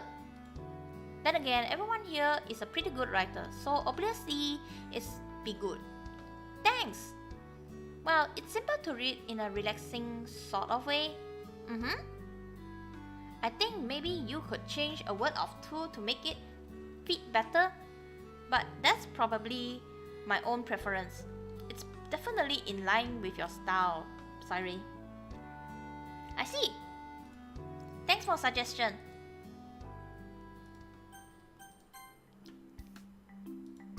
It's fine. It's fine. It's, well, it's like your other ones, I guess. It doesn't stand out too much other than the tone, but it's not bad. It does seem sort of like something Monika would write, though. Yeah, that kind of like hers, but not as good. Hush. But at least it's your own style. It's not super easy to read, but it's not as attract as Yuri's. So I guess it's fine. So it's not bad according to Natsuki, which is fine. Anyway, here's mine. Is it Natsuki or usual direct style? I'm pretty used to it. What do you think? I think it's good. It gets across the point neatly. You usually make a point about that, and I noticed it. I guess you wrote about the fireworks too, right? They were memorable, so duh! Is there a problem with that? Not really. Besides, it's not a bad poem. Everyone's been writing about them though. It's not like you were any better. Haha, yeah. I tried to smooth things over with a laugh. It seems to sort of work. But thanks for reading anyway. Same to you.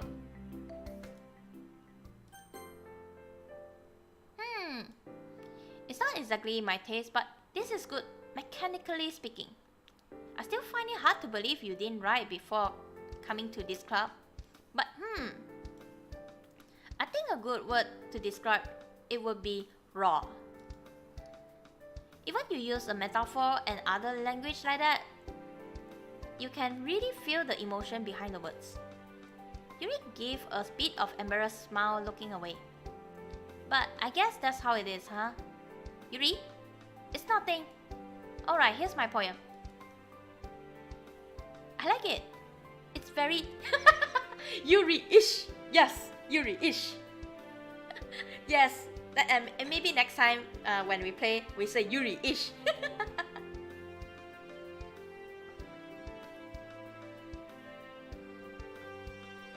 Actually, she have a nose, but it's like you know those kind of anime style. It's here. See, her nose is here. It's very tiny nose. See, can you see here? It's very cute tiny nose here.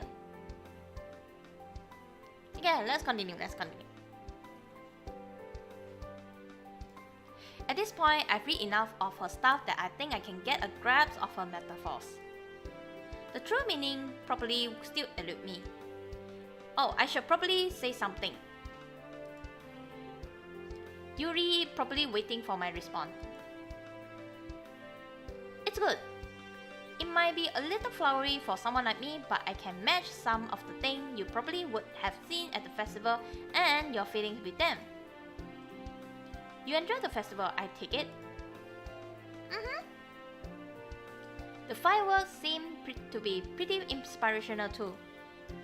That it's a bit cliche, but it was the first thing that came to my mind. Cliche isn't necessarily bad, right?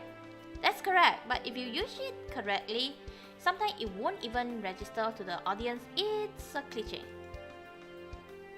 But that can be fairly difficult to do. Anyway, thank you for reading my poem. Thanks for reading mine as well. Nothing of note happens for the other sharing outside of the norm of Natsuki and Yuri experiencing some friction due to their style. But I think they managed to get over it, some sort of agreeing to disagree. After we share poem, everyone get ready to go home. Sorry, are you ready to go home? Have a safe trip, you two. Monika waves to us as we leave the crowd room. That was fun!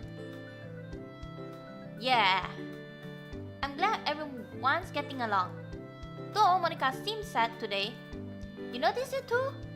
Yeah, she's always been upbeat, but also when she's not, it's painfully obvious. Or at least that's how it is to me. I smile and pat Sari on the head. Well, I don't know what we can do about it. Even if she told you, I don't think I should go around and snoop. She'd tell us when she was ready. Maybe. I don't really know. I've known Monika for a while now, but sometimes it feels like there's a big gap between us. Like, there's something different between us that I'll never understand her completely. I don't know what to do. Sari slumped her shoulder as we exit the school. I don't know what could I say then. Maybe you can try reaching out to her? Me? Yeah! Besides, it seems like you're close enough, right? I momentarily think back to the festival and the time we spent on the rooftop. You're blushing! I am not. I definitely am. Besides, isn't that kind of rude, getting close to her only to find out and try to solve her problem? That doesn't seem right. I guess so, but still, I want everyone to be happy. I know you though, Sairi. The whole irony to this situation is that I know exactly what Monika is going through, even if I could never hope to understand it. So all that left for me to do is try to understand it. I know there's no way I can go through it, but that doesn't mean I can't talk to her to try to understand. Well, I can try to talk to her, I guess. Well, maybe she should let me know something.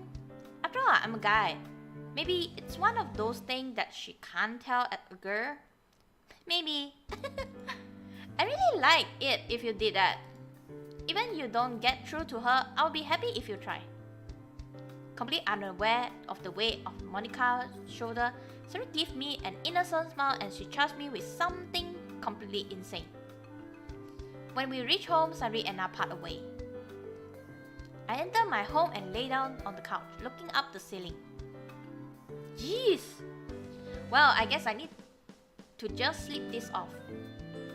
This is a lot to think about right now. I'll think of something to do after I have some time to process all of it. I go to the club next day, still wondering what I should do. I didn't come up with a single thing last night. This situation is something so unique, I can't look up the answer or tips online for help. Good afternoon. I greet the 3 people already here. Good afternoon. Yuri looks up from her book and waves. Natsuki looks out from the closet and sees me. Oh hey there. Hi. Monika's not with you? I didn't see her coming here, so no. Huh. She's been running it a lot, hasn't she? Maybe she does have a boyfriend.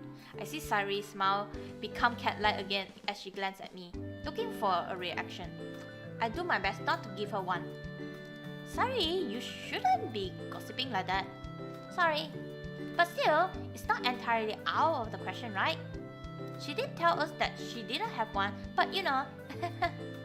Sari nearly jumps into the air when the door to the club room slides open, Monika running inside.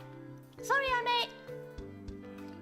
Someone on the debate club asked me to do them a favor. Oh, hi, Monika. Did I miss anything? No, we all just been waiting around. Ah, I see. Thank you for waiting. It's not like we had anything planned for today, right? That's true, I suppose. Anyway, sorry to make an interruption. Afterwards, everyone go back to their more normal activities. Yuri is once again reading off to the side. Natsuki is browsing her manga collection. Sari and Natsuki are chatting as usual. This time is poetry. It feels kinda strange. Deciding to at least look like I'm busy, I take a book out of my backpack and open it to somewhere around in the middle. Every few moments I turn the page, but rather reading, I keep thinking. Well, I guess the only real way I can talk to her alone is going somewhere with her. If I talk to her in school, she'll go back to her playing president role and or trying to look like model student. But if I take her out here, then she can't do it. Or at least that's what I think. There's a chance she still try to look like and act like she does here. But maybe, just maybe, not being in the school will put her off her game. That's all I can do anyway. As the rest of the day goes by, I can feel my nervousness start to ramp up. Since we didn't write any poems, it's quiet. Okay, everyone! Monika claps her hand together, getting everyone's attention. We didn't do anything since I didn't assign anything, but I want to ask if you're comfortable with a shift in things. A shift? Well, it won't be a big shift. Since we wrote a lot of poems already, I thought we could try maybe writing a song. A song like a lot like poetry after all. I wanted to get everyone's opinions on it. Is it too big of a jump? We wouldn't have to be done by the next club meeting, right? Of course not. That'd be too short of a time. I was thinking maybe a week, or if you like, maybe we could try 2 or 3 weeks. If everyone is comfortable with it anyway. The silence sat for a little bit as everyone mulls it over. I'm fine with it. Monika glanced at the others. I guess I could try. Likewise. All attention is on me now. It's not like I have much a choice with all this pressure. Yeah, sounds good, Monika. I think 3 weeks option sounds good. It was already hard enough writing poetry, so I think some more time would be good as well, since it's like making a bunch of poems fit with each other. I agree with him. We need some time to figure out how to link everything together. Alright, what about you, Natsuki? That's fine with me, I guess. The others pretty much said what I was thinking anyway. I'm fine with 3 weeks as well. Then it's settled! We still have club meeting. In case still want or help an early critic, then let's aim to have a song made 3 weeks from now. And that's all for today's meeting. Everyone get up, ready to leave for the day. Sari also quietly exit, not saying a word to me. Ooh, I see what is it? Oh,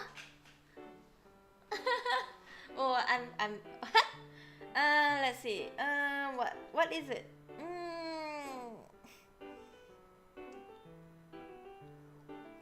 Wait, let me stretch a bit. Oh, damn. Okay. Okay, so let me see before I continue. Fall out, nah. Sad to say no.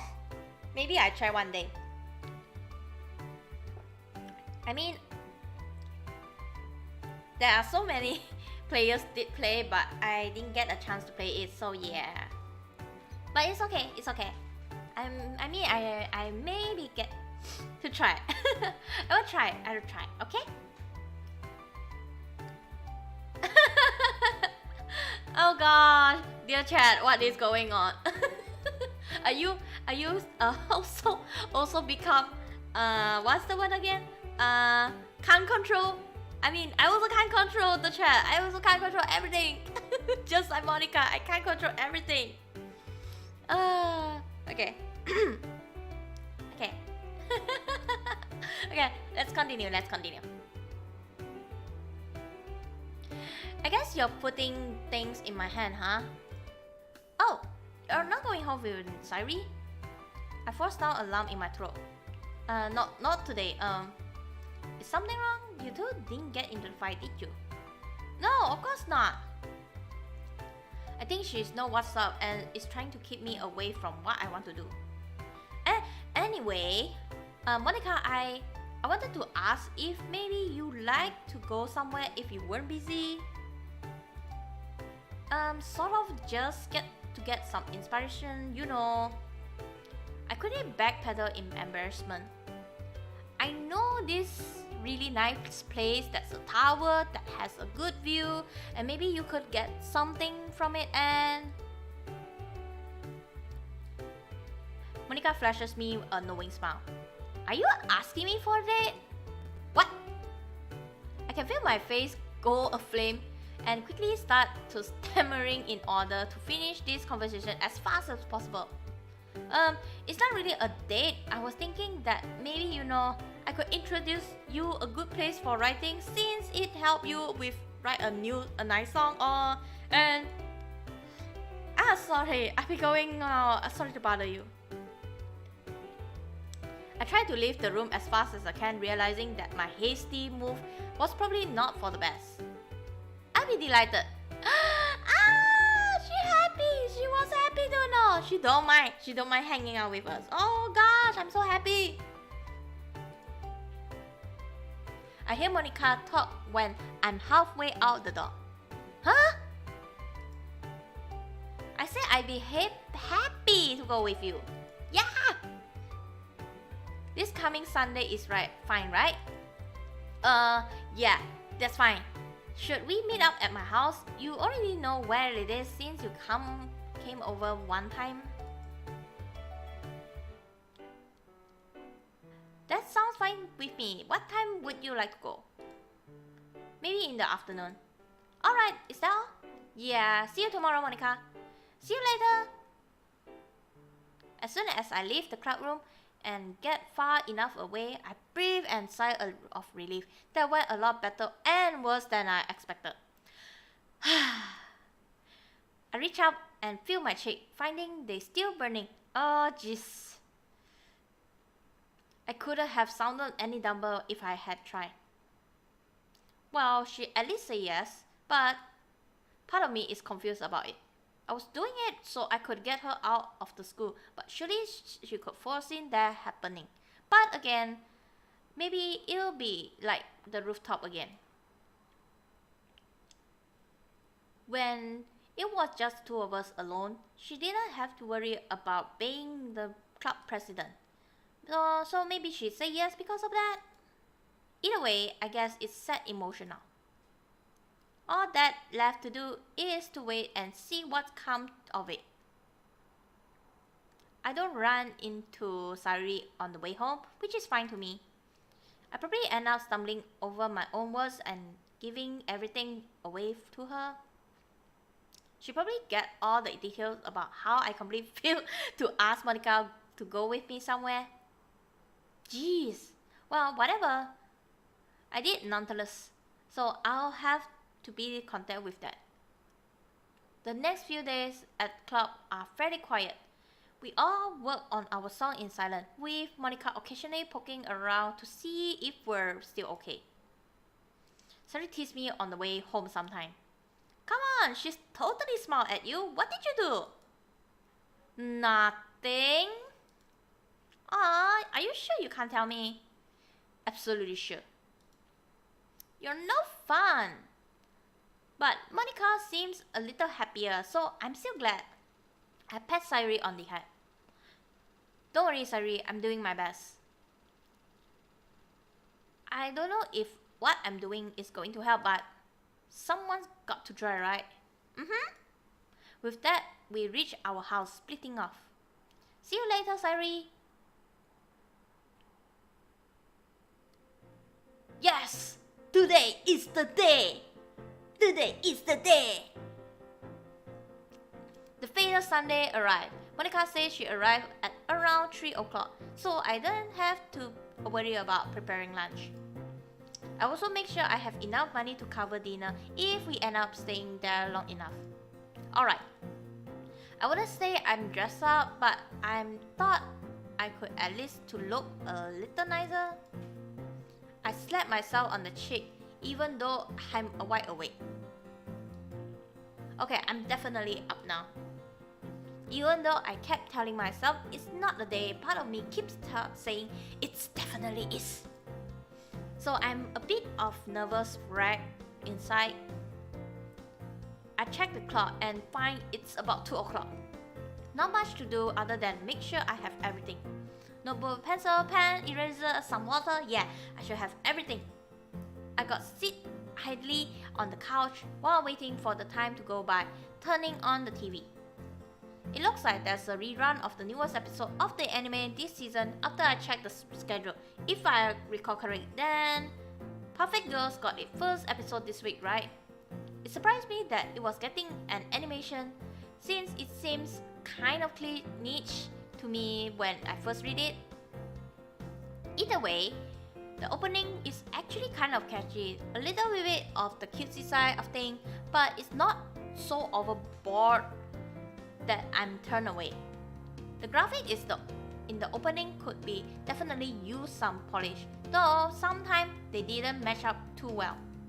The episode wraps up around 2:30. It wasn't bad, but it might be a little hard for it to stand out since the opening of the manga was a little weaker compared to the development everyone gets later. All that left to do now is to wait for Monika though. At 2:55, I jolt awake as I hear my doorbell ring. Coming! I shuffle over the door and take a look through the peephole, finding Monika standing outside in her uniform again. In her uniform again? What? What? In her uniform again? Then again, I guess she likes it. I open the door. Hi Monika. Good afternoon. Let me just put my shoe on, then we can head out. Okay, take your time. I grab my bag with all of the things I need for today in it along with my keys, then put on my shoe. I head out the door, closing behind me and then lock it before putting the keys in my bag. Right, I'm all ready to go. Lead the way then. I take a step past Monika and start on a journey outbound. We have to take a bus to get to it, but other than that, it's pretty much straight shot from there. Yeah! I also asking that question. Is she really wearing the same thing again and again? Is she trying to did that? I'm curious about that. So how far have you gotten? I know you've told me that you have some difficulties with your song at club. Honestly, I haven't even begun to think about it. I can't even nail down a topic I like to write about, let alone write one. Well, maybe today will help you think of one. That's what I'm hoping. So how far are you? Well, I gotten down the first verse, but that's about it. Song writing is pretty hard, huh? It is. I might have overestimated my abilities. Well, it's a good thing you gave us 3 weeks rather than 1 or 2, right? Right. Oh, hold on. This is our bus. We board the bus and start on our way towards the city area. The trees and bushes in our part of town turn into skyrises and pedestrian-filled sidewalks after a few minutes. I pull the bus cord and the electronic voice chiming stop requested going off as I do. We get off right across the street from the tower I was talking about. Even though there's skyscraper around the city, the tower has enough open space around it since it is in the middle of large park. That way, the view isn't real. In addition, it's right on the edge of city, so a decent portion of its view doesn't have any massive buildings on the way. Plus, you can get food from the food court at the bottom, then eat out like it's a picnic. Do you come here often? Monika asks a question as we cross the street at the crossroad. Not really, I only come here once or twice. I see. Though, can I ask one more thing? Sure. Monika gives me a small knowing smile. Can I ask why you wanted it to be just us? I'm sure the whole literature club could benefit from this. That's I hastily searched my mind for an excuse. I probably should have seen this coming, but I didn't devote any time to it at all. Ah, wait, no, I got it. Well, I thought that, I show show it to you so you can get a good idea of the place. You know, since you know the entire literature club better, yeah, you know, whether or not they all benefit from it compared to me. It wouldn't be any good to drag everyone here if they wouldn't all get something from it, right? Monika giggled a bit before nodding. I see. Even if she's saying that, I can tell she probably doesn't believe me. Well, I'll be sure to judge fairly today then. Okay. The park itself is already bustling with activity, since this is a popular hangout, I think. There's a lot of food carts selling various snacks and some street performance. However, we make a beeline right for the tower in the middle. The first floor is a big food court and shopping area, but we get in line for the elevator right in the middle. The line doesn't take long to go by, and soon Monika and I are already at the top of the tower. Ooh, new place! New place! Where is it? Where am I?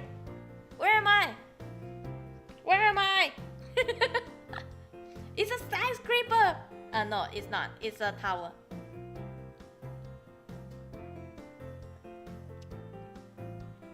I guess we didn't see here, so it's fine.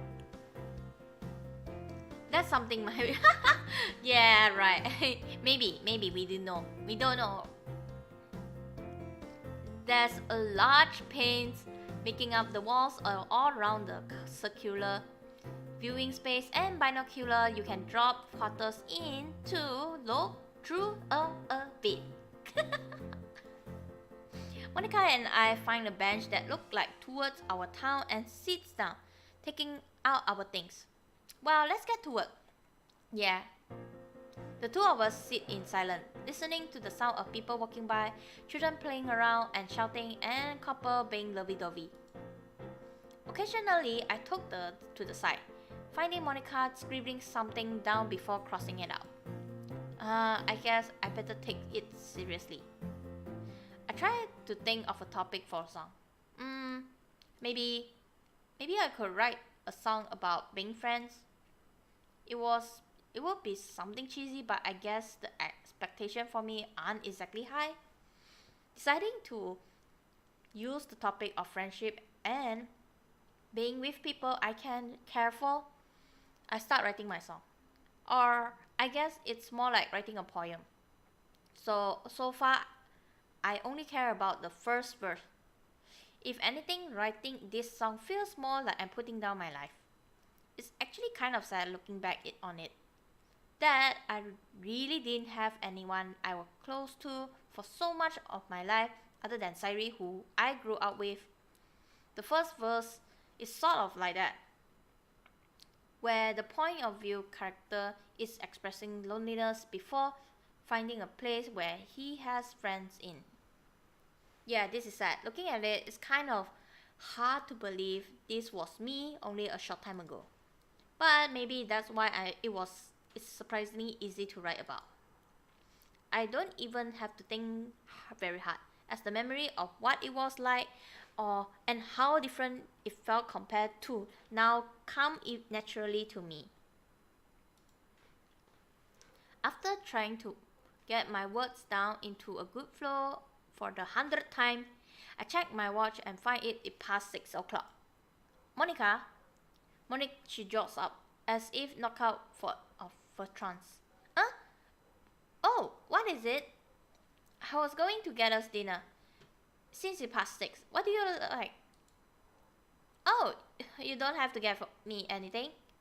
Well, I like to, but I feel bad if I drag you out here and then didn't at least get you dinner.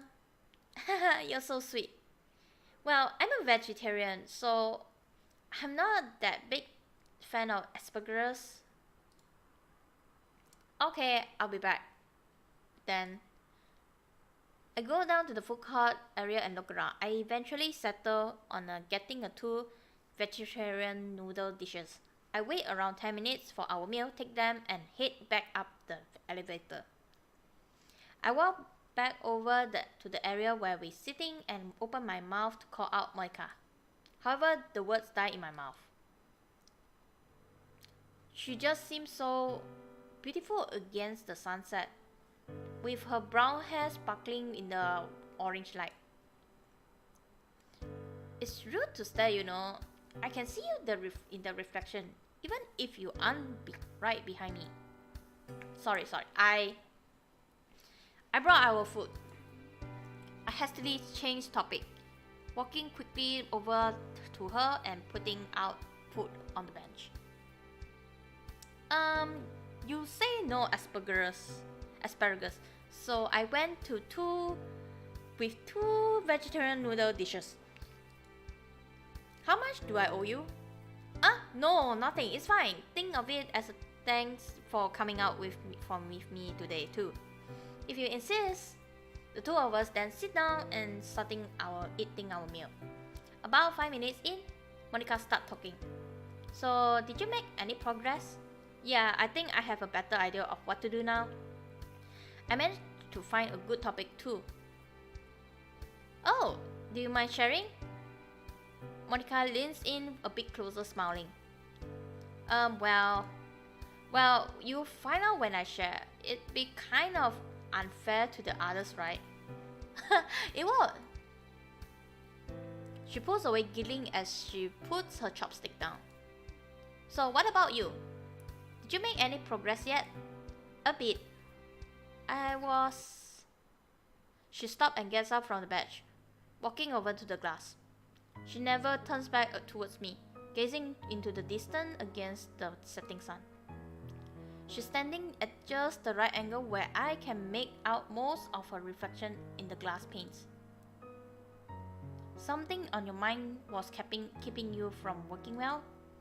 You could say that. Is that the reflection?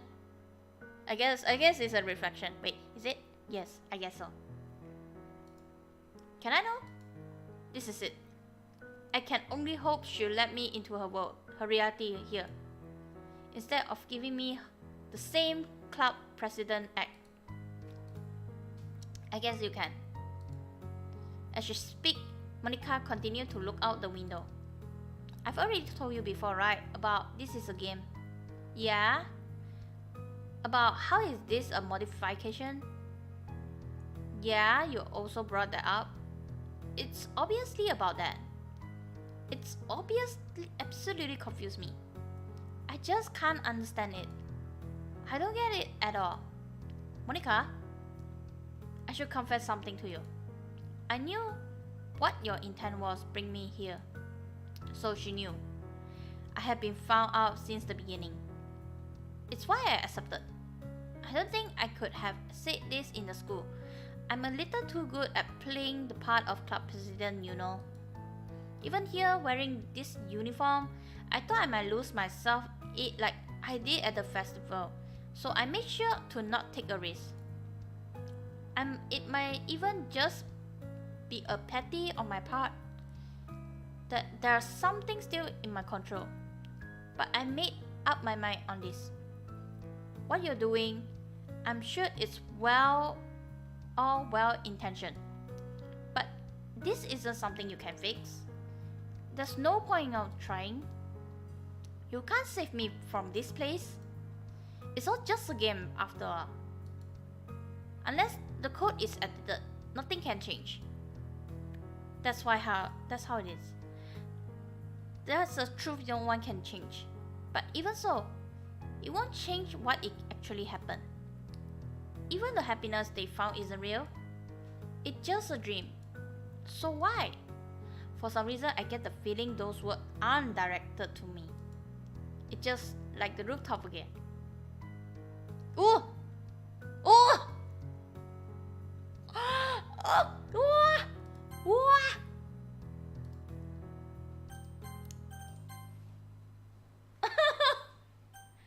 No matter how many times you play through those roads, it won't change things. Why? So why do you keep on trying? Because there's nothing wrong with finding happiness, even in a dream. Oh, thank you, system. Thank you, system. This time around though, I can hear the words I'm saying. almost like they've been given to me. But it doesn't change the fact that there's nothing wrong with it. If that dream in this is this modification Monika mentioned before, then there's nothing wrong with finding happiness here if the original ended horribly. Yes! Maybe they can't take it back with them, but what's important is that somewhere they were happy. I see. So that's what you think. But for now, I don't think I can agree with you. The happiness I want, I had it for a brief moment. But I guess it couldn't be called your happiness thinking back on it. I don't want to settle on a dream either. At that moment, it no longer mattered to me how much truth there was to this whole stuck in the game business. All I knew is that she was a student at the same school as Sayuri, and I, in the same year, competent at almost anything she put her mind to, a good friend.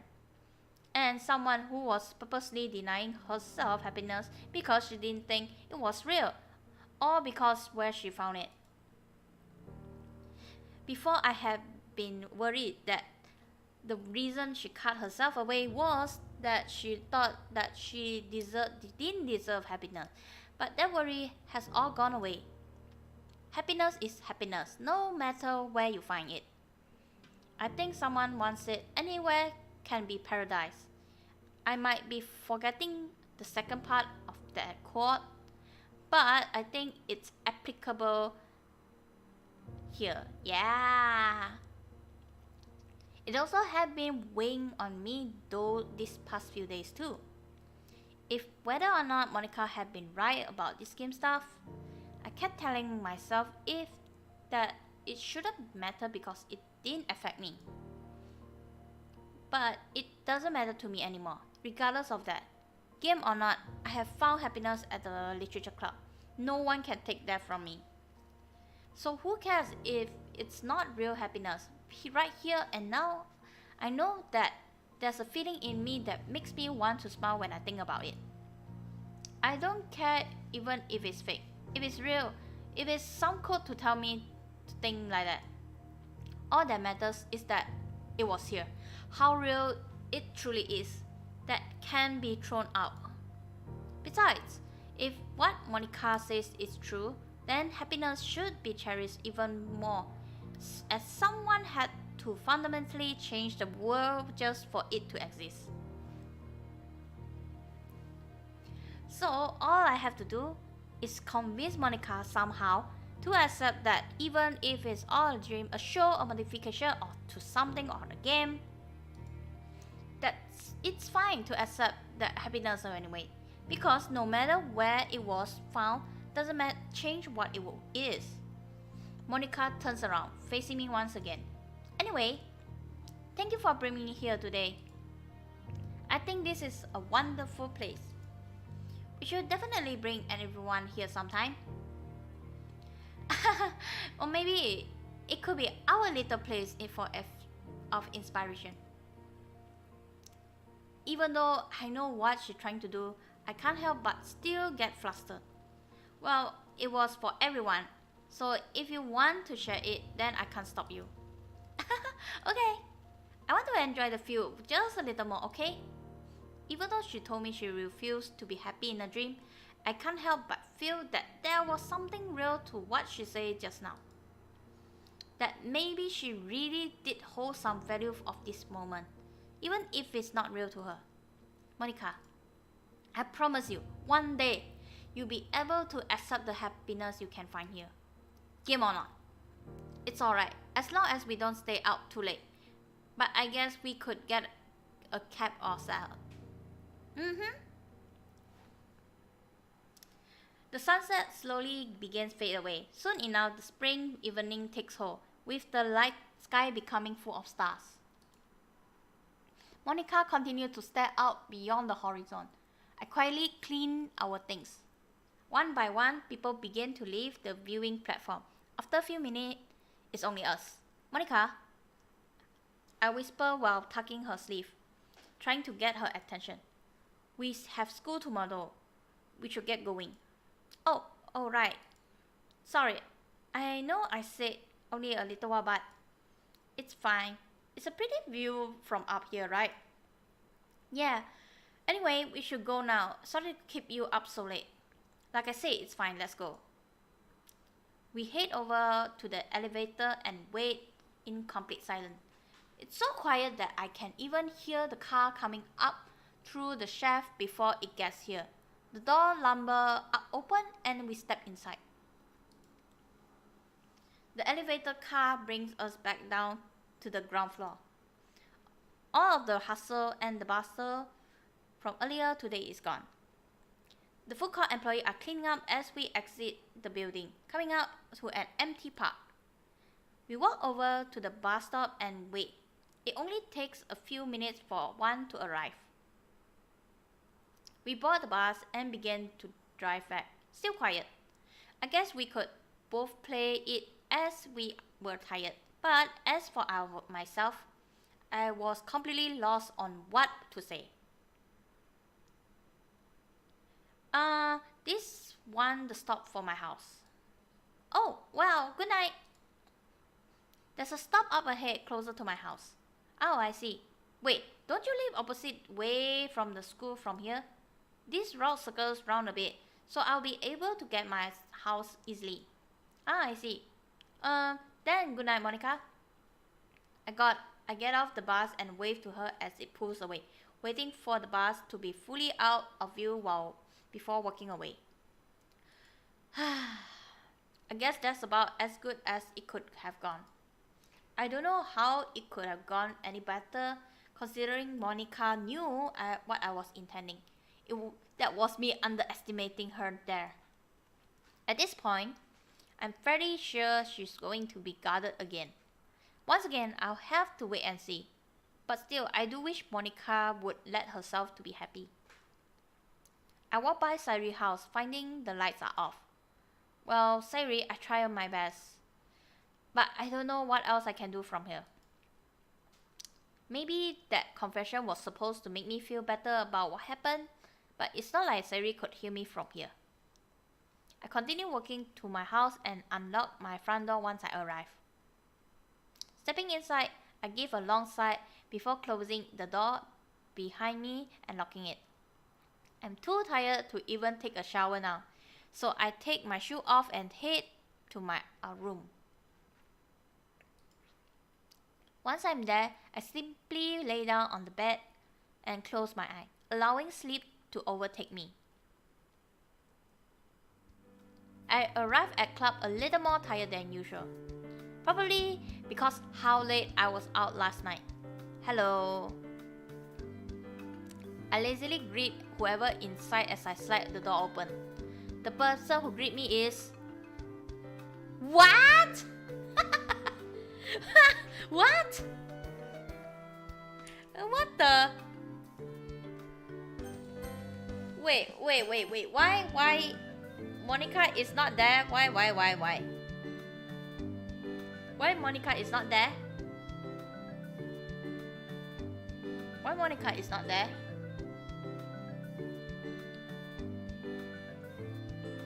Seriously, why is not there? Why is not there? Why is it not there? Seriously, why Monika is not in the list? I'm curious. What is going on?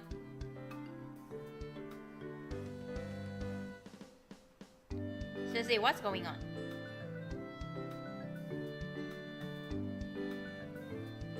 Okay, let's pick.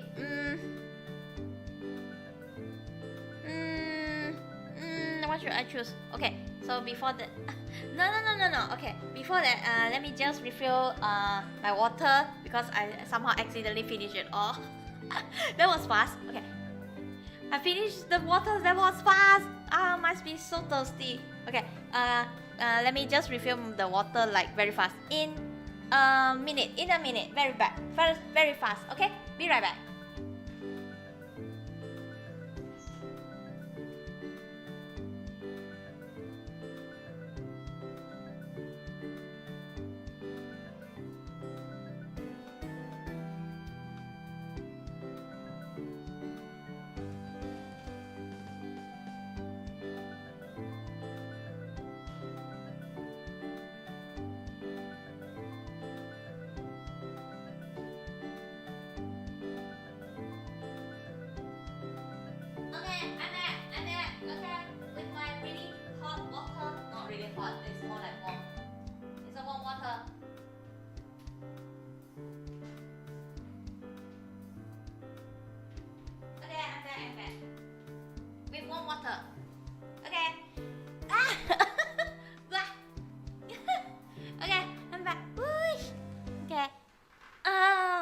a good one right there.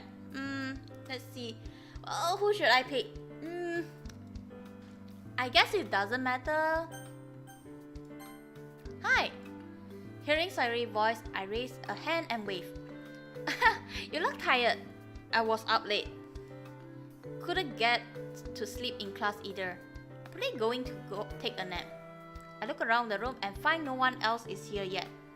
Ah, that's pretty strange. No one's here. They're all running kinda late.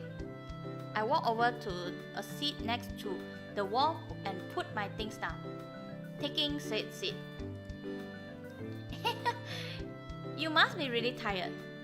Yeah. I fold my arms and make a makeshift pillow and put my head down in it, closing my eye and letting rest overtake me. Oh, at least I try. It's difficult since I can feel Sayuri sharing the desk with me as pillow space. Sayuri? Why are you on the same desk? Good question right there. Good question. Well, we haven't gotten to spend much time together, so I thought that if you were going to take a nap, I would too.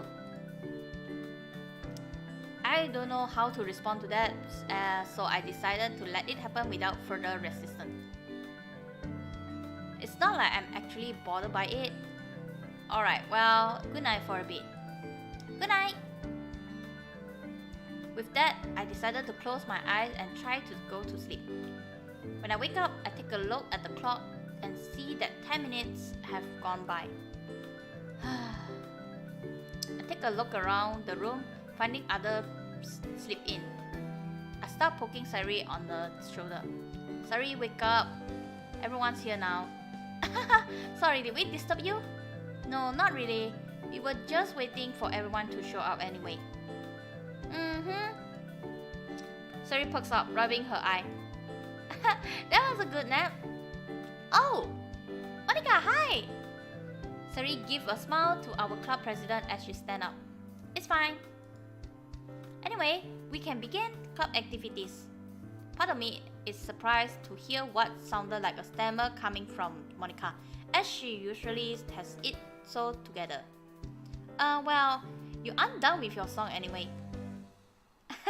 Unless we all like to do something else to take a brief break from songwriting. No one seems to have any idea from something we could do instead, so we end up lounging around. I try to keep working on my song. Sayuri pulls up a desk so we can sit next together as she works on hers.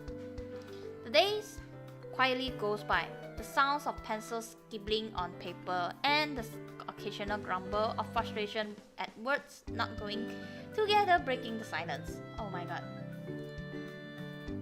All in all, it's fairly calm day. Hey! What is it, Sayuri? Could you look over what I have?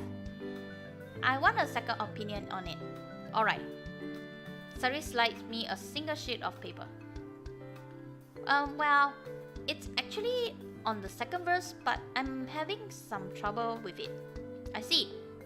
Well, I give a quick read through, trying to imagine how would it be sing.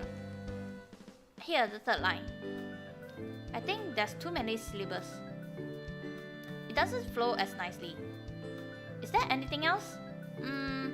I don't know if it's intentional, but you use the word sun a lot in this verse alone. I mean, if there's no other way to do it, I guess it's fine, but it kind of stands out. You're really helpful. Are you sure you didn't write song before either? Your poems are pretty good. Well, I did used to watch a lot of anime, so they sound had a fun opening. Maybe. Thanks for helping. No problem, Sayuri. After that, Sayuri goes across the room, sitting down at the desk and continuing her work from there. Or at least so I thought. The silence of the room from before when Sayuri came over returns. I take another look at my song. I still have to do a second verse. May think writing it here would be a bad idea. It's kind of embarrassing to think about it. I think about how I find friends here. Then again, I'm going to share it anyway, so they're all going to see it in the end. The time goes by quickly. So my worries about the others seeing what I wrote down so far seems to have been off the mark, since every day is kind of secretive, keeping to themselves. I guess even if we have shared poem with each other, a song is kind of a step up. We might be fine showing 1 or 2 poems to each other, but there's things that, like the genre of a song, that differs from a poem. Oh, hey Monika, welcome back, Monika. Okay everyone, I think that's all for today. It's about time to go home as well. Did everyone get some work done? Yes. I guess I got some progress done. Yeah, that's good to hear. Alright, I wanted to make some announcement. Everyone glanced at each other, wondering what it could be. Recently, I was made aware of nice viewing spot in the city. It was really good for writing. It gave me a lot of inspiration. I want to ask if you all be interested in going, not this weekend but next weekend. You don't necessarily have to use it to write the song, but I found it helped. And seeing as we're the literature club, it might be a good thing to go all together. Is anyone interested? Me! Sari immediately raised her hand, waving it around, her eyes sparkling. Okay, that's one. Anyone else? Well, I suppose it might be nice to go. Not this weekend, but the following weekend, yes? Yes, oh, but if you have something else, we can push it back to a later date. There's no rush. No, I only wanted to confirm that. I'll be happy to go. Yeah, same. It sounds like it could be fun. Should I bring some food along? Cupcake, please.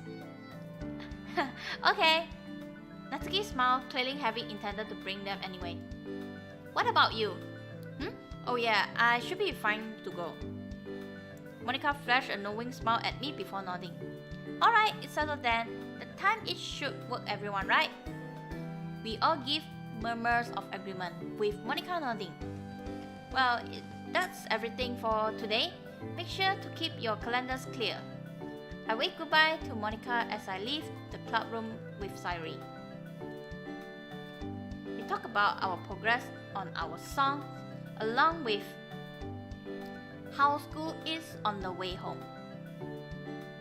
Sairi is a bit surprised Monika found a place like that and wonders if she went hunting for it. I mean, she does seem like the kind of person who do that. She really does care for the club. Well, we all kind of do, right? But Monika seems like the kind of person who wants the club to be a place where we can be happy. She must have spent the weekend looking for wit. I hope the facial, my expression don't give anything away, both about Monika, the happiness she's looking for, or the fact I was the one who brought her there. Oh, sorry. I couldn't think of anything to say that I won't give me away. Monika is pretty amazing, huh? She is. You two were in the same class last year. Yeah, we were. She was kind of untouchable.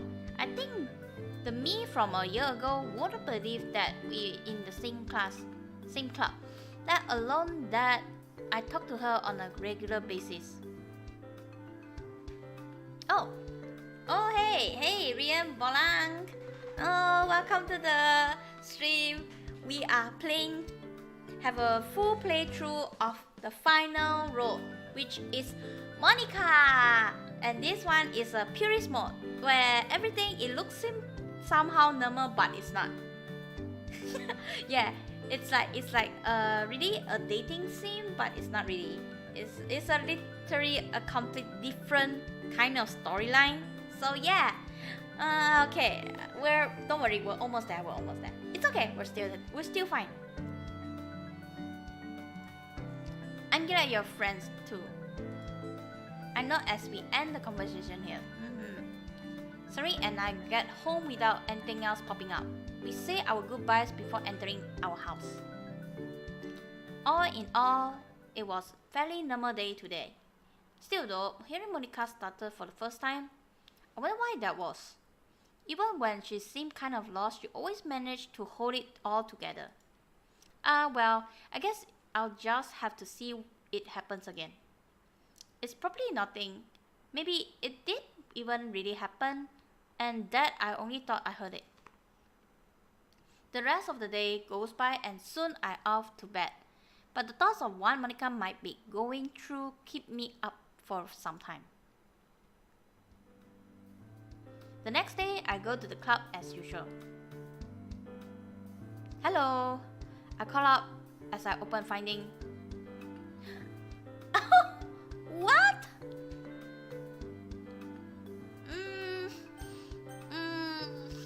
Let's try it. Wait. It's kind of weird, but let's try the other one. Okay, return. We try Yuri. Yuri! Good afternoon. Oh, hey Yuri. It seems I got here a little earlier than the others. Yeah, well, they show up soon enough, right? They should. I nod, going over to my usual seat and sitting down. Yeah, hello! Is that supposed to be some new trending greeting or something? Hello, Sayuri. Hi, both of you! Come on, you two, hurry it up! Geez, someone's energetic. Shortly after Sayuri entered the room, Monika and Natsuki come in saying their hello. Are we doing anything special today? Nope, it's the same deal as usual. Maybe we should plan for something though. It's been a while we did anything as a club. That's true. Well, maybe next week. I think it's fine like this for now. Maybe we can take a break from writing song and try writing poem again. That's true. Well, maybe we should do that next week. I'm still in the mood for a song. After all, it's only been about a week or so. Let's try to keep the songwriting for a little longer before switching gears. Is that fine with everyone? I don't see a problem with it. Neither do I. I'm fine with that too. Alright, it's settled then. We'll wait until next week and to try something new. But until then, I guess we'll just go as we've been for this week. Make sure to let anyone know if you want to help with your song. With that, everyone goes back to their activities. The time begins to crawl by as I read a book I grabbed from my shelf this morning. Probably should have read the description. Where did I even get this book again? Probably bought it on a sale. It's hard to read too. I brought it out from my thoughts, the sound of glass clinking in front of me. You look like you could use some tea. Oh, thanks, Yuri. Is that a hard book? I guess. I'm not smart enough to understand it. I guess some more glass being put down, seeing that Yuri put another glass down before she pulls a chair over. Well, maybe I can help. Oh, alright. Though, why suddenly interest? You brought a new book in today, so I was curious about it is all.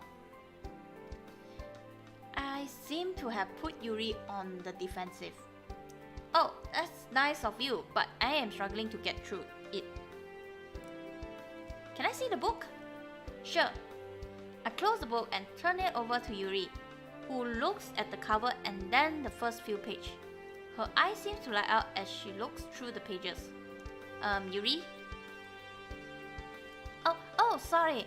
I can see why you might have difficulty with it though. It's definitely not an easy read. But if you reread several pages, it should be able to get it.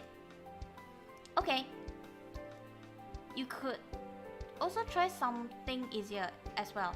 Well, it's good to push yourself. If you push yourself too much, you end up only making no progress and getting frustrated about it. That's true. Did you ever reading The Portrait of Markov? I did. It was an interesting read. Thanks for the warning about the horror though. Okay. Yuri gets up from her seat. Excuse me for a bit. I watched Yuri go over to her bag and fish something out of it, quickly turning away and when she turned around to come back. Oh, yes, you did fall asleep.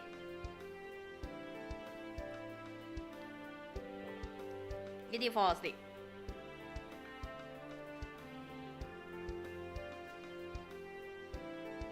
No, I'm serious. You really did what's the word? You really did fall asleep. So I don't blame you.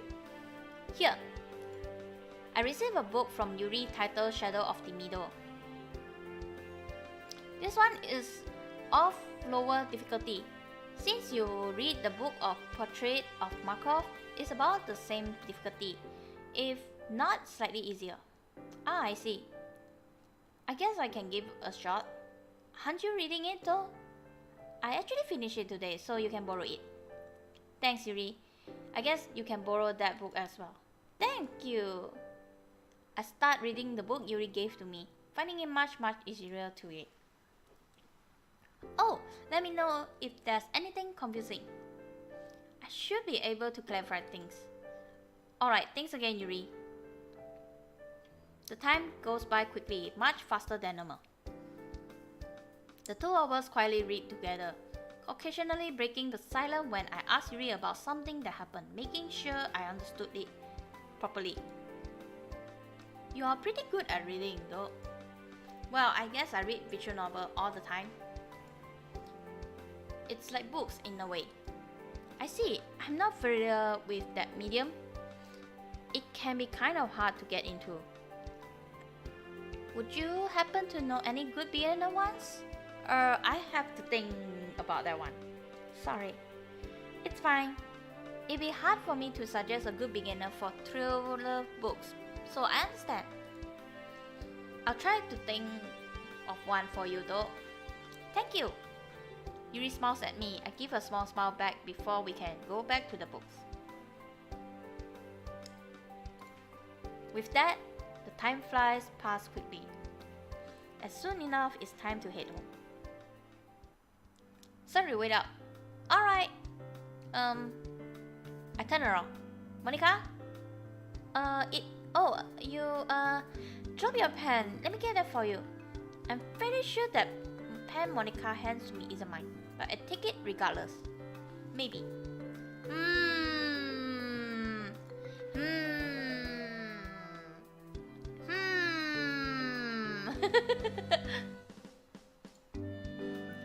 Maybe part of my word got through her.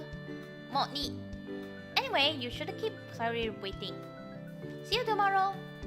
Oh gosh, that means she did have her own. Right. See you later, Monika. With that, I leave with Sayuri, heading back home. I endure her teasing the whole way home, mainly about Monika. Still, I can't help having her mind be on her. It seems like I'm breaking through to her, however slowly it is. Maybe I should wait for her to think some more. That thought enough to keep me this night too, so I end up not sleeping well. The next day arrived. I trot out of bed and head to school. The day goes by fairly quickly, though that might be because I wasn't paying attention for most of it. It's almost time for club. I didn't sleep that well, so I feel a bit tired still. Maybe I should stop thinking so much about Monika. She's lately been everything I've been thinking about. Other people might call it love, but it's definitely something different. But hopefully I don't doze off at the club today. Good afternoon. I call out when I enter the club, finding... Oh! I get it now!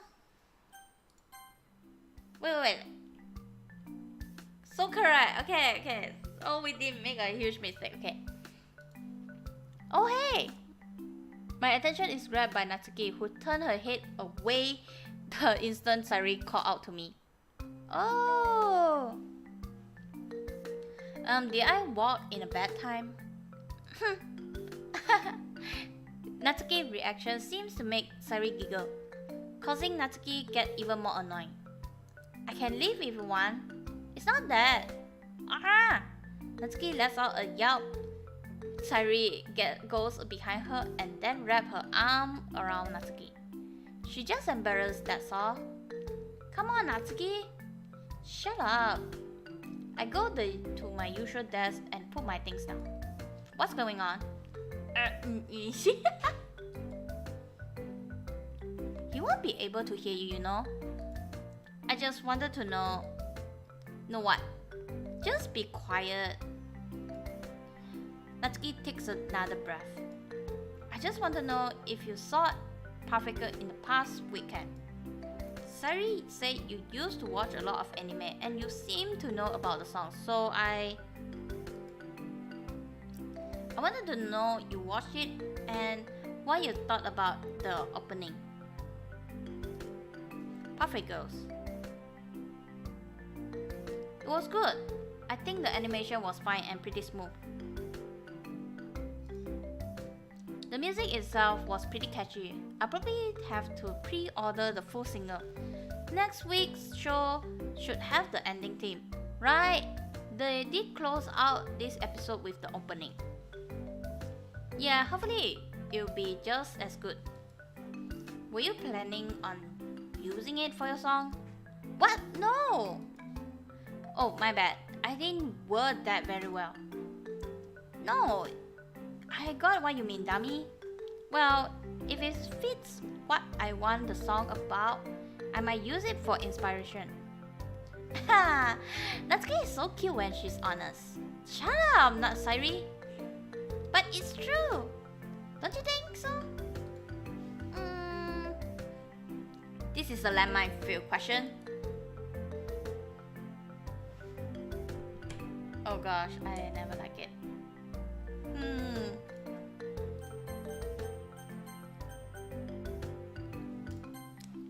Come on, tell us.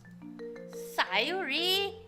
Before I can open my mouth, Sayuri pushed Natsuki forward, probably a little harder than she had to. I gotcha. I managed to catch Natsuki before she can stumble over into me and into the desk. Sorry about that. I forgive you this time. Don't think I haven't gotten about you. Oh no, Natsuki mad! Sari only laughed as Natsuki pouts more. It's quite lively here. Right. I quickly stepped away from Natsuki, letting go of her. Sari shoved me. Sari, please don't push everyone around. Sorry. I'll stick to hugging from now on. Right. Monika then paused before putting on a smile. But it seemed quite energetic in here. What is going on? We were just talking about Perfect Girls. I quickly shoved my comment in before Sari can say anything. It aired this weekend, so Natsuki and I were talking about how we thought the first episode went. Sari thought to play with Natsuki and ended up pushing her a little harder than anticipated. I see. Well, make sure to be careful. Oh, hi, Sari. Sorry for being late. Someone asked me to take over their cleanup duties today. What are we being careful for? Things like playing around in here. As I was saying, since we sometimes have tea in here, it probably would be best to keep calm and not play around. Yes, having hot tea spill around won't be best. Don't worry, I'll behave. Sari gives me a knowing smile, as if to say we're not finished yet. Anyway, I guess today the same as yesterday. If you want to help, then we're here for you. But other than that, you're free to do whatever you want. Everyone seems fine with this and goes about their normal business. Well, I'm glad I grabbed some manga this morning. I start reading the first of the volume I brought with me. Hey, I look up finding Natsuki standing next to my desk. Did you need something? No, just... I thought we could talk about Perfect Girls. I noticed Natsuki has volume 1 and 2 in her hand. Alright, those are the ones that got adopted this last weekend. Well, I think they did okay. My only concern is that the rush through first few volumes since the beginning isn't exactly the strongest. Yeah, it is a little generic from the start. But hopefully they'll find ways to make it exciting or gather attention, since the beginning might be generic, but it lays out all the groundwork. Well, hey, if you haven't doing anything this weekend, we could maybe watch the episode. It'd be nice to watch it with someone who read the manga at least. Sari gets a pretty harsh look on from side Natsuki, but it only makes her laugh more. Never mind. Let's just talk about it next week. Alright. I noticed out of the corner of my eye that Monika was watching us, her eyes starting back to the paper in front of her as the conversation ends. The rest of the day goes off without much incident, though Natsuki seems to avoid talking to me afterwards. Maybe I should take on her invitation. Either way, eventually we all have to leave. Hey, Sari, wake up. Oh! Ooh! Ah! I get up from my seat and start working after her club end, with Yuri and Natsuki having already left. But I felt some resistance from my left hand. Look over, I see Monika. Why? Sorry, just go on ahead without me. I'll catch up in a bit. I hear some giggling from beyond the door, and before some footsteps, most likely Sari walking away, echo away. Monika, you had so much fun with them over the past few days. They're so happy. Their smile look like they never fade. Why? Why is it that you're so happy with them? Why does it hurt so much? It shouldn't matter. It shouldn't matter at all. But why does it hurt? No, rather, I feel a warmth from behind me, two arms snaking around my chest. Why did that happiness have to leave me? I had it. It was a place we could have been happy, but you're trying to make me happy. I know that. It's why you done this, right? I can't bring myself to answer. Part of me feels like it isn't exactly my place to answer just yet. But I realized that I've been victorious. It took a little while longer than intended. Monika let down her club president facade, even in the school. You haven't denied it's my role either. So why couldn't we have just stayed in the classroom? Why did you have to tear down the happiness we had together? Ooh! Wah!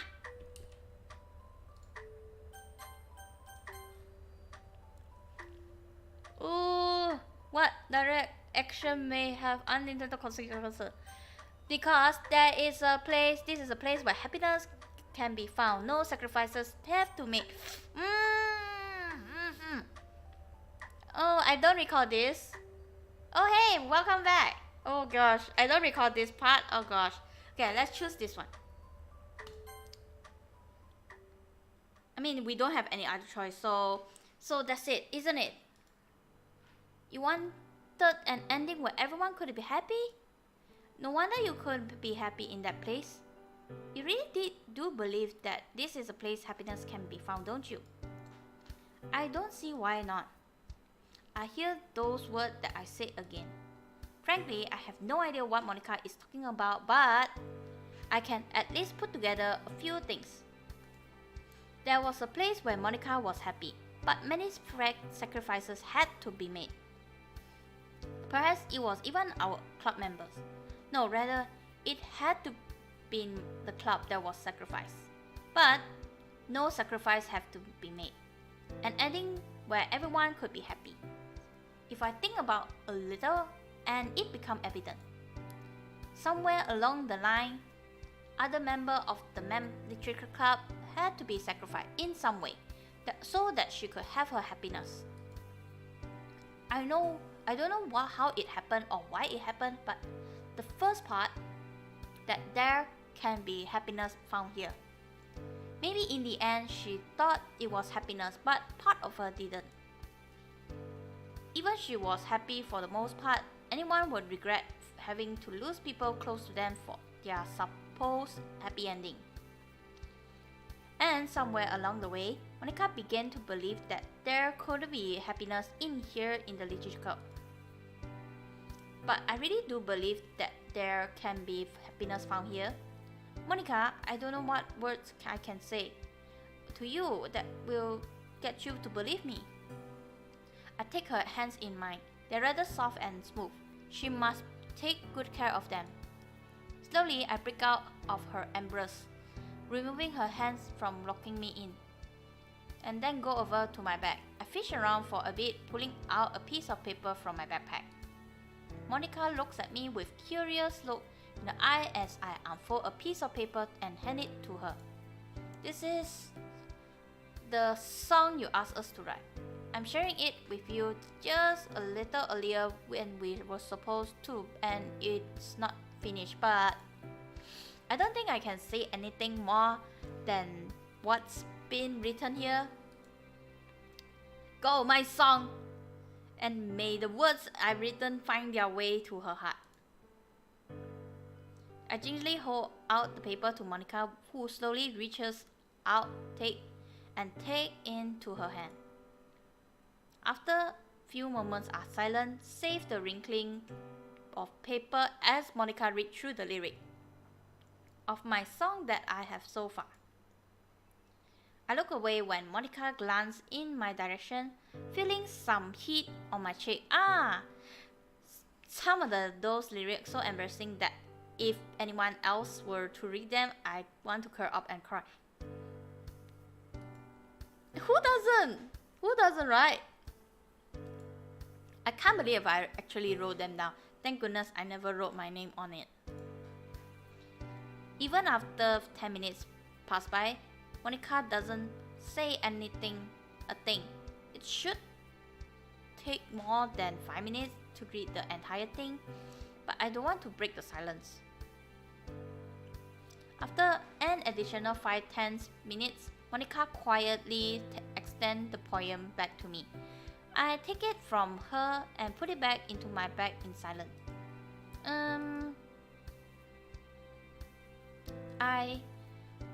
That's what you really think, huh? Yeah. Monika suddenly speaks up, but the trails off, unable to finish her sentence. Excuse me. Quickly grabbing her things, Monika exits the room without another word. I think about following her, but right now, I think Monika needs some space and a bit of time to think about what she read. I didn't think it was that strong, but maybe the emotion I put it in got through to her. Because every word I put down in there, I truly believe it. Monika, well, I guess I need to clean the room now. Normally, Monika take care of this, but seeing what happened here today, I don't think she is in any state for that. I walk around the room, fixing the desk, pushing the chairs, and make sure the closet or back room is closed. Once everything is set and ready to go, I leave the club room and close the door behind me. Does Monika actually lock the door when she leaves? I guess I never seen anyone to actually lock it, but this classroom does get used throughout the day, so I don't imagine it should be locked. Well, I guess I can't do anything about it. If we get in trouble, I'll take the fall for it. It wouldn't be fair of me to make Monika take blame considering I was the one who did. Well, what happened today? Once again, I'm hoping my poem got through to her. I left the school building and head home. I arrived at the club next day, but Monika isn't there yet. Hi! Oh, hi, Sairi. What's going on? Nothing much, but Monika was distracted today. I thought you two didn't have class together. Sometimes we eat lunch together. Oh, I see. Do you want to know what her favorite food is? Sari gave me another teasing smile, but it quickly turns into a small frown. Still, she seemed really distracted and distant today, a little more than usual. Did you say something to her yesterday? I hope I wasn't the cause of it, but we did talk. A sudden pang of guilt, worry shoot through me. Maybe I should be a little more delicate.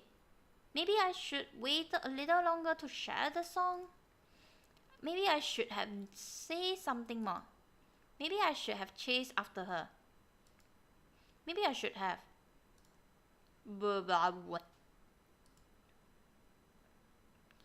You look kind of worried here. Is everything fine?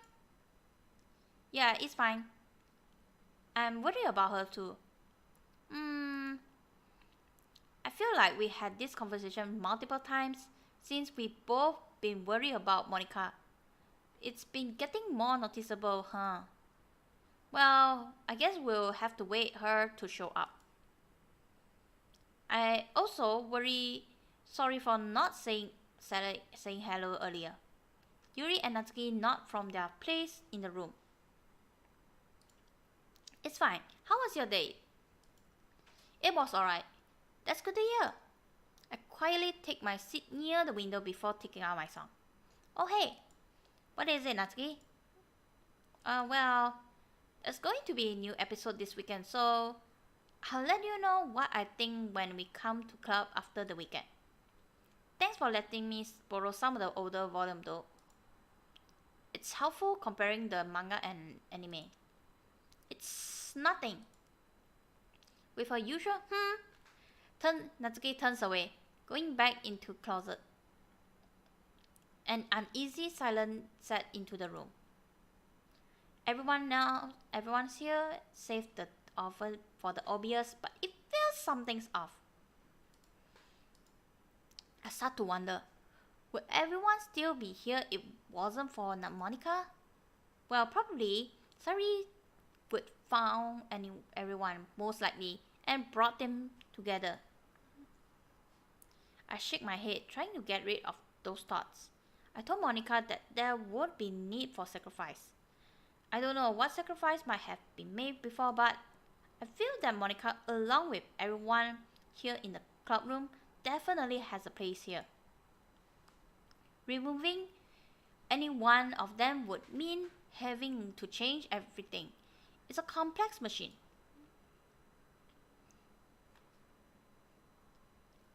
Taking out one part means at the best, the machine works, but it's clunky at this job, and at worst, it's no longer even work. I'm going to look for Monika. Sari makes a declaration, breaking the 50 minutes of silence. I'm really worried. She never this late. Everyone glanced at each other. I put my song back into my backpack before standing up. I'll go as well. Should one of us stay, perhaps? Yeah, that's probably a good idea. In case she's actually running late. Yuri, do you mind? Yuri shakes her head. Natsuki, do you want to come with us, or are you fine staying with Yuri? I guess I go with you guys. Are we going to split up? It might be faster that way.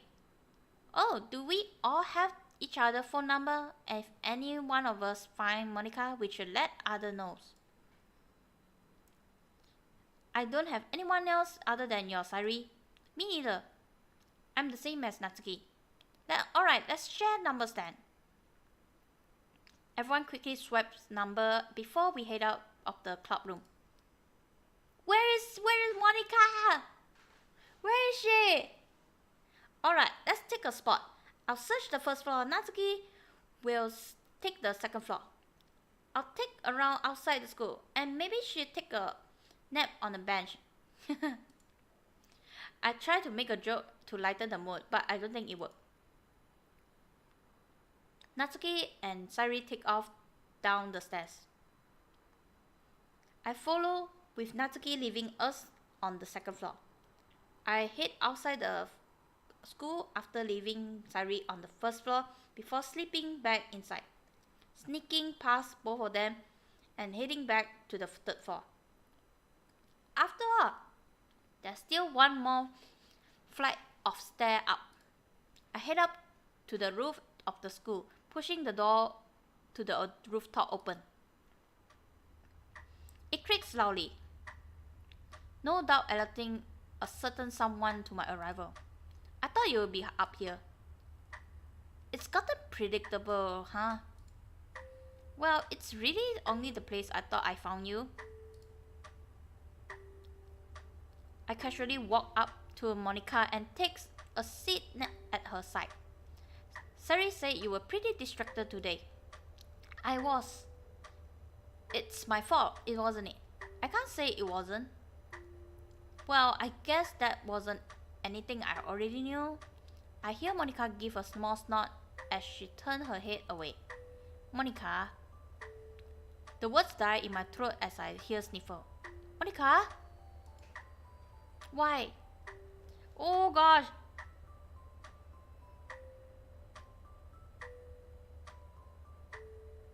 What happened? What happened? What is going on?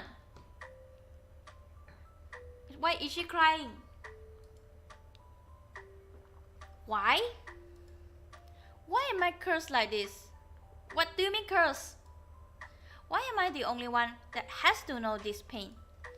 All the others, when they feel things, it's all scripted. Aww, Monika.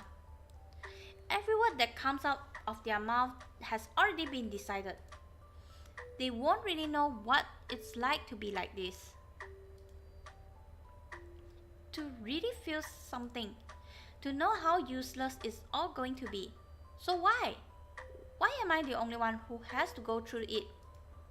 Monika turns to look at me. Her eyes swollen and red as tears stream down her face. Why am I the only one who has to know what this loneliness is like? The way it eats me from the inside, gnawing at everything I think, I can't get that feeling out of my bed. You're the only person who could help me, but you can actually choose what to do. But you spend all your time with the other girls. That was my fault though. I told you to do it, even though maybe I was hoping you'd be stubborn enough to still chase me. Monika flashes a smile through the tears. Oh hey MC, welcome to the stream. It's okay, we're almost there. We're almost there. It's okay, we're almost there. We're almost there. We can do this. It hurts. It hurts so much. Knowing you better with them, even though they're not. It hurts like nothing I ever felt before. Even being deleted, the feeling of the game being closed, it was nothing compared to this. Is it so much to ask just to have you look my way and for... I just want something.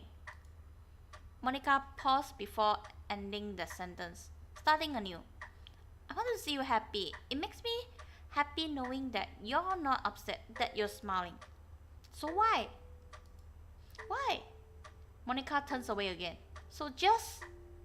I already accepted it. I already know there's not going to be any happiness here. That it doesn't matter. So load your game, okay? Alright? Go to any of their routes. I'm sure you'll be much happier. Even if I want you here, you won't be happy. As long as you're happy, that's fine with me. That's all I wanted for you. I'll deal with it however much it hurts my heart. as long as you're happy. It's probably better that I leave the picture anyway. Well, not entirely, I guess, considering what happened.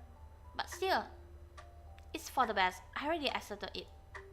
It's for the best. Who's best? Mine? The literature club? Whatever the answer is, it definitely isn't Monika. You idiot.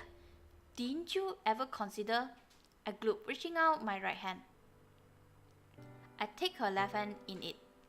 Monika doesn't resist, so I clap a little harder so she won't be able to run away from my words. I slowly entwine my finger with hers, feeling her smooth skin between my crossed fingers. That maybe my happiness depends on yours?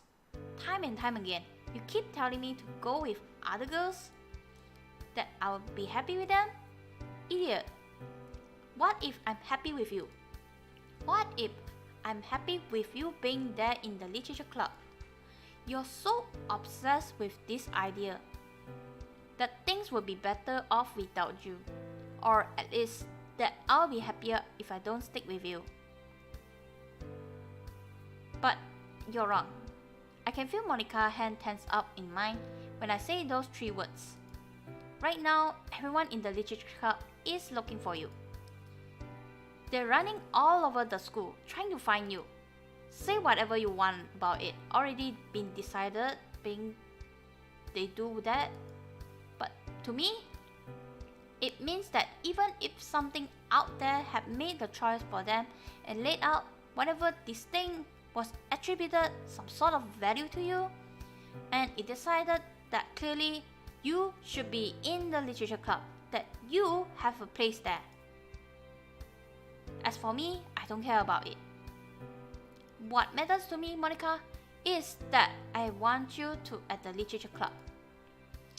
That there is happiness that can be found only if you're there with us.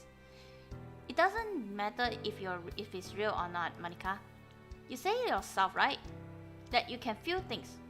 That whatever you feel isn't control. Your happiness is going to be your happiness because you choose it. You also said it's a mod, right? Yeah. And that there wasn't happiness to be found in the original? I say that. Then anything you find here should be more valuable, not less.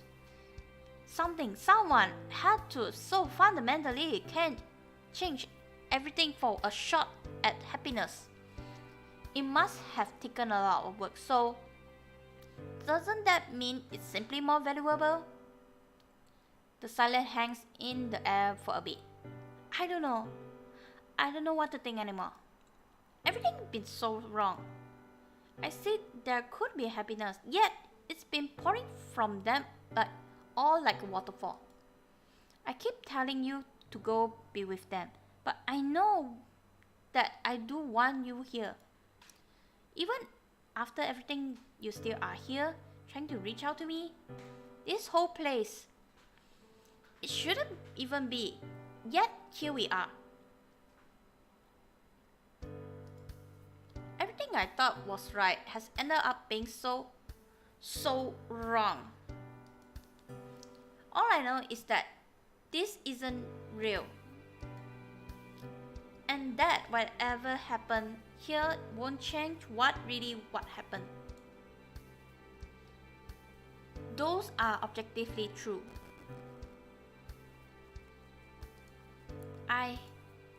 You're not alone anymore. Monika, I don't know if you will ever to see things from my point of view. However,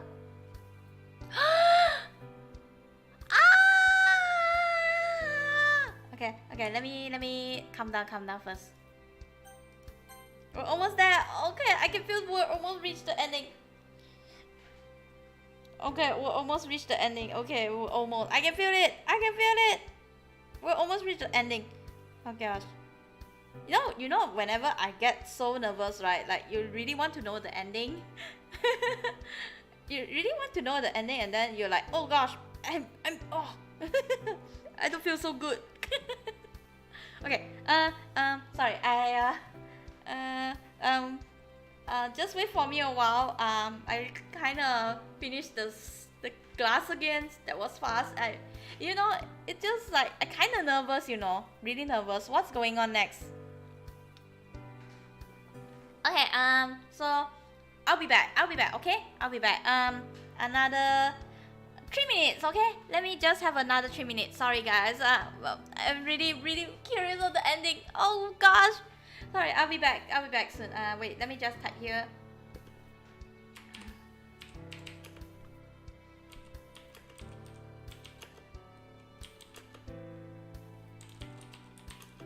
Three minutes, okay? Just wait me for 3 minutes, okay?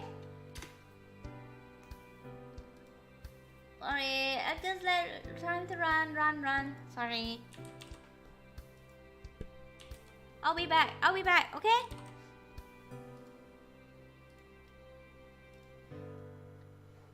Sorry guys, really another 3 minutes. Just bear with me. We're almost there, okay? Bear with me. 3 minutes, okay? 3 minutes. I'm so sorry guys.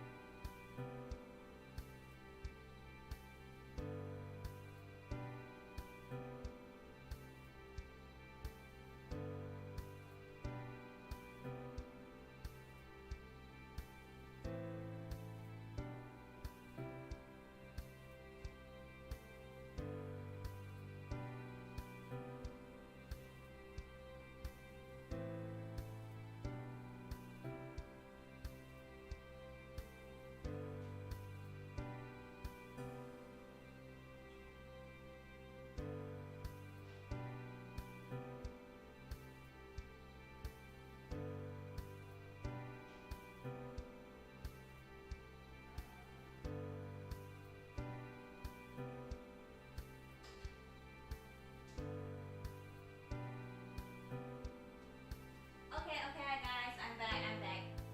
Sorry guys, I'm back. Okay. Phew. It's okay, we've almost reached the ending. Okay? Whew. Okay, I'm back. Okay, I'm back. Okay, just give me a moment, okay? Okay, let's see. Okay, oh gosh, I'm back. Okay, let's see. We're here, right? Okay, well, we are considering it. Yes, we are. Okay, so let's see. Where are we now? Okay. Since we're only given a one choice, so definitely I want you to be happy. I say the words that are given to me, but in the end I believe them too. I want you to be happy. And I said it before, right? I don't know if this whole game business is real, or what sacrifice were made to get you the happiness you say you had before. But I want you to be happy without sacrifice this time around. Whatever those sacrifices were before, I will know.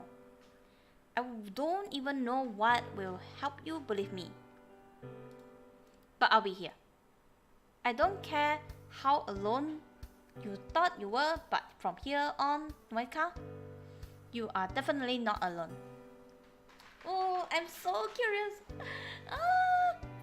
Oh gosh, please be happy, Monika, this time. Only this round. I'll be here until you find that happiness, and even beyond that. I give her a hand a squeeze, as if to reinforce my point, praying that the warmth in my hand will get her to believe. I see Monika silently nod, and I can feel her hands slightly trying to break out of my grasp, so I let go. She stands and turns, showing her back to me. I don't know if I believe you yet, but if everything I kept thinking seems to be so wrong, then maybe you might be right. Or maybe because as well, but that hasn't been proven yet. Monika slapped her cheeks with both hands before taking a deep breath. Okay, let's go back to the club. Oh right, hold on. I remembered to call the others. Sorry, oh yeah, it's me. I found Monika on the rooftop. Can you call Natsuki? I'll meet you all in the club room. No, I wasn't. Look, I just had a hunch after not finding her at... Sorry, stop laughing. I'm hanging up. I end the phone call and tuck the phone back into my pocket and sigh. Anyway, sorry.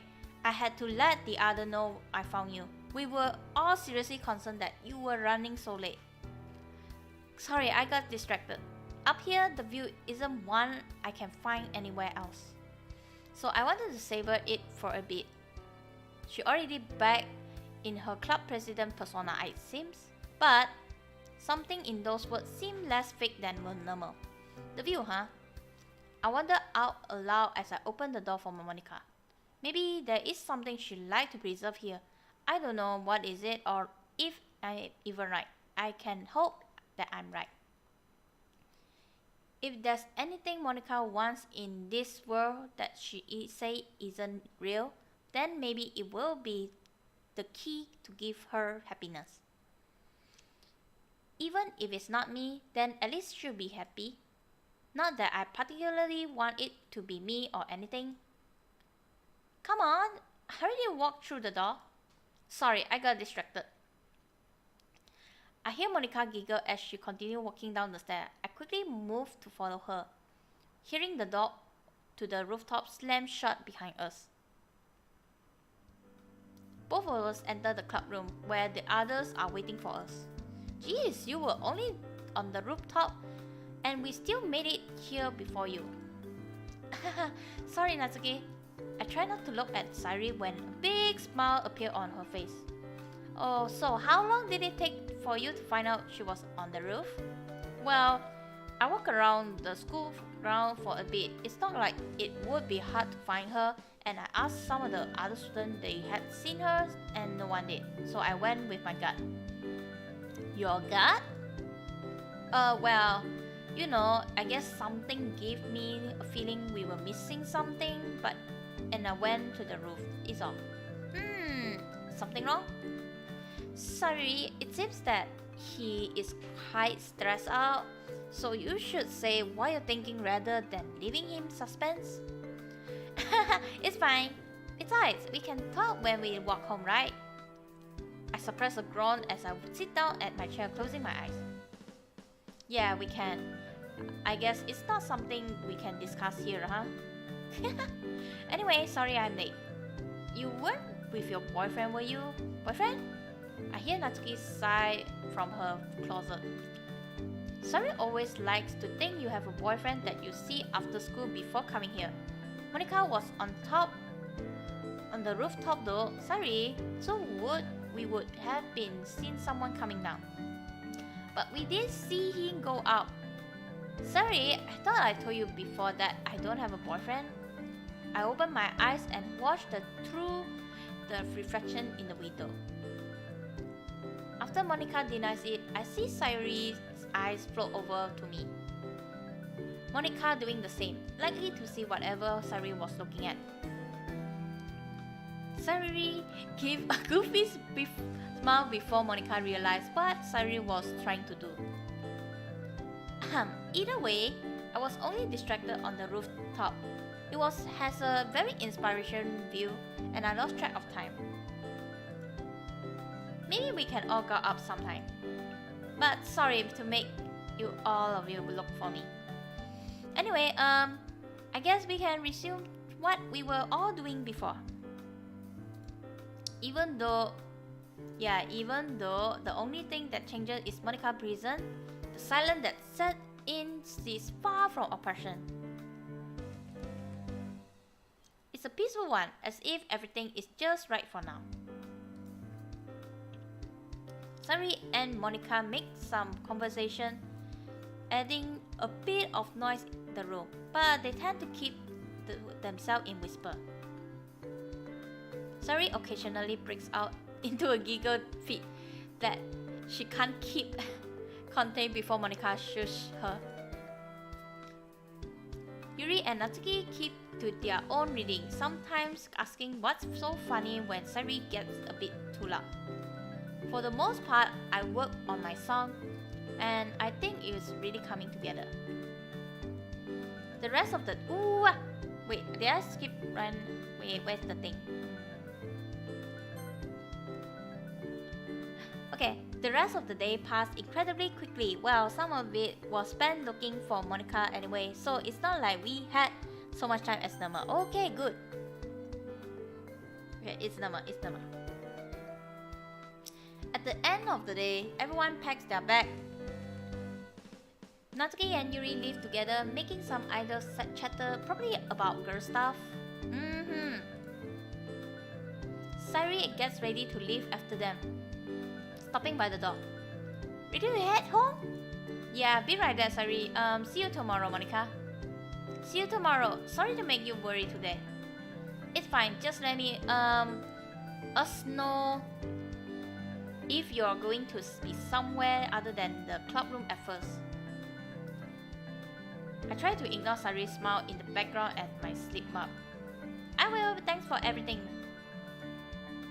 I give a quiet nod before heading out with Sari. Knowing the first word out of my mouth would be cut off, I didn't say any single thing. So, unfortunately, Sari started the conversation when we were roughly halfway home. There's absolutely no escape. Why didn't you get any of us before you checked the roof? Well, you know, if Monika wasn't up there, then I wouldn't have brought everyone up there for nothing. That sounds like a good enough reason to me. I guess that's true. Thankfully, Sari seems to buy it. Either way, it seems Monika a lot happier than before. Right before she talked with you. I try not to let the insinuation get to me. It was nothing. What was nothing? Oh no. Nothing was nothing. Sari giggles at my babbling. We just talk is all. Maybe it was because this whole song business we aren't sharing daily anymore. So you know, we're not talking and interacting with each other so much. And how when we had daily poem that was the case, we're sort of drifted back to those days before I joined the poem business happened. I quickly say whatever comes to mind. Oh, I guess Monika would be distracted about that. She really does like the literature club, so things sort of drift after we all came together. Yeah, I know. I'm going to write a poem tonight. Songwriting is super hard anyway. So it'll be nice to have some easier. Are you sure you're not just slacking off? Shh! Besides, we still have about 2 weeks. I guess so. Well, whatever Sari wants to do, I'm sure it can't help. But still, I think today I decisively broke through to Monika. Maybe she can let herself be happy. The next day at club, Sari asked if others can look her poem. Well, you certainly improved, Sari. Yuri is the first to speak. After we all read it, since Sari specifically requested, we all read it before saying anything. Your use of metaphor has improved, but I see your language and word choice has stayed the same. There's nothing wrong with that though. Just because she's using metaphor doesn't mean it has to be high-flying and wordy. It's at least simple to understand. That is true, it might only be personal preference. Well, I like it, Sayuri. It's a little bit bouncy. It was lovely to read. Thank you for sharing. Even if I didn't ask you to write a poem, well, I wanted everyone to talk each other again, and it worked. Oh, what did you think of Sayuri poem? Well, I did like it. Even if I did know you had written it, I think I probably would have been able to tell you had a hand in it or something like that. I don't know too much about mixing in metaphors, so the most I can say is that it was enjoyable to read. The lines didn't feel clunky or anything. Thank you. Too bad I couldn't put this into my song. It just doesn't fit. Speaking of the song, how is everyone coming along? We have a bit under 2 weeks until we're sharing. Oh, that's right. Oh gosh. Everyone looks a bit shifty when Monika asks about the song. It's coming along, but I just need to make sure at least read okay. But it should definitely be done by our deadline. Likewise, songwriting is definitely not my fault, as I had to shorten a lot of the language I use, but I think it should also be done on time. Don't stress out too much about finishing it. I think it would be better to have half of song written lyric rather hastily completed song. Noted. I would have to finish it, but I keep that in mind. Natsuki, how about you? It's in the works. I'll have it done on time to if goes smoothly, but I'll keep what you told you read in mind as well. Songwriting, it's a lot different compared to writing poem. Sorry, it was too ambitious task for us. No, it's fine. Okay, Sayuri, I'm not trying. I wrote that poem as a part of a break. It was really hard trying to write more lyric every day. Oh, that's good advice. For the rest of you, it seems like you're stuck. It's okay to take a break and then come back. Just as long as you actually come back, you know. Well, does anyone have anything else they'd like to share about Sayuri's poem? Everyone glanced at each other, but I think we all said our piece. It seems like that's everything. Thanks again for sharing, Sayuri. Afterwards, everyone goes back to their usual activities. As I've been doing the past few days, I take out my song and take another look at it. I suppose it is coming along nicely. I read over it again, making sure that the syllable count is spot on. I even try to put it into a tune. Fortunately, it seems a constant reread have paid off, and no lines in particular stick out as running for too long or falling a bit short. All that left is double check the language so far, and then write the bridge and final modify refrain. It's sort of like I was writing an opening theme structure-wise. It does make it rather easy though, since I have something to work off with. The day quickly passed by in silence. Soon enough, it's time for club to head home. I look up from my desk, finding Monika standing in front of it. Yes, Monika? Could you stay after the club today? There's something I'd like to speak to you about. Monika paused with a whisper, one that was definitely supposed to be heard, interrupts her. Go, Monika!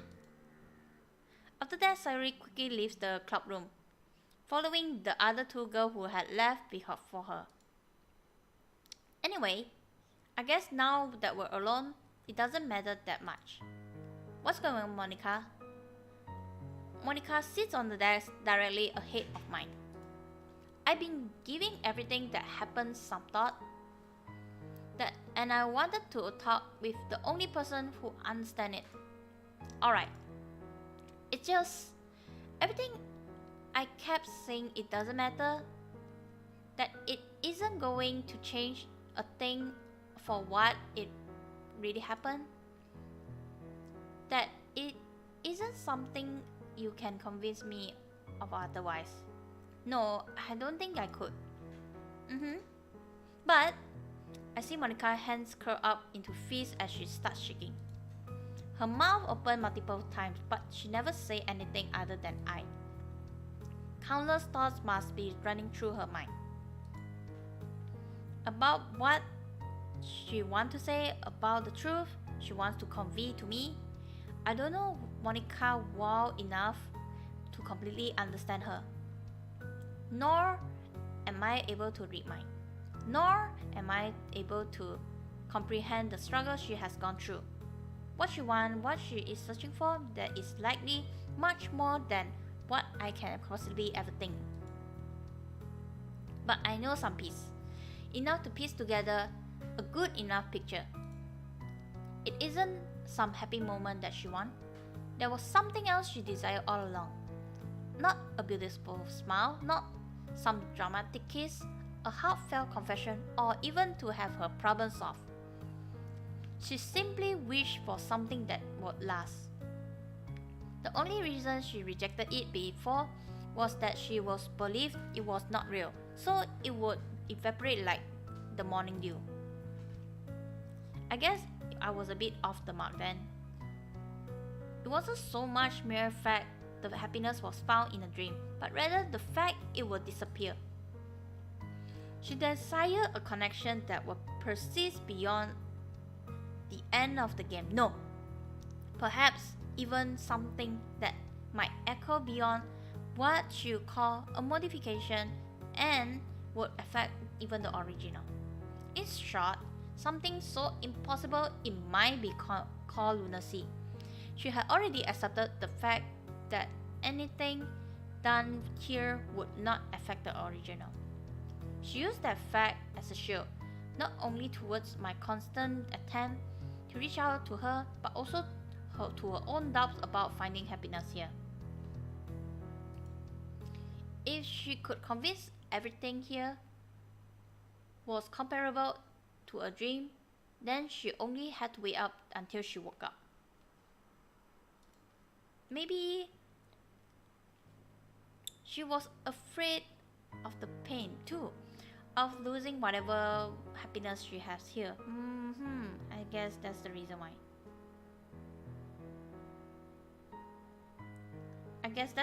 why. But it's okay, we're almost there. We can see what we're going through.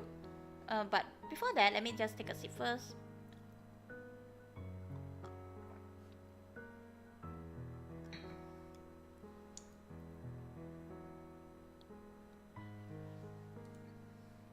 She always kept saying to go pursue another girl.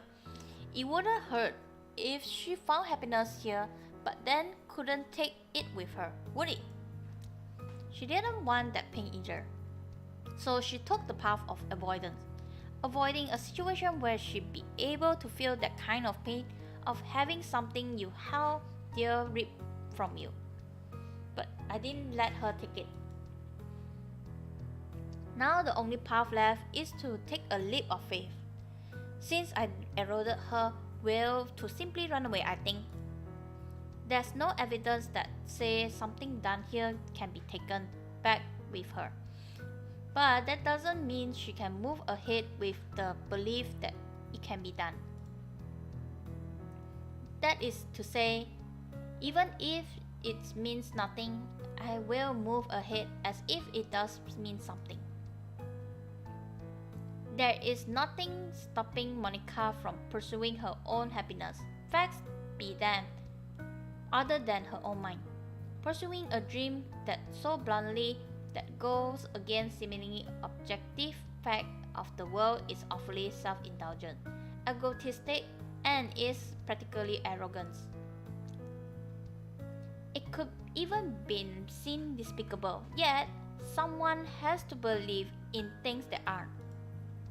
How else can they otherwise become? Monika told me time and time again that nothing could do would matter. If nothing I do matter, then the only thing that matter are what I do, because that's all that there will be. Maybe I can't change the big picture, maybe nothing I do will affect the original, but if I can do here and now is reach out to Monika and make sure she's not alone, that there's someone that she can share the burden of her wish, that she doesn't have to step forward without anyone by her side. Even so, okay, let me just slightly adjust it. I want to say something that isn't necessarily real, but something that I can keep me with me forever. With that, Monika admit her selfish wish to me. I understand, Monika. I don't know how I can help you with that. I put a hand up to stop Monika from talking so I can finish. But I'll be with you every step of the way. It doesn't matter to me how insane she might sound. I made my decision long time ago. That I didn't care about this whole game business.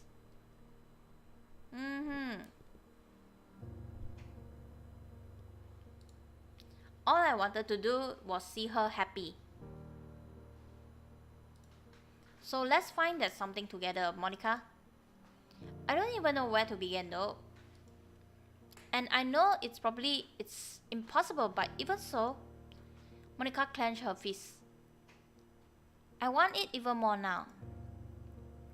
And when you said there didn't need to be sacrifice made, Monika turned her head away, not looking toward me. You know, you have no idea how much I wanted to believe you. Sometimes I forget which one I'm talking to. It's like there's no difference anymore. Sometimes Monika still managed to say something that completely baffled me, but I don't mind anymore. What can we really do though? I don't know.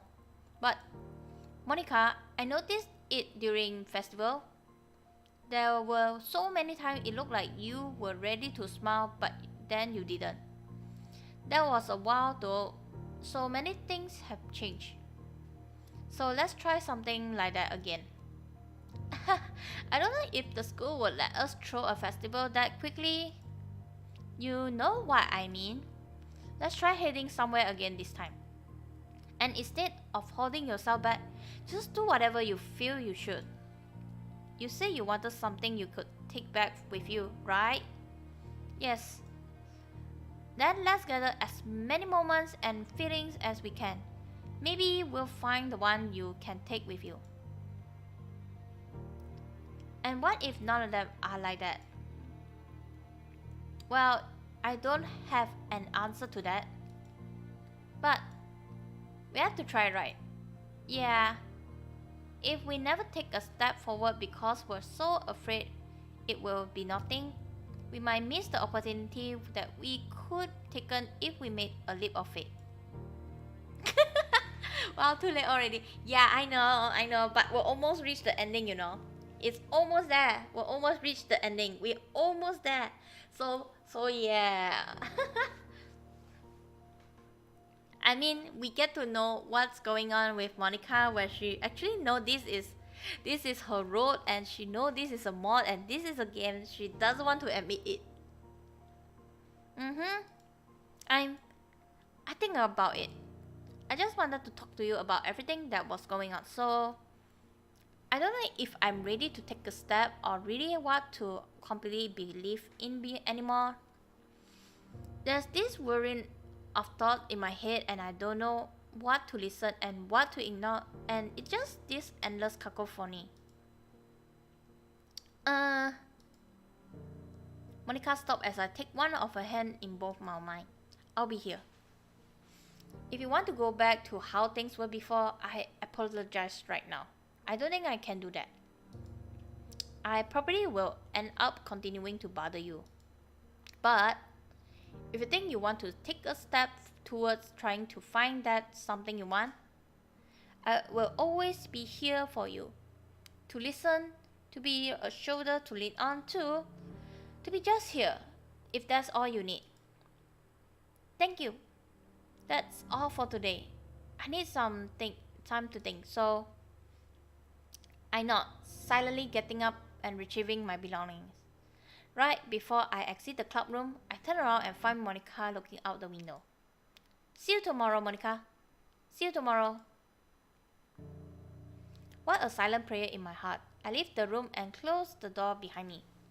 All I can hope is that Monika will choose to try to take a step forward. Maybe I should go back and make another push. I move my hand to put it on the door handle, but stop. No, I shouldn't. This is something Monika needs to choose for herself. I said my piece. I just need to wait. Wait and hope. The weekend almost seems to vanish. Maybe it's the fact I was tense. I almost ended up calling her so I could stop wondering how she talked to me on Monday. But soon enough, it's Monday anyway.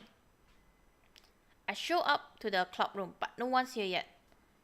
I take a look at the clock on the wall. No, I'm not earlier than usual or anything. So where is everyone? Well, I guess I can wait for a bit. I go to my usual desk and put my bag down, taking a seat and looking out the window. I can't say I know why, but I get the feeling everything going to come together soon. And that maybe time is running out. I still don't know how much I believe Monika game business, but I know that there isn't a game that really infinite. It has to come to an end someday. If that's the case, I'm suddenly afraid about if Monika will have enough time to turn things around before it all ends.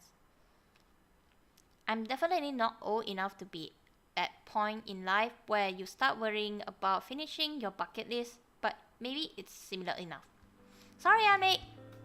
I'm the only one here, Sairi. I wave to her as she enters the room and looks around. Oh! How are you? How was your day, Sairi? It was fine. I also managed to finish my song. Maybe. I might go back to change a few things, but I have all the parts done. I might even finish early. That's good. I'm sure Monika will be happy to hear that. Both of us paused as the door opened, when with Natsuki and Yuri coming into the room.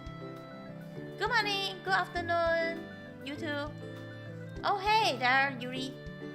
Hi, Natsuki. Hey, Sairi. Monika not here yet? Nope. I hope she isn't being held up by anything. Why?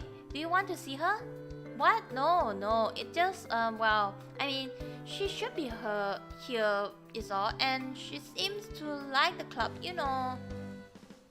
So I quickly stumbled over my word again, crumbling under Sairi's smile and the gaze of the other two girls in the room.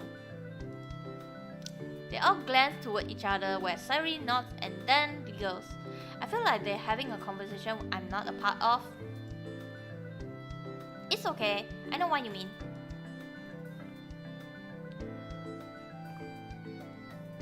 I decided to look back towards my desk, finding it suddenly much more interesting. I probably sounded like a huge crush on her or something like that. To be honest, I've been so preoccupied with wanting her to be happy. Well, I guess I should answer why I wanted her to be so happy in the first place. Maybe it was because I crushed her on her a little. Part of me probably hoped that maybe she'd grow to be like me a little if I reach out to her. But things are different now. I definitely got positive feeling for Monika, and maybe I do harbor a bit for of a crush on her. Like anyone else, a person value life. They want to see them at their best and full of happiness. Either way, I guess those two feelings are kind of linked. It's still embarrassing to say it out loud though. Oh hey Monika! I try not to turn my head too quickly as I hear Sairi call out as the sound of the door opening breaks the silence in the room. Oh hey, everyone beat me here again. It's not exactly fitting as a club president. Well, as you were... Sorry to interrupt. It's fine. We were just wondering where you were again. We might have had to search the school. Please don't remind me of that. It's a bit embarrassing. Well, it isn't going to happen again, right? I hope not. I don't want to make you all worried. Anyway, let's get to work. Go! Ooh, Monika! Can you take a lot of this one verse though? I'm not sure it's super fitting. Sure, let's get the desk first. Oh, and hello. Hey Monika, don't mind me, I'll just be reading. Alright.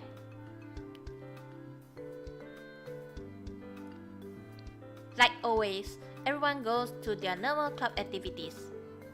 I decided to take a book out from the bag since I grabbed something in case I didn't want to work on my song at the club and start reading. The day passes without much incident and the club period comes to an end. Ready to walk home? Actually, I think I'm going to read a little more. I'll wait for you then. Sari gave a knowing grin as Yuri passed by her, saying her goodbye for the day, followed by Natsuki.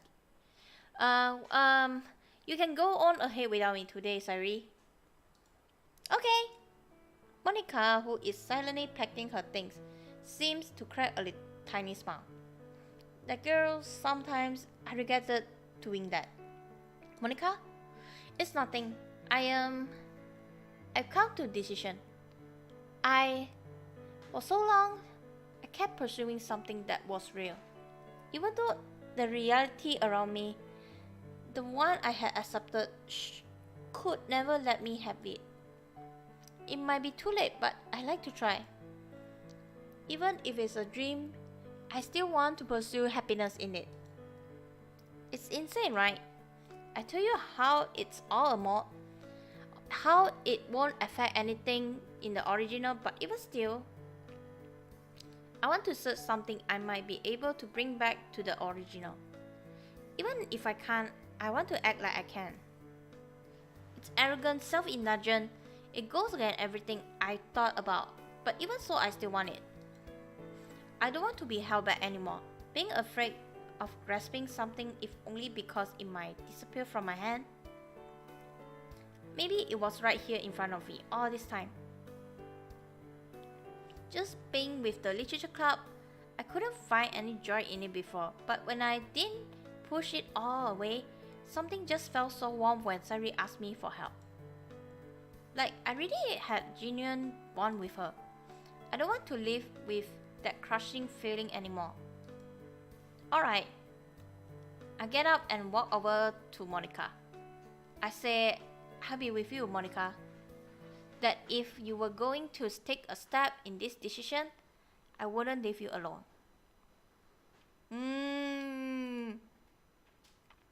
So since you want to try to find it, I'll always be here for you. Then, would you perhaps... Monika paused, turning away from looking at me. I wonder what is going on. Would you perhaps like to go somewhere this weekend? I'll have to cancel the group outing, but the last time we went out, things didn't go very nice. But I think now it should be better. I open my mouth, but the words die in my mouth as Monika takes my right hand in hers. I won't hold myself back. So would you maybe like to go? I'd be delighted, Monika. Same time as before? Yeah, that'll be good. Alright, now have to let other knows. I see you then. Yes, I'll see you then as well, Monika.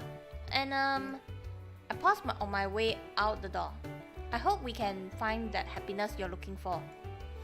Even if we don't, I just like say that I've truly enjoyed all this time with you so far. Monika gave another smile, one that let me know that she's not turning back. Anyway, I'll be off. Have a good afternoon, Monika.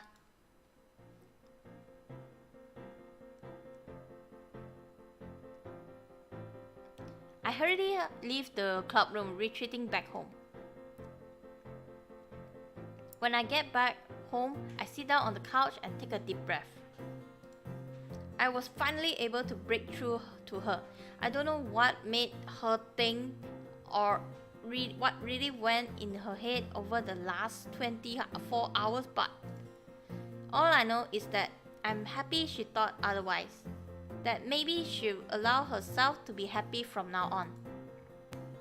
That maybe I'll get to see a real genuine smile on her face, one that isn't held back by thoughts of us. That this upcoming Sunday, I hope to see that smile. The next day passed by incredibly quickly, and soon enough it's Sunday already. Sari already bugged me about it yesterday, teasing me about my date. Monika apparently had something urgent come up with, and with it being so sudden, she suspected it was me.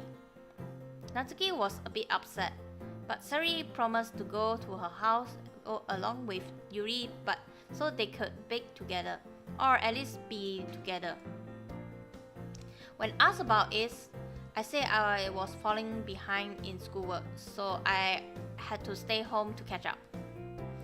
Probably not the best excuses, but still, it's really a date though.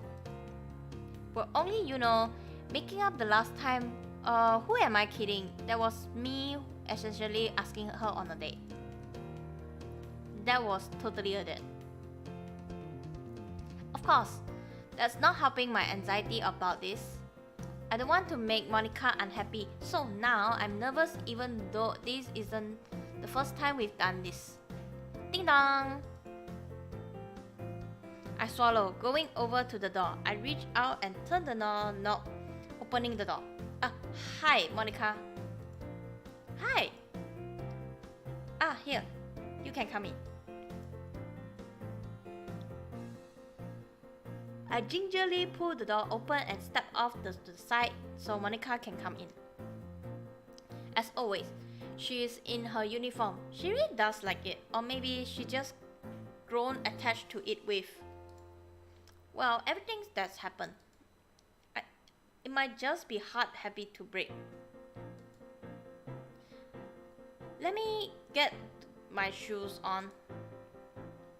I slip on my shoe, trying not to look at Monika, or at least make it look like I'm not. I see her glancing around the room, but I cleaned it earlier today to help distress. Yes, distress. Alright, there we go. I pause, seeing Monika extending a hand down at me. Oh, sorry guys. Sorry. I pressed the wrong one.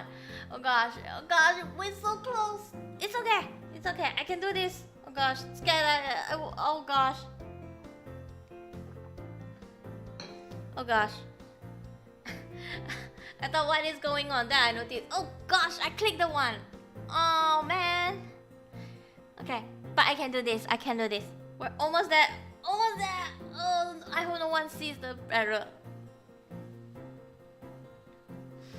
Okay, I pause, seeing Monika extending a hand down to me. Okay, that part here.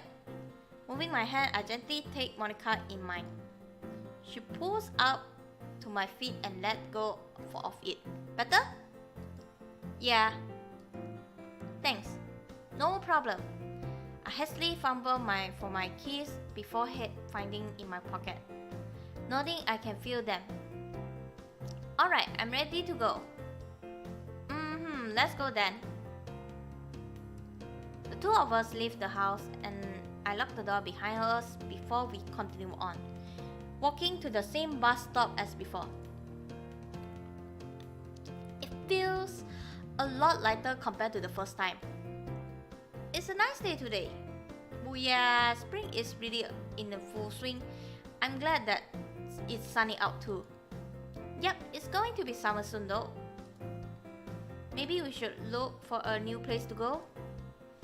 Do you not like the tower?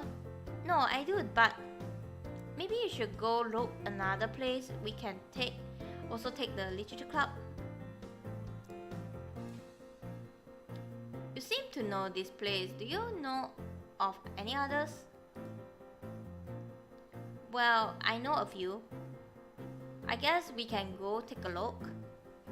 I'm not sure about whether or not they like those places though. I'll have to go with you then. You don't mind, right? If it's for the literature clubs, sure.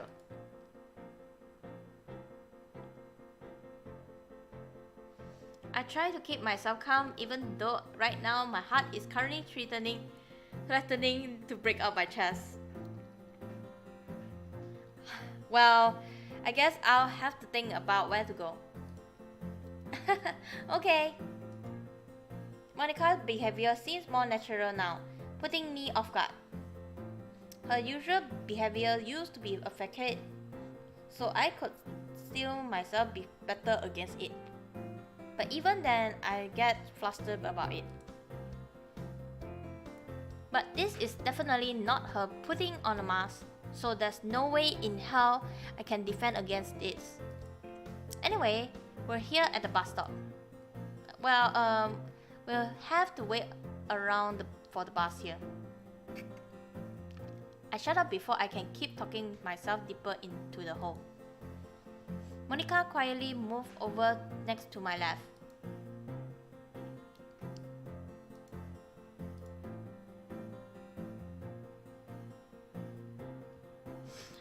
Oh gosh.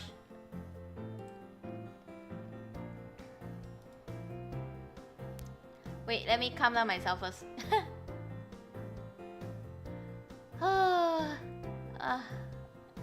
Okay, let me just take a deep breath before I continue first. Okay, let me test something first. Okay, seems good enough. Okay. Okay, it's fine. Okay, it's fine. I mean, just now, I think like what you said, it's kind of laggy. So I just slightly adjusted about it. So now it's fine, I guess. It's fine. Okay. I can feel her arm occasionally brushing against mine and I force myself not to look her away, trying to keep looking ahead, except the bus is coming from the left. My thoughts are put to a stop when I hear humming. The only person could be... What song is that? Oh, it's a tune I write for myself. Does it go with the song you wrote? I didn't write our song to it, so it does. Amazing. It's not that much. No, it's really amazing, Monika. You can do so much. I knew you were learning piano, but you even wrote your own song too? It's probably not very good, but I only started learning it. But there's plenty of room to improve. Yeah, I wish I could be more motivated to do that much. You already are. You put a lot of effort into things already, haven't you? Monika flashes me a knowing smile. It might be that you're not passionate about a lot of things, but when it comes to something you care about, you can do amazing things. I almost jump into the air as I feel something squeeze my hand for a brief second.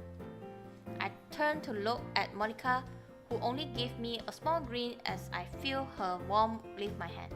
Yeah. Oh, the bus is coming. Both of us board the bus and take a seat around the middle. Similarly to the last time, we go towards the city. We get off the bus at the same spot as before. It looks to be pretty crowded today. There's a lot of people than the last time. This This way we don't get separated, right? I try not to comment about how Monika grabbed my hand out of nowhere. Yeah, but you should have my number. Still, it's be hard to find others, right? Yeah, that's true. Let's go. It's not particularly hard to imagine that Monika might have wanted to do this for a while, but only wouldn't allow herself to, if only because she kept denying herself happiness. Is something wrong? You suddenly stop. Who doesn't, right? Sorry, I just have a sudden worry about locking the house, but I know I did. Monika wanted to do this for a while. The thought of that made my heart skip a bit. Oh gosh, seriously? Oh no gosh, that was so adorable. How could you this adorable? I hadn't quite realized what my thought process logically ended at, but now that it has caught up, everything is now pretty clear to me. It just happened, making my head spin as well. Well, I watched you lock the door, so you don't have to worry. Oh, thanks, Monika. Let's go enjoy ourselves then. Oh, have you had your lunch yet? I had a small brunch earlier since I woke up late today. Alright, let's go get something to eat first. Something light. I look around the area trying to find something to eat. The large amount of people is making it a bit difficult though. Oh, there's something close by though. Hey, Monika, is there anything you can't eat? Probably should cover my base. I'm vegetarian if that's help. Alright, sorry. I think you said it last time, but I forgot about that. Well, I guess. Oh, there's some takoyaki. That sounds good. We head over to the store and order a dozen of them. Ooh, this looks good. Monika grabbed one of toothpick in one of the balls of food and moved into her mouth. Well, wait, Monika. Ow! She dropped the toothpick and the ball she had in her mouth falls back into the bunch. I was about to say that this served hot. Monika lightly knocked herself on the head with a smile on her face. Oops, I forgot. That was incredibly cute. You're supposed to blow on them to cool them down before you eat them. Let's see, which is the one you dropped? I moved my hand to grab the one that she put back in. It was this one. Wait, she still remember? It definitely wasn't that one. She picked it up and blew on it 3 times before offering to me. Say, I'm pretty sure I know the next word she's going to say. Ah! Say, ah! Oh, sweetness overload. Oh, sweetness overload everywhere. Ah! I slowly opened my mouth, letting the takoyaki into my mouth. It's still warm, but cool off at the very least. I bite down with Monika pulling the toothpick out of the ball. How is it? So good. After chewing a few times, I swallow my food. I then grab another takoyaki ball, putting up and blow on it a few times before offering to Monika. Ah! It almost sounded like she warming up to sing or something as I put the takoyaki ball in her mouth. She bites down, eyes glimmering.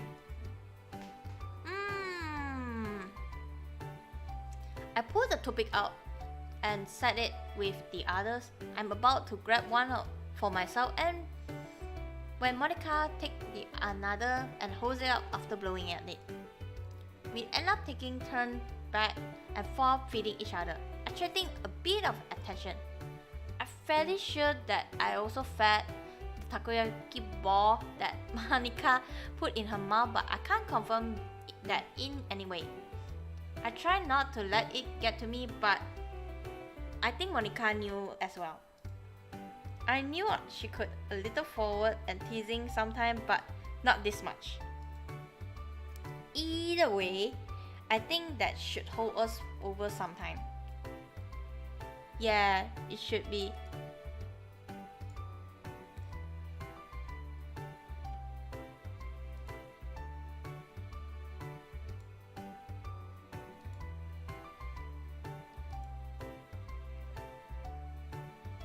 Okay, let's see what else we can do.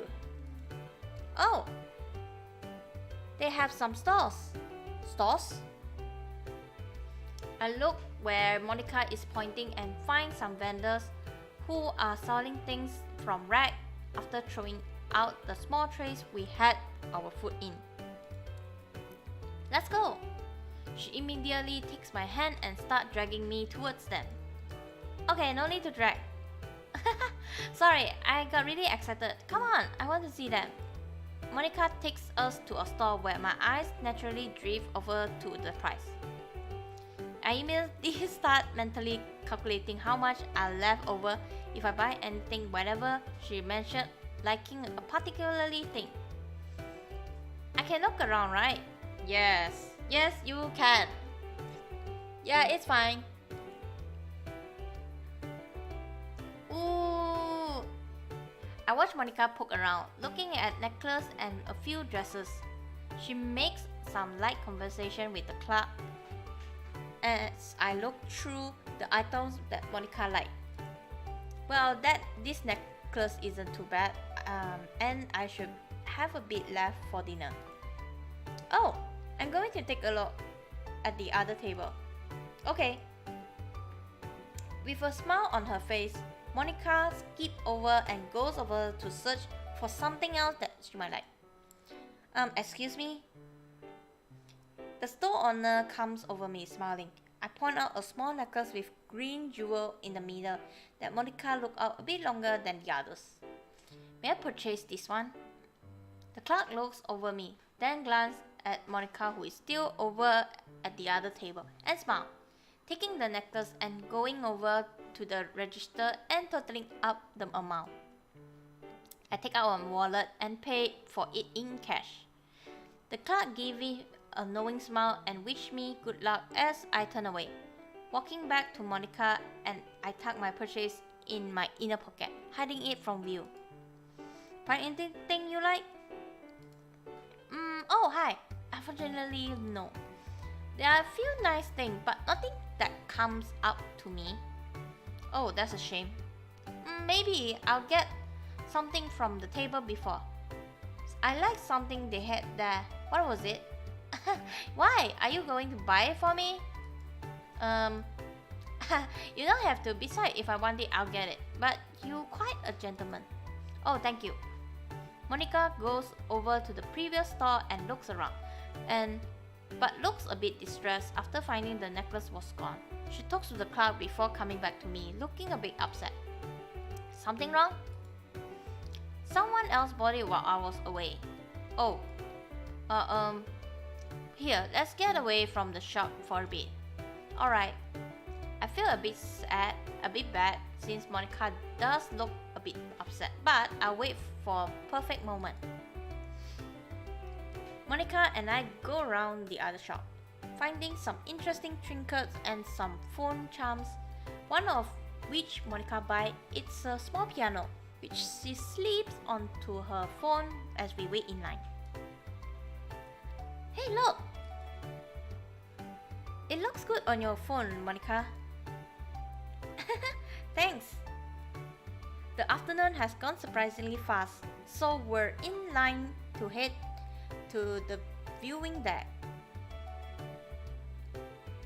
There's quite a lot of people in line, but unfortunately we made it in before the big rush. Okay, here we go. Monika and I stepped into the elevator along with several other people, taking the far back corner since we went in first.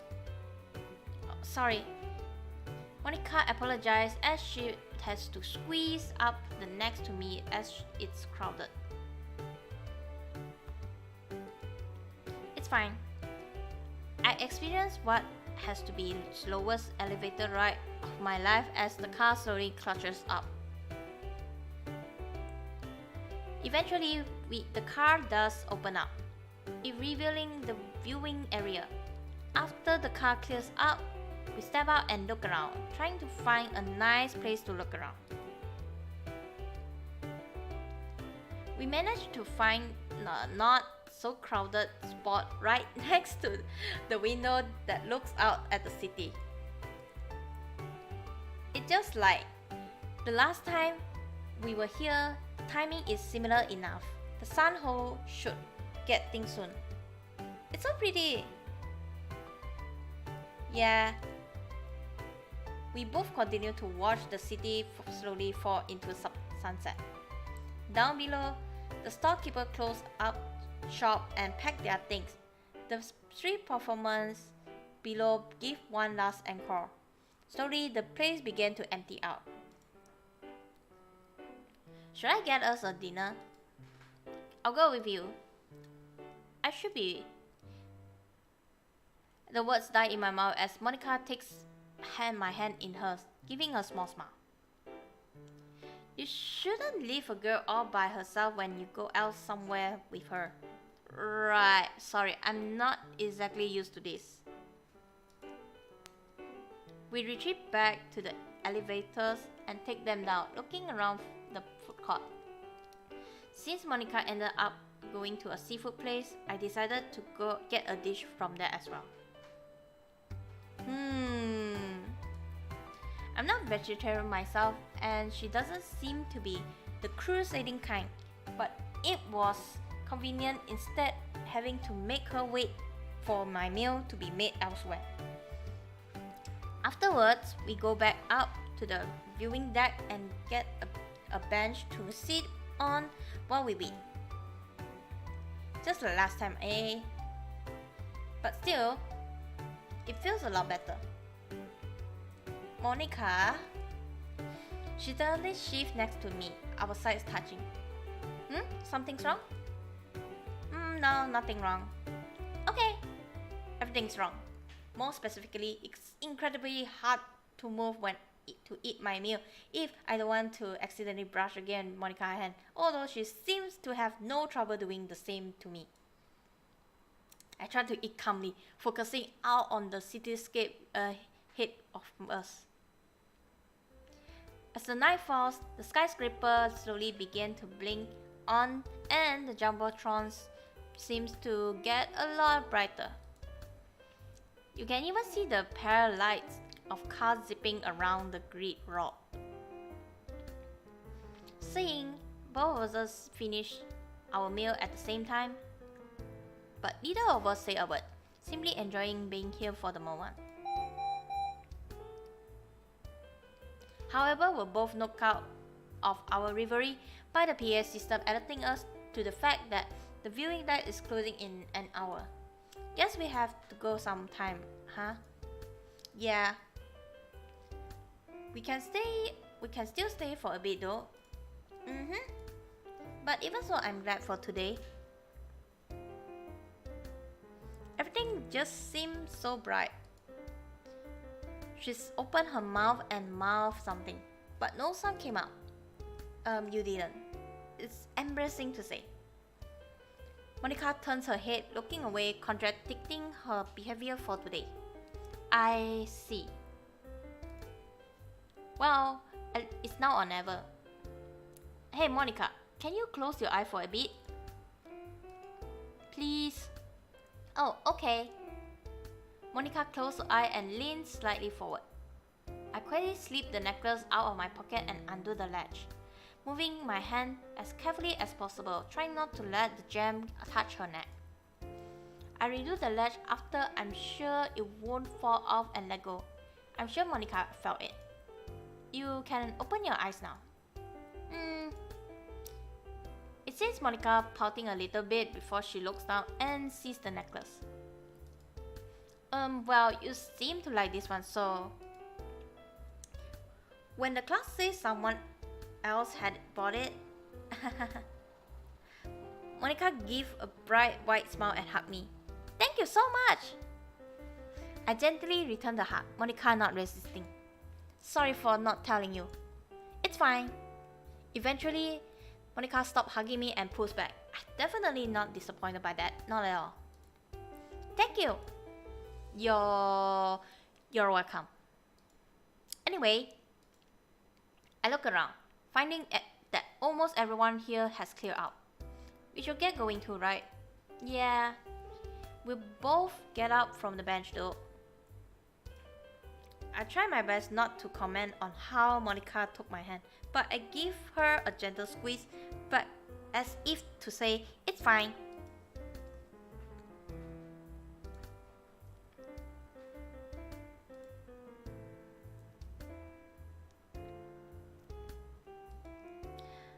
Whoa, you guys seriously? Because just like last time, we go to elevator and head down, walking back to the bus stop. Aww. Monika? I pause, not saying any more as Monika suddenly buries her head in my chest. I'm scared. I wasted so much time, constantly pushing away happiness, not letting anyone in. And today I had so much of it. But now I'm afraid that it's going to vanish. It's a game, right? It's going to come and end someday. It can't be with you like this forever. And even if I can't change things anymore, I can tell. It's almost the end. I push Monika a bit away from myself before using a finger to wipe her tears, looking into her eyes. Monika, listen to me. Isn't it kind of like dying then? I know I'm probably no one to talk, seeing as I'm only in high school, but everything vanishes someday. It doesn't matter if it's real life of a game. In the end, it will disappear soon. So, I gently take her hand in mine. No matter what happens, no matter if everything disappears, it can't change the fact we enjoy ourselves today. And more importantly, it wouldn't change the fact you were happy here with me. And I was happy with you. It can't always be smile. That's just not life, right? But happiness we found here and now, that won't change. So just take it with you. I don't really know where to go from here. Sorry for rambling. No, it's everything I need to hear. Thank you. Sorry. Domi. So how's your song coming along? I think after tonight, I know how to end it. The ending of that song has bothered me for some time, but I know what should go there now. I see. Before Monika can say anything more, I hear the bus slowly chugging along behind us. Here's the bus. We both quietly board the bus and start on our journey home. About 10 or so minutes in, Monika leaned her head onto my shoulder. Her hair tickled my neck, and her cheek gave an odd feeling of warmth as we go along. I'm also fairly sure that she's wearing the peach scented perfume. Monika, I give her a light prod.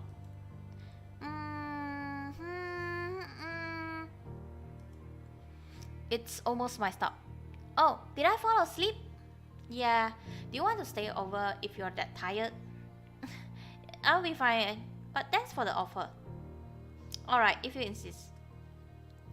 I reach over and pull on the cord when it's my stop to get up from my seat. Good night, Monika. Good night. See you tomorrow.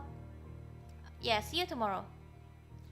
I get off the bus at my stop and watch the bus go off, waving to Monika until I'm sure she's no longer see me, and continue watching until I can't see the bus anymore. Suddenly lights are off, likely having already gone to sleep. We did stay out later than last time after all. Tomorrow, huh? Tomorrow! I walked back to my house, unlocked the door, stepped inside, and locked the door behind me. I better prepare for the grilling of a lifetime tomorrow. Tomorrow! But I think it will be worth it. I got to see a genuinely sincere smile on Monika's face, and she started accepting being happy. I can wholly hope that despite Monika's fear, we have at least a little bit more of time. Even it's all a game, surely it can't end that fast, can it? But regardless, whatever happens won't change today. And it's with that I can keep moving forward. When I wake up the next day, I feel oddly groggy. I pretty messed up my sleeping schedule with how late I'm stay up. I quickly put myself through morning routine, showering, brushing teeth, breakfast. When I see the clock, I easily 20 or so minutes behind. Slipping on my shoe, I see I managed to mismatch my socks. Whatever, not like everyone will notice. I grabbed my bag for the day and ran out the door. Remember to lock it behind me before making the sprint to school. It's a bright and beautiful day actually. The sun is shining bright. Only a few thin clouds in the sky, blocking out the sun from being too hot. There's a nice breeze that comes every so often, helping me from sweating up a storm. There's still students coming to school as well. I can still remember those days at the start. I used to envy those couples, those groups of friends, wondering when it will be my turn to find people like that.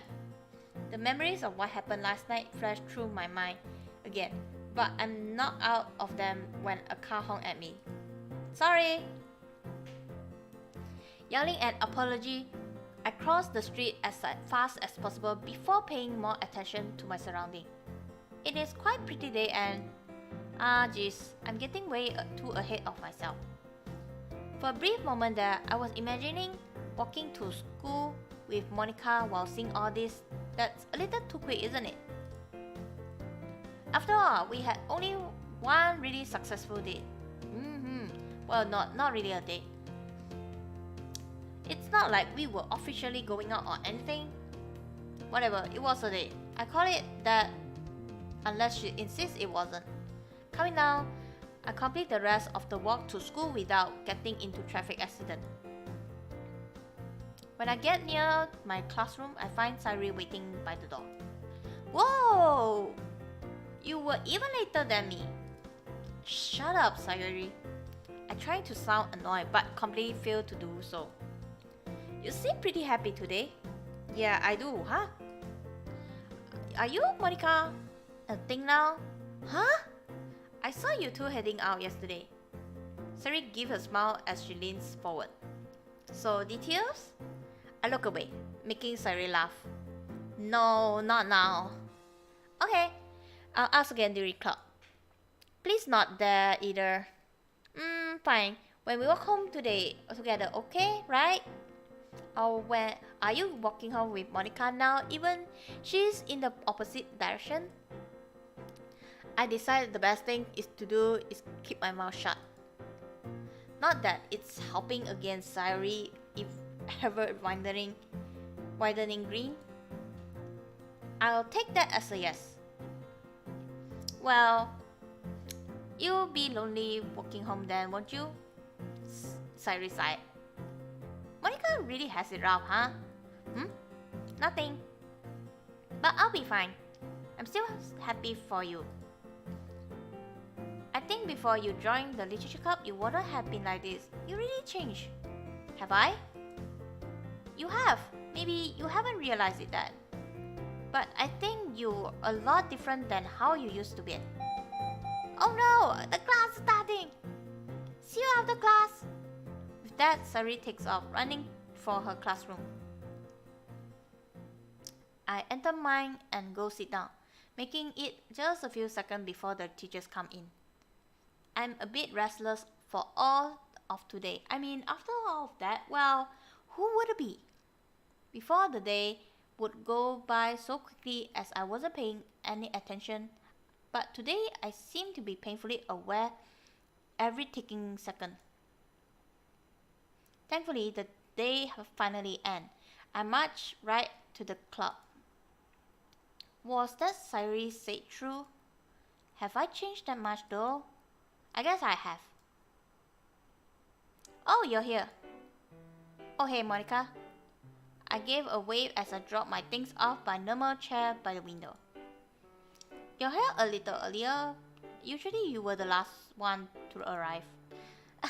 Well, I thought I should set a better example as club president. Monika walks over to me, joining me by the window. I'm glad you got home alright. Thank you. But I'm still a bit scared because I can sort of feel it, that the end is here. Okay, she knows it. She knows it.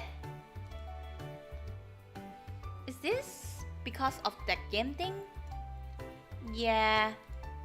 We don't have a lot of time left, do we? No, I don't think so. I know that Monika has cut some paper in her hand. How much longer do we have? I don't know. I thought it might come when we share a song, but I'm scared it will be sooner than that. No, I think it will be fine. What makes you say that? Yeah, every time I've come close or I thought I've achieved some happiness, it always gets taken from me so quickly. I'm scared it's going to happen again. I gently take Monika's hands in mine. I'll be with you until then. Thank you. Hey! Both of us turn to look at Sairi, who's entering the room with the others, and we quickly let go of each other's hand. Oh, did we interrupt something? No. Anyway, if we're all here, let's start the club activities. How is everyone's songwriting going? The rest of the day flies by after that. I look out the window occasionally, finding it's suddenly gotten quite foggy. That's strange. It hasn't rained at all, and I don't think the forecast called of any. It's really thick too, almost like it's impenetrable. I notice Monika looks at it and seems to be disturbed at it, but looks away. And that's all for today. See you tomorrow, everyone. Something caught in my throat here. Make sure Monika gets home safely. Goodbye. See you tomorrow, Monika. Yeah, see ya. The three of them live together. Monika opened her mouth and moved her arm as if to catch one of them by the sleeve and stop them, but doesn't. Goodbye. Monika? It's the end. Can you see it? The fog? Well, I guess you could describe it as that. Maybe more like a fade out. Monika smiles, holding on to that paper she had the whole day. Can I ask you something? Sure, what is it? I'd like for you to read the lyric of my song.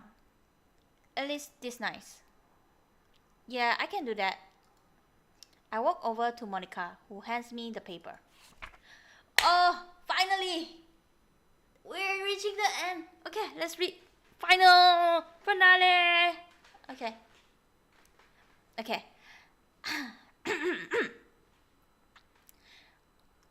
My reality. Every day I imagine a future where I can be with you. In my hand is a pen that will write a poem for me and you. The ink flows down into a tug puddle. Just move your hand. Lead the way into his heart. But in this world of infinite illusion, what will it take just to make that special day? What will it take just to make that special day? Have I found something that I won't lose today? When you're here, everything that we do will never fade away. When I can't even read my own feelings, what good are words when a smile says it all? And if this world suddenly has a finale, then I will make sure to go with no regrets. Does my pen only write bitter words for those who are dear to me? In the end, I suppose all I can do is to live and see. The ink flows down into the dark puddle. How can I write love into eternity? If I can't hear the sound of your heartbeat, I'll just believe in your sincerity. And in your reality, if someday you disappear, I'll wait right here. The song. How to sing? Every day I imagine a future where I can be with you. Dun, dun. Wait, that's the one. In my hand is a pen that will write a poem on me and you. Oh gosh, she really write that one. It's beautiful. I really like it.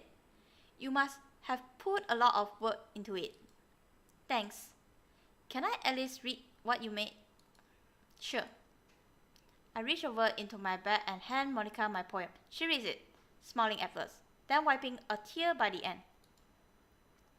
So that's how you feel? Yeah. Wait, let me take a screenshot.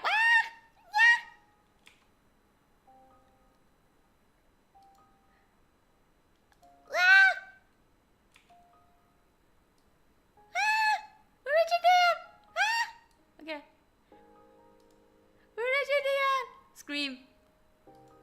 Finally!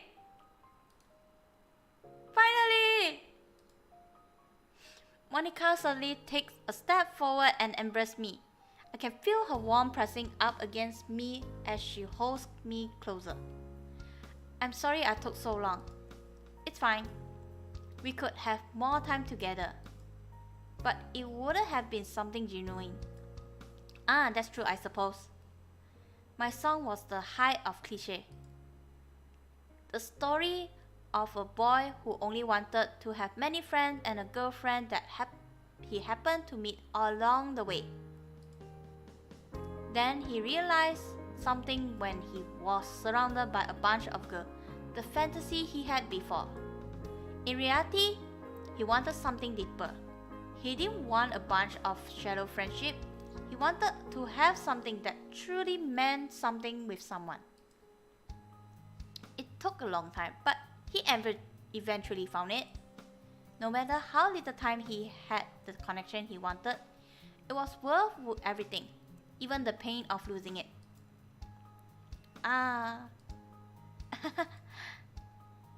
It's time to wake up, right? That's right, Monika did say that it's a mod. It doesn't change reality like a dream. You still want to take this back with you, right? Then believe that you can. Even it seems like it won't happen. I will. The glance around again. The fog that's swallowing everything is already past the wall of the classroom. And you know, Monika, I don't know what's going to happen afterwards. It might be even that we forget everything of all the progress I've made get reset. If that's so, I don't know if you remember everything, but Monika gave an enigmatic smile as if she was sending a message through me for a second. I know you come for me again. Promise me that? Yeah. I'll definitely help you out again, Monika. Monika, there's so much I didn't get to say or do with you, but that one thing I would definitely say is, I love you.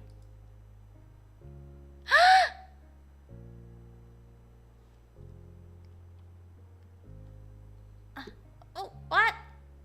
What? What? Wait. Wait, I don't get to choose? What do you mean I don't get to choose? Wait, what do you mean? What?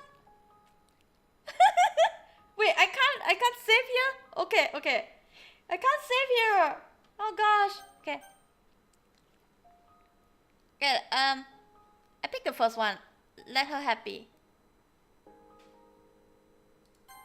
I love you too. I'm glad I was able to say those words. I won't have any regret. For a second, I feel like I zoned out. Maybe the shock is getting to me. I pressed Monika a little closer to me, hoping it will drag out the precious few seconds we have left. If there was any moment that I could have the power to stop time, this would be it.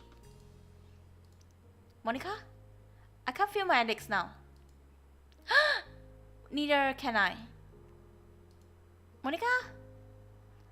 I feel her shifting a little bit in my embrace. Suddenly Monika is looking at me dead in the eye. She leans her head forward. I can feel the numbness slowly crawling up my spine. So this is going to be like my last chance to do anything like this. I close my eye and lean forward, pressing my lips against her. There's a hint of cherry taste as I pull away. Thank you. Yeah. This is the last thing I have to say. Monika? Monika pulls a bit away again, smiling. I didn't want our last moment to be held too tightly like that because in these last few moments with you, I want my last sight to be you and only you. The numbness is already at my neck, like the end of being pushing on us. I'm surprised I'm taking it so calmly. But it's probably half shock and half the fact Monika is at least here with me. You too. What idiotic words to say. Those might have been my last word. I should have said something else. But Monika smiled, a real genuine smile on her face. In that brief moment, I witnessed something brighter than all the stars in the heaven combined. Even it was only for a single and ephemeral frame of time, I'm glad I could have seen it before it's all over. Goodbye. Goodbye. Goodbye, Monika. Right after we say our final goodbyes, everything fades away into a white nothingness. Even my very thoughts have the curtains have fallen down upon them, leaving nothing, not even dust nor echoes.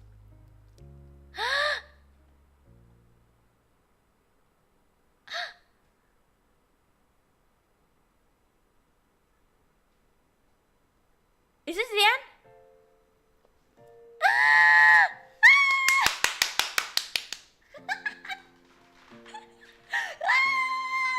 Yes! After 7 hours of after 7 hours of struggling,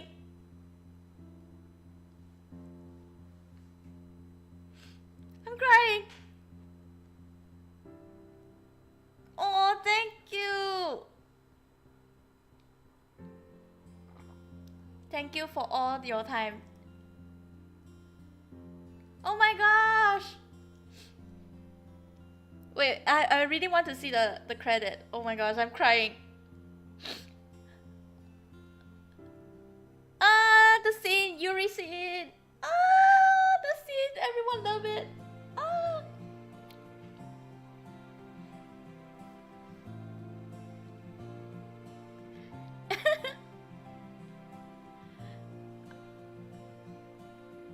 Oh, Sairi! Sairi!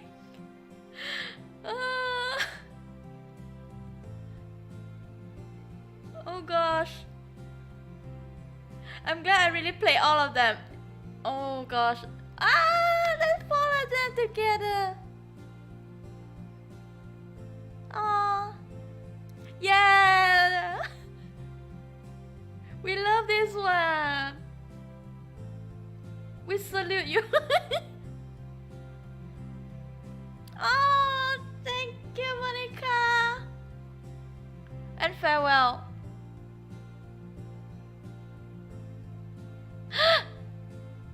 Oh no! Oh no!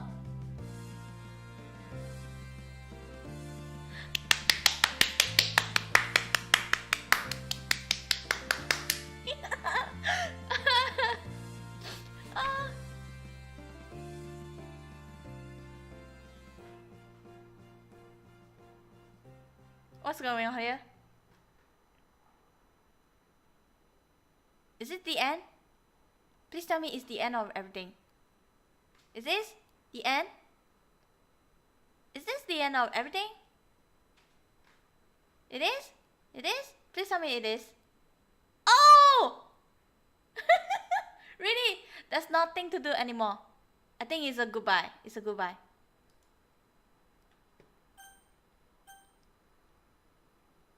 No, that's wrong. If you're so sure.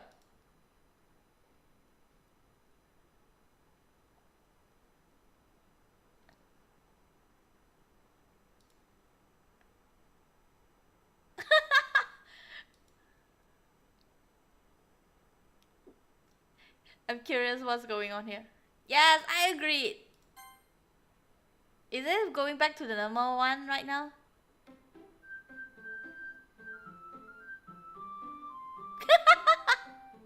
We're back again. Wait. Wait. Oh, she's back.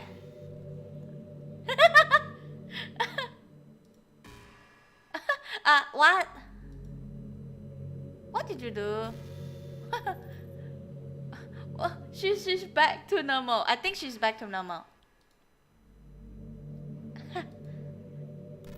I think she's back to normal at the beginning.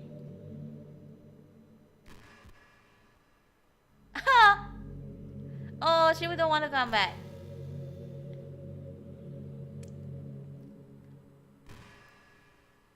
But I still came back to save you when started. Okay, okay, this is the beginning. Oh, wait, I guess both mine and her memories all gone from here.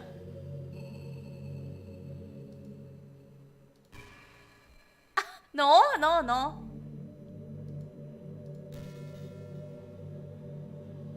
Yep, that happened.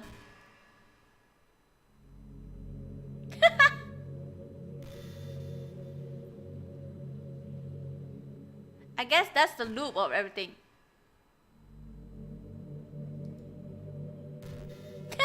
She back to the beginning.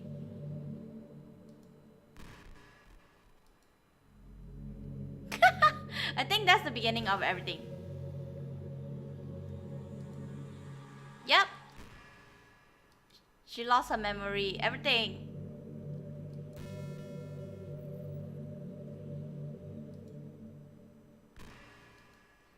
I mean, who doesn't asking the same question, right?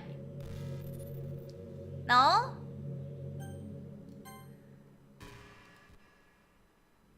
No?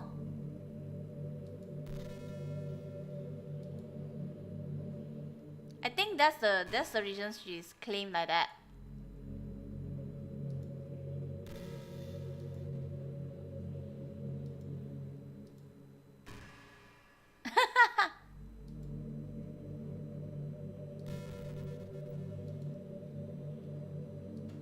Well, we already know the yours.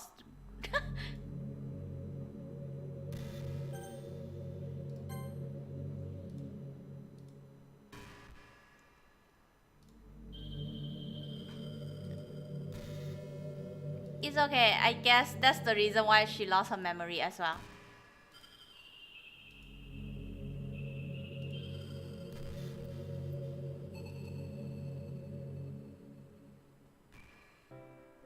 Okay, so first of all, I guess that's the end of everything, including Monika Route. I guess we already done what we needed to do. So yeah, woo, whoa, whoa, whoa, whoa, whoa. Oh, woo. Wow, 7 hours and 30 minutes. That's a break new record. Okay, so anyway, thank you all for coming. And the next and final day for the DDLC month is actually I already put a hint there, a hint about in Twitter. But I guess you all kind of know what is this already. It's a muscle buff ski. Literally everyone become like really buff, that kind. Really become a buff. So yeah, everyone will understand what's going on in that special mode, which will be, let me check, 2 days. Is it 2 days? Right, 2 days. Sunday. Let's hope Sunday I don't have anything to do. Okay, I'm sure it will be Sunday. So right. So first of all, thank you all for coming. I know during the this whole ride is like, wow, that's so fun, right? But at the same time, we get to know what is going on between all of these girls, including Monika herself, which actually she become the programmer herself, but actually she's not. So now, I know it's already this late. So first of all, thank you all for coming. I know you bear with me for really long time already. So, let me see. Friday. What Friday? Probably Sunday, which is 2 days later. I'll be playing the another mod, but it will be quite a short, so it's fine. It's one shot. So don't worry about it. So thank you all for coming. I know it's a really long playthrough, but really thank you all. Really thank you for your really long stay, and I'm really glad you all stay with me, even though it's been 7 hours and 30 minutes when we break the record already. And yeah, so, and hope you all have a sweet day, a great day, and even a sweet dream. So thank you all for coming, especially everyone here, Yuri fan, Sushi, and even the people who just came by, Strawberry, Max, and a lot more. Seriously, a lot more people who does coming, and Cookie as well, and also Ultimate Place who just came by, and suddenly he's somewhat asking himself what is going on. So yeah, it's fine. So really thank you, and so I guess we are ending our purist mode right here, right? So Asa, thank you for coming, and I hope to see you in another 2 days, which is the final day of July, and we will end everything in that one day. Bye bye.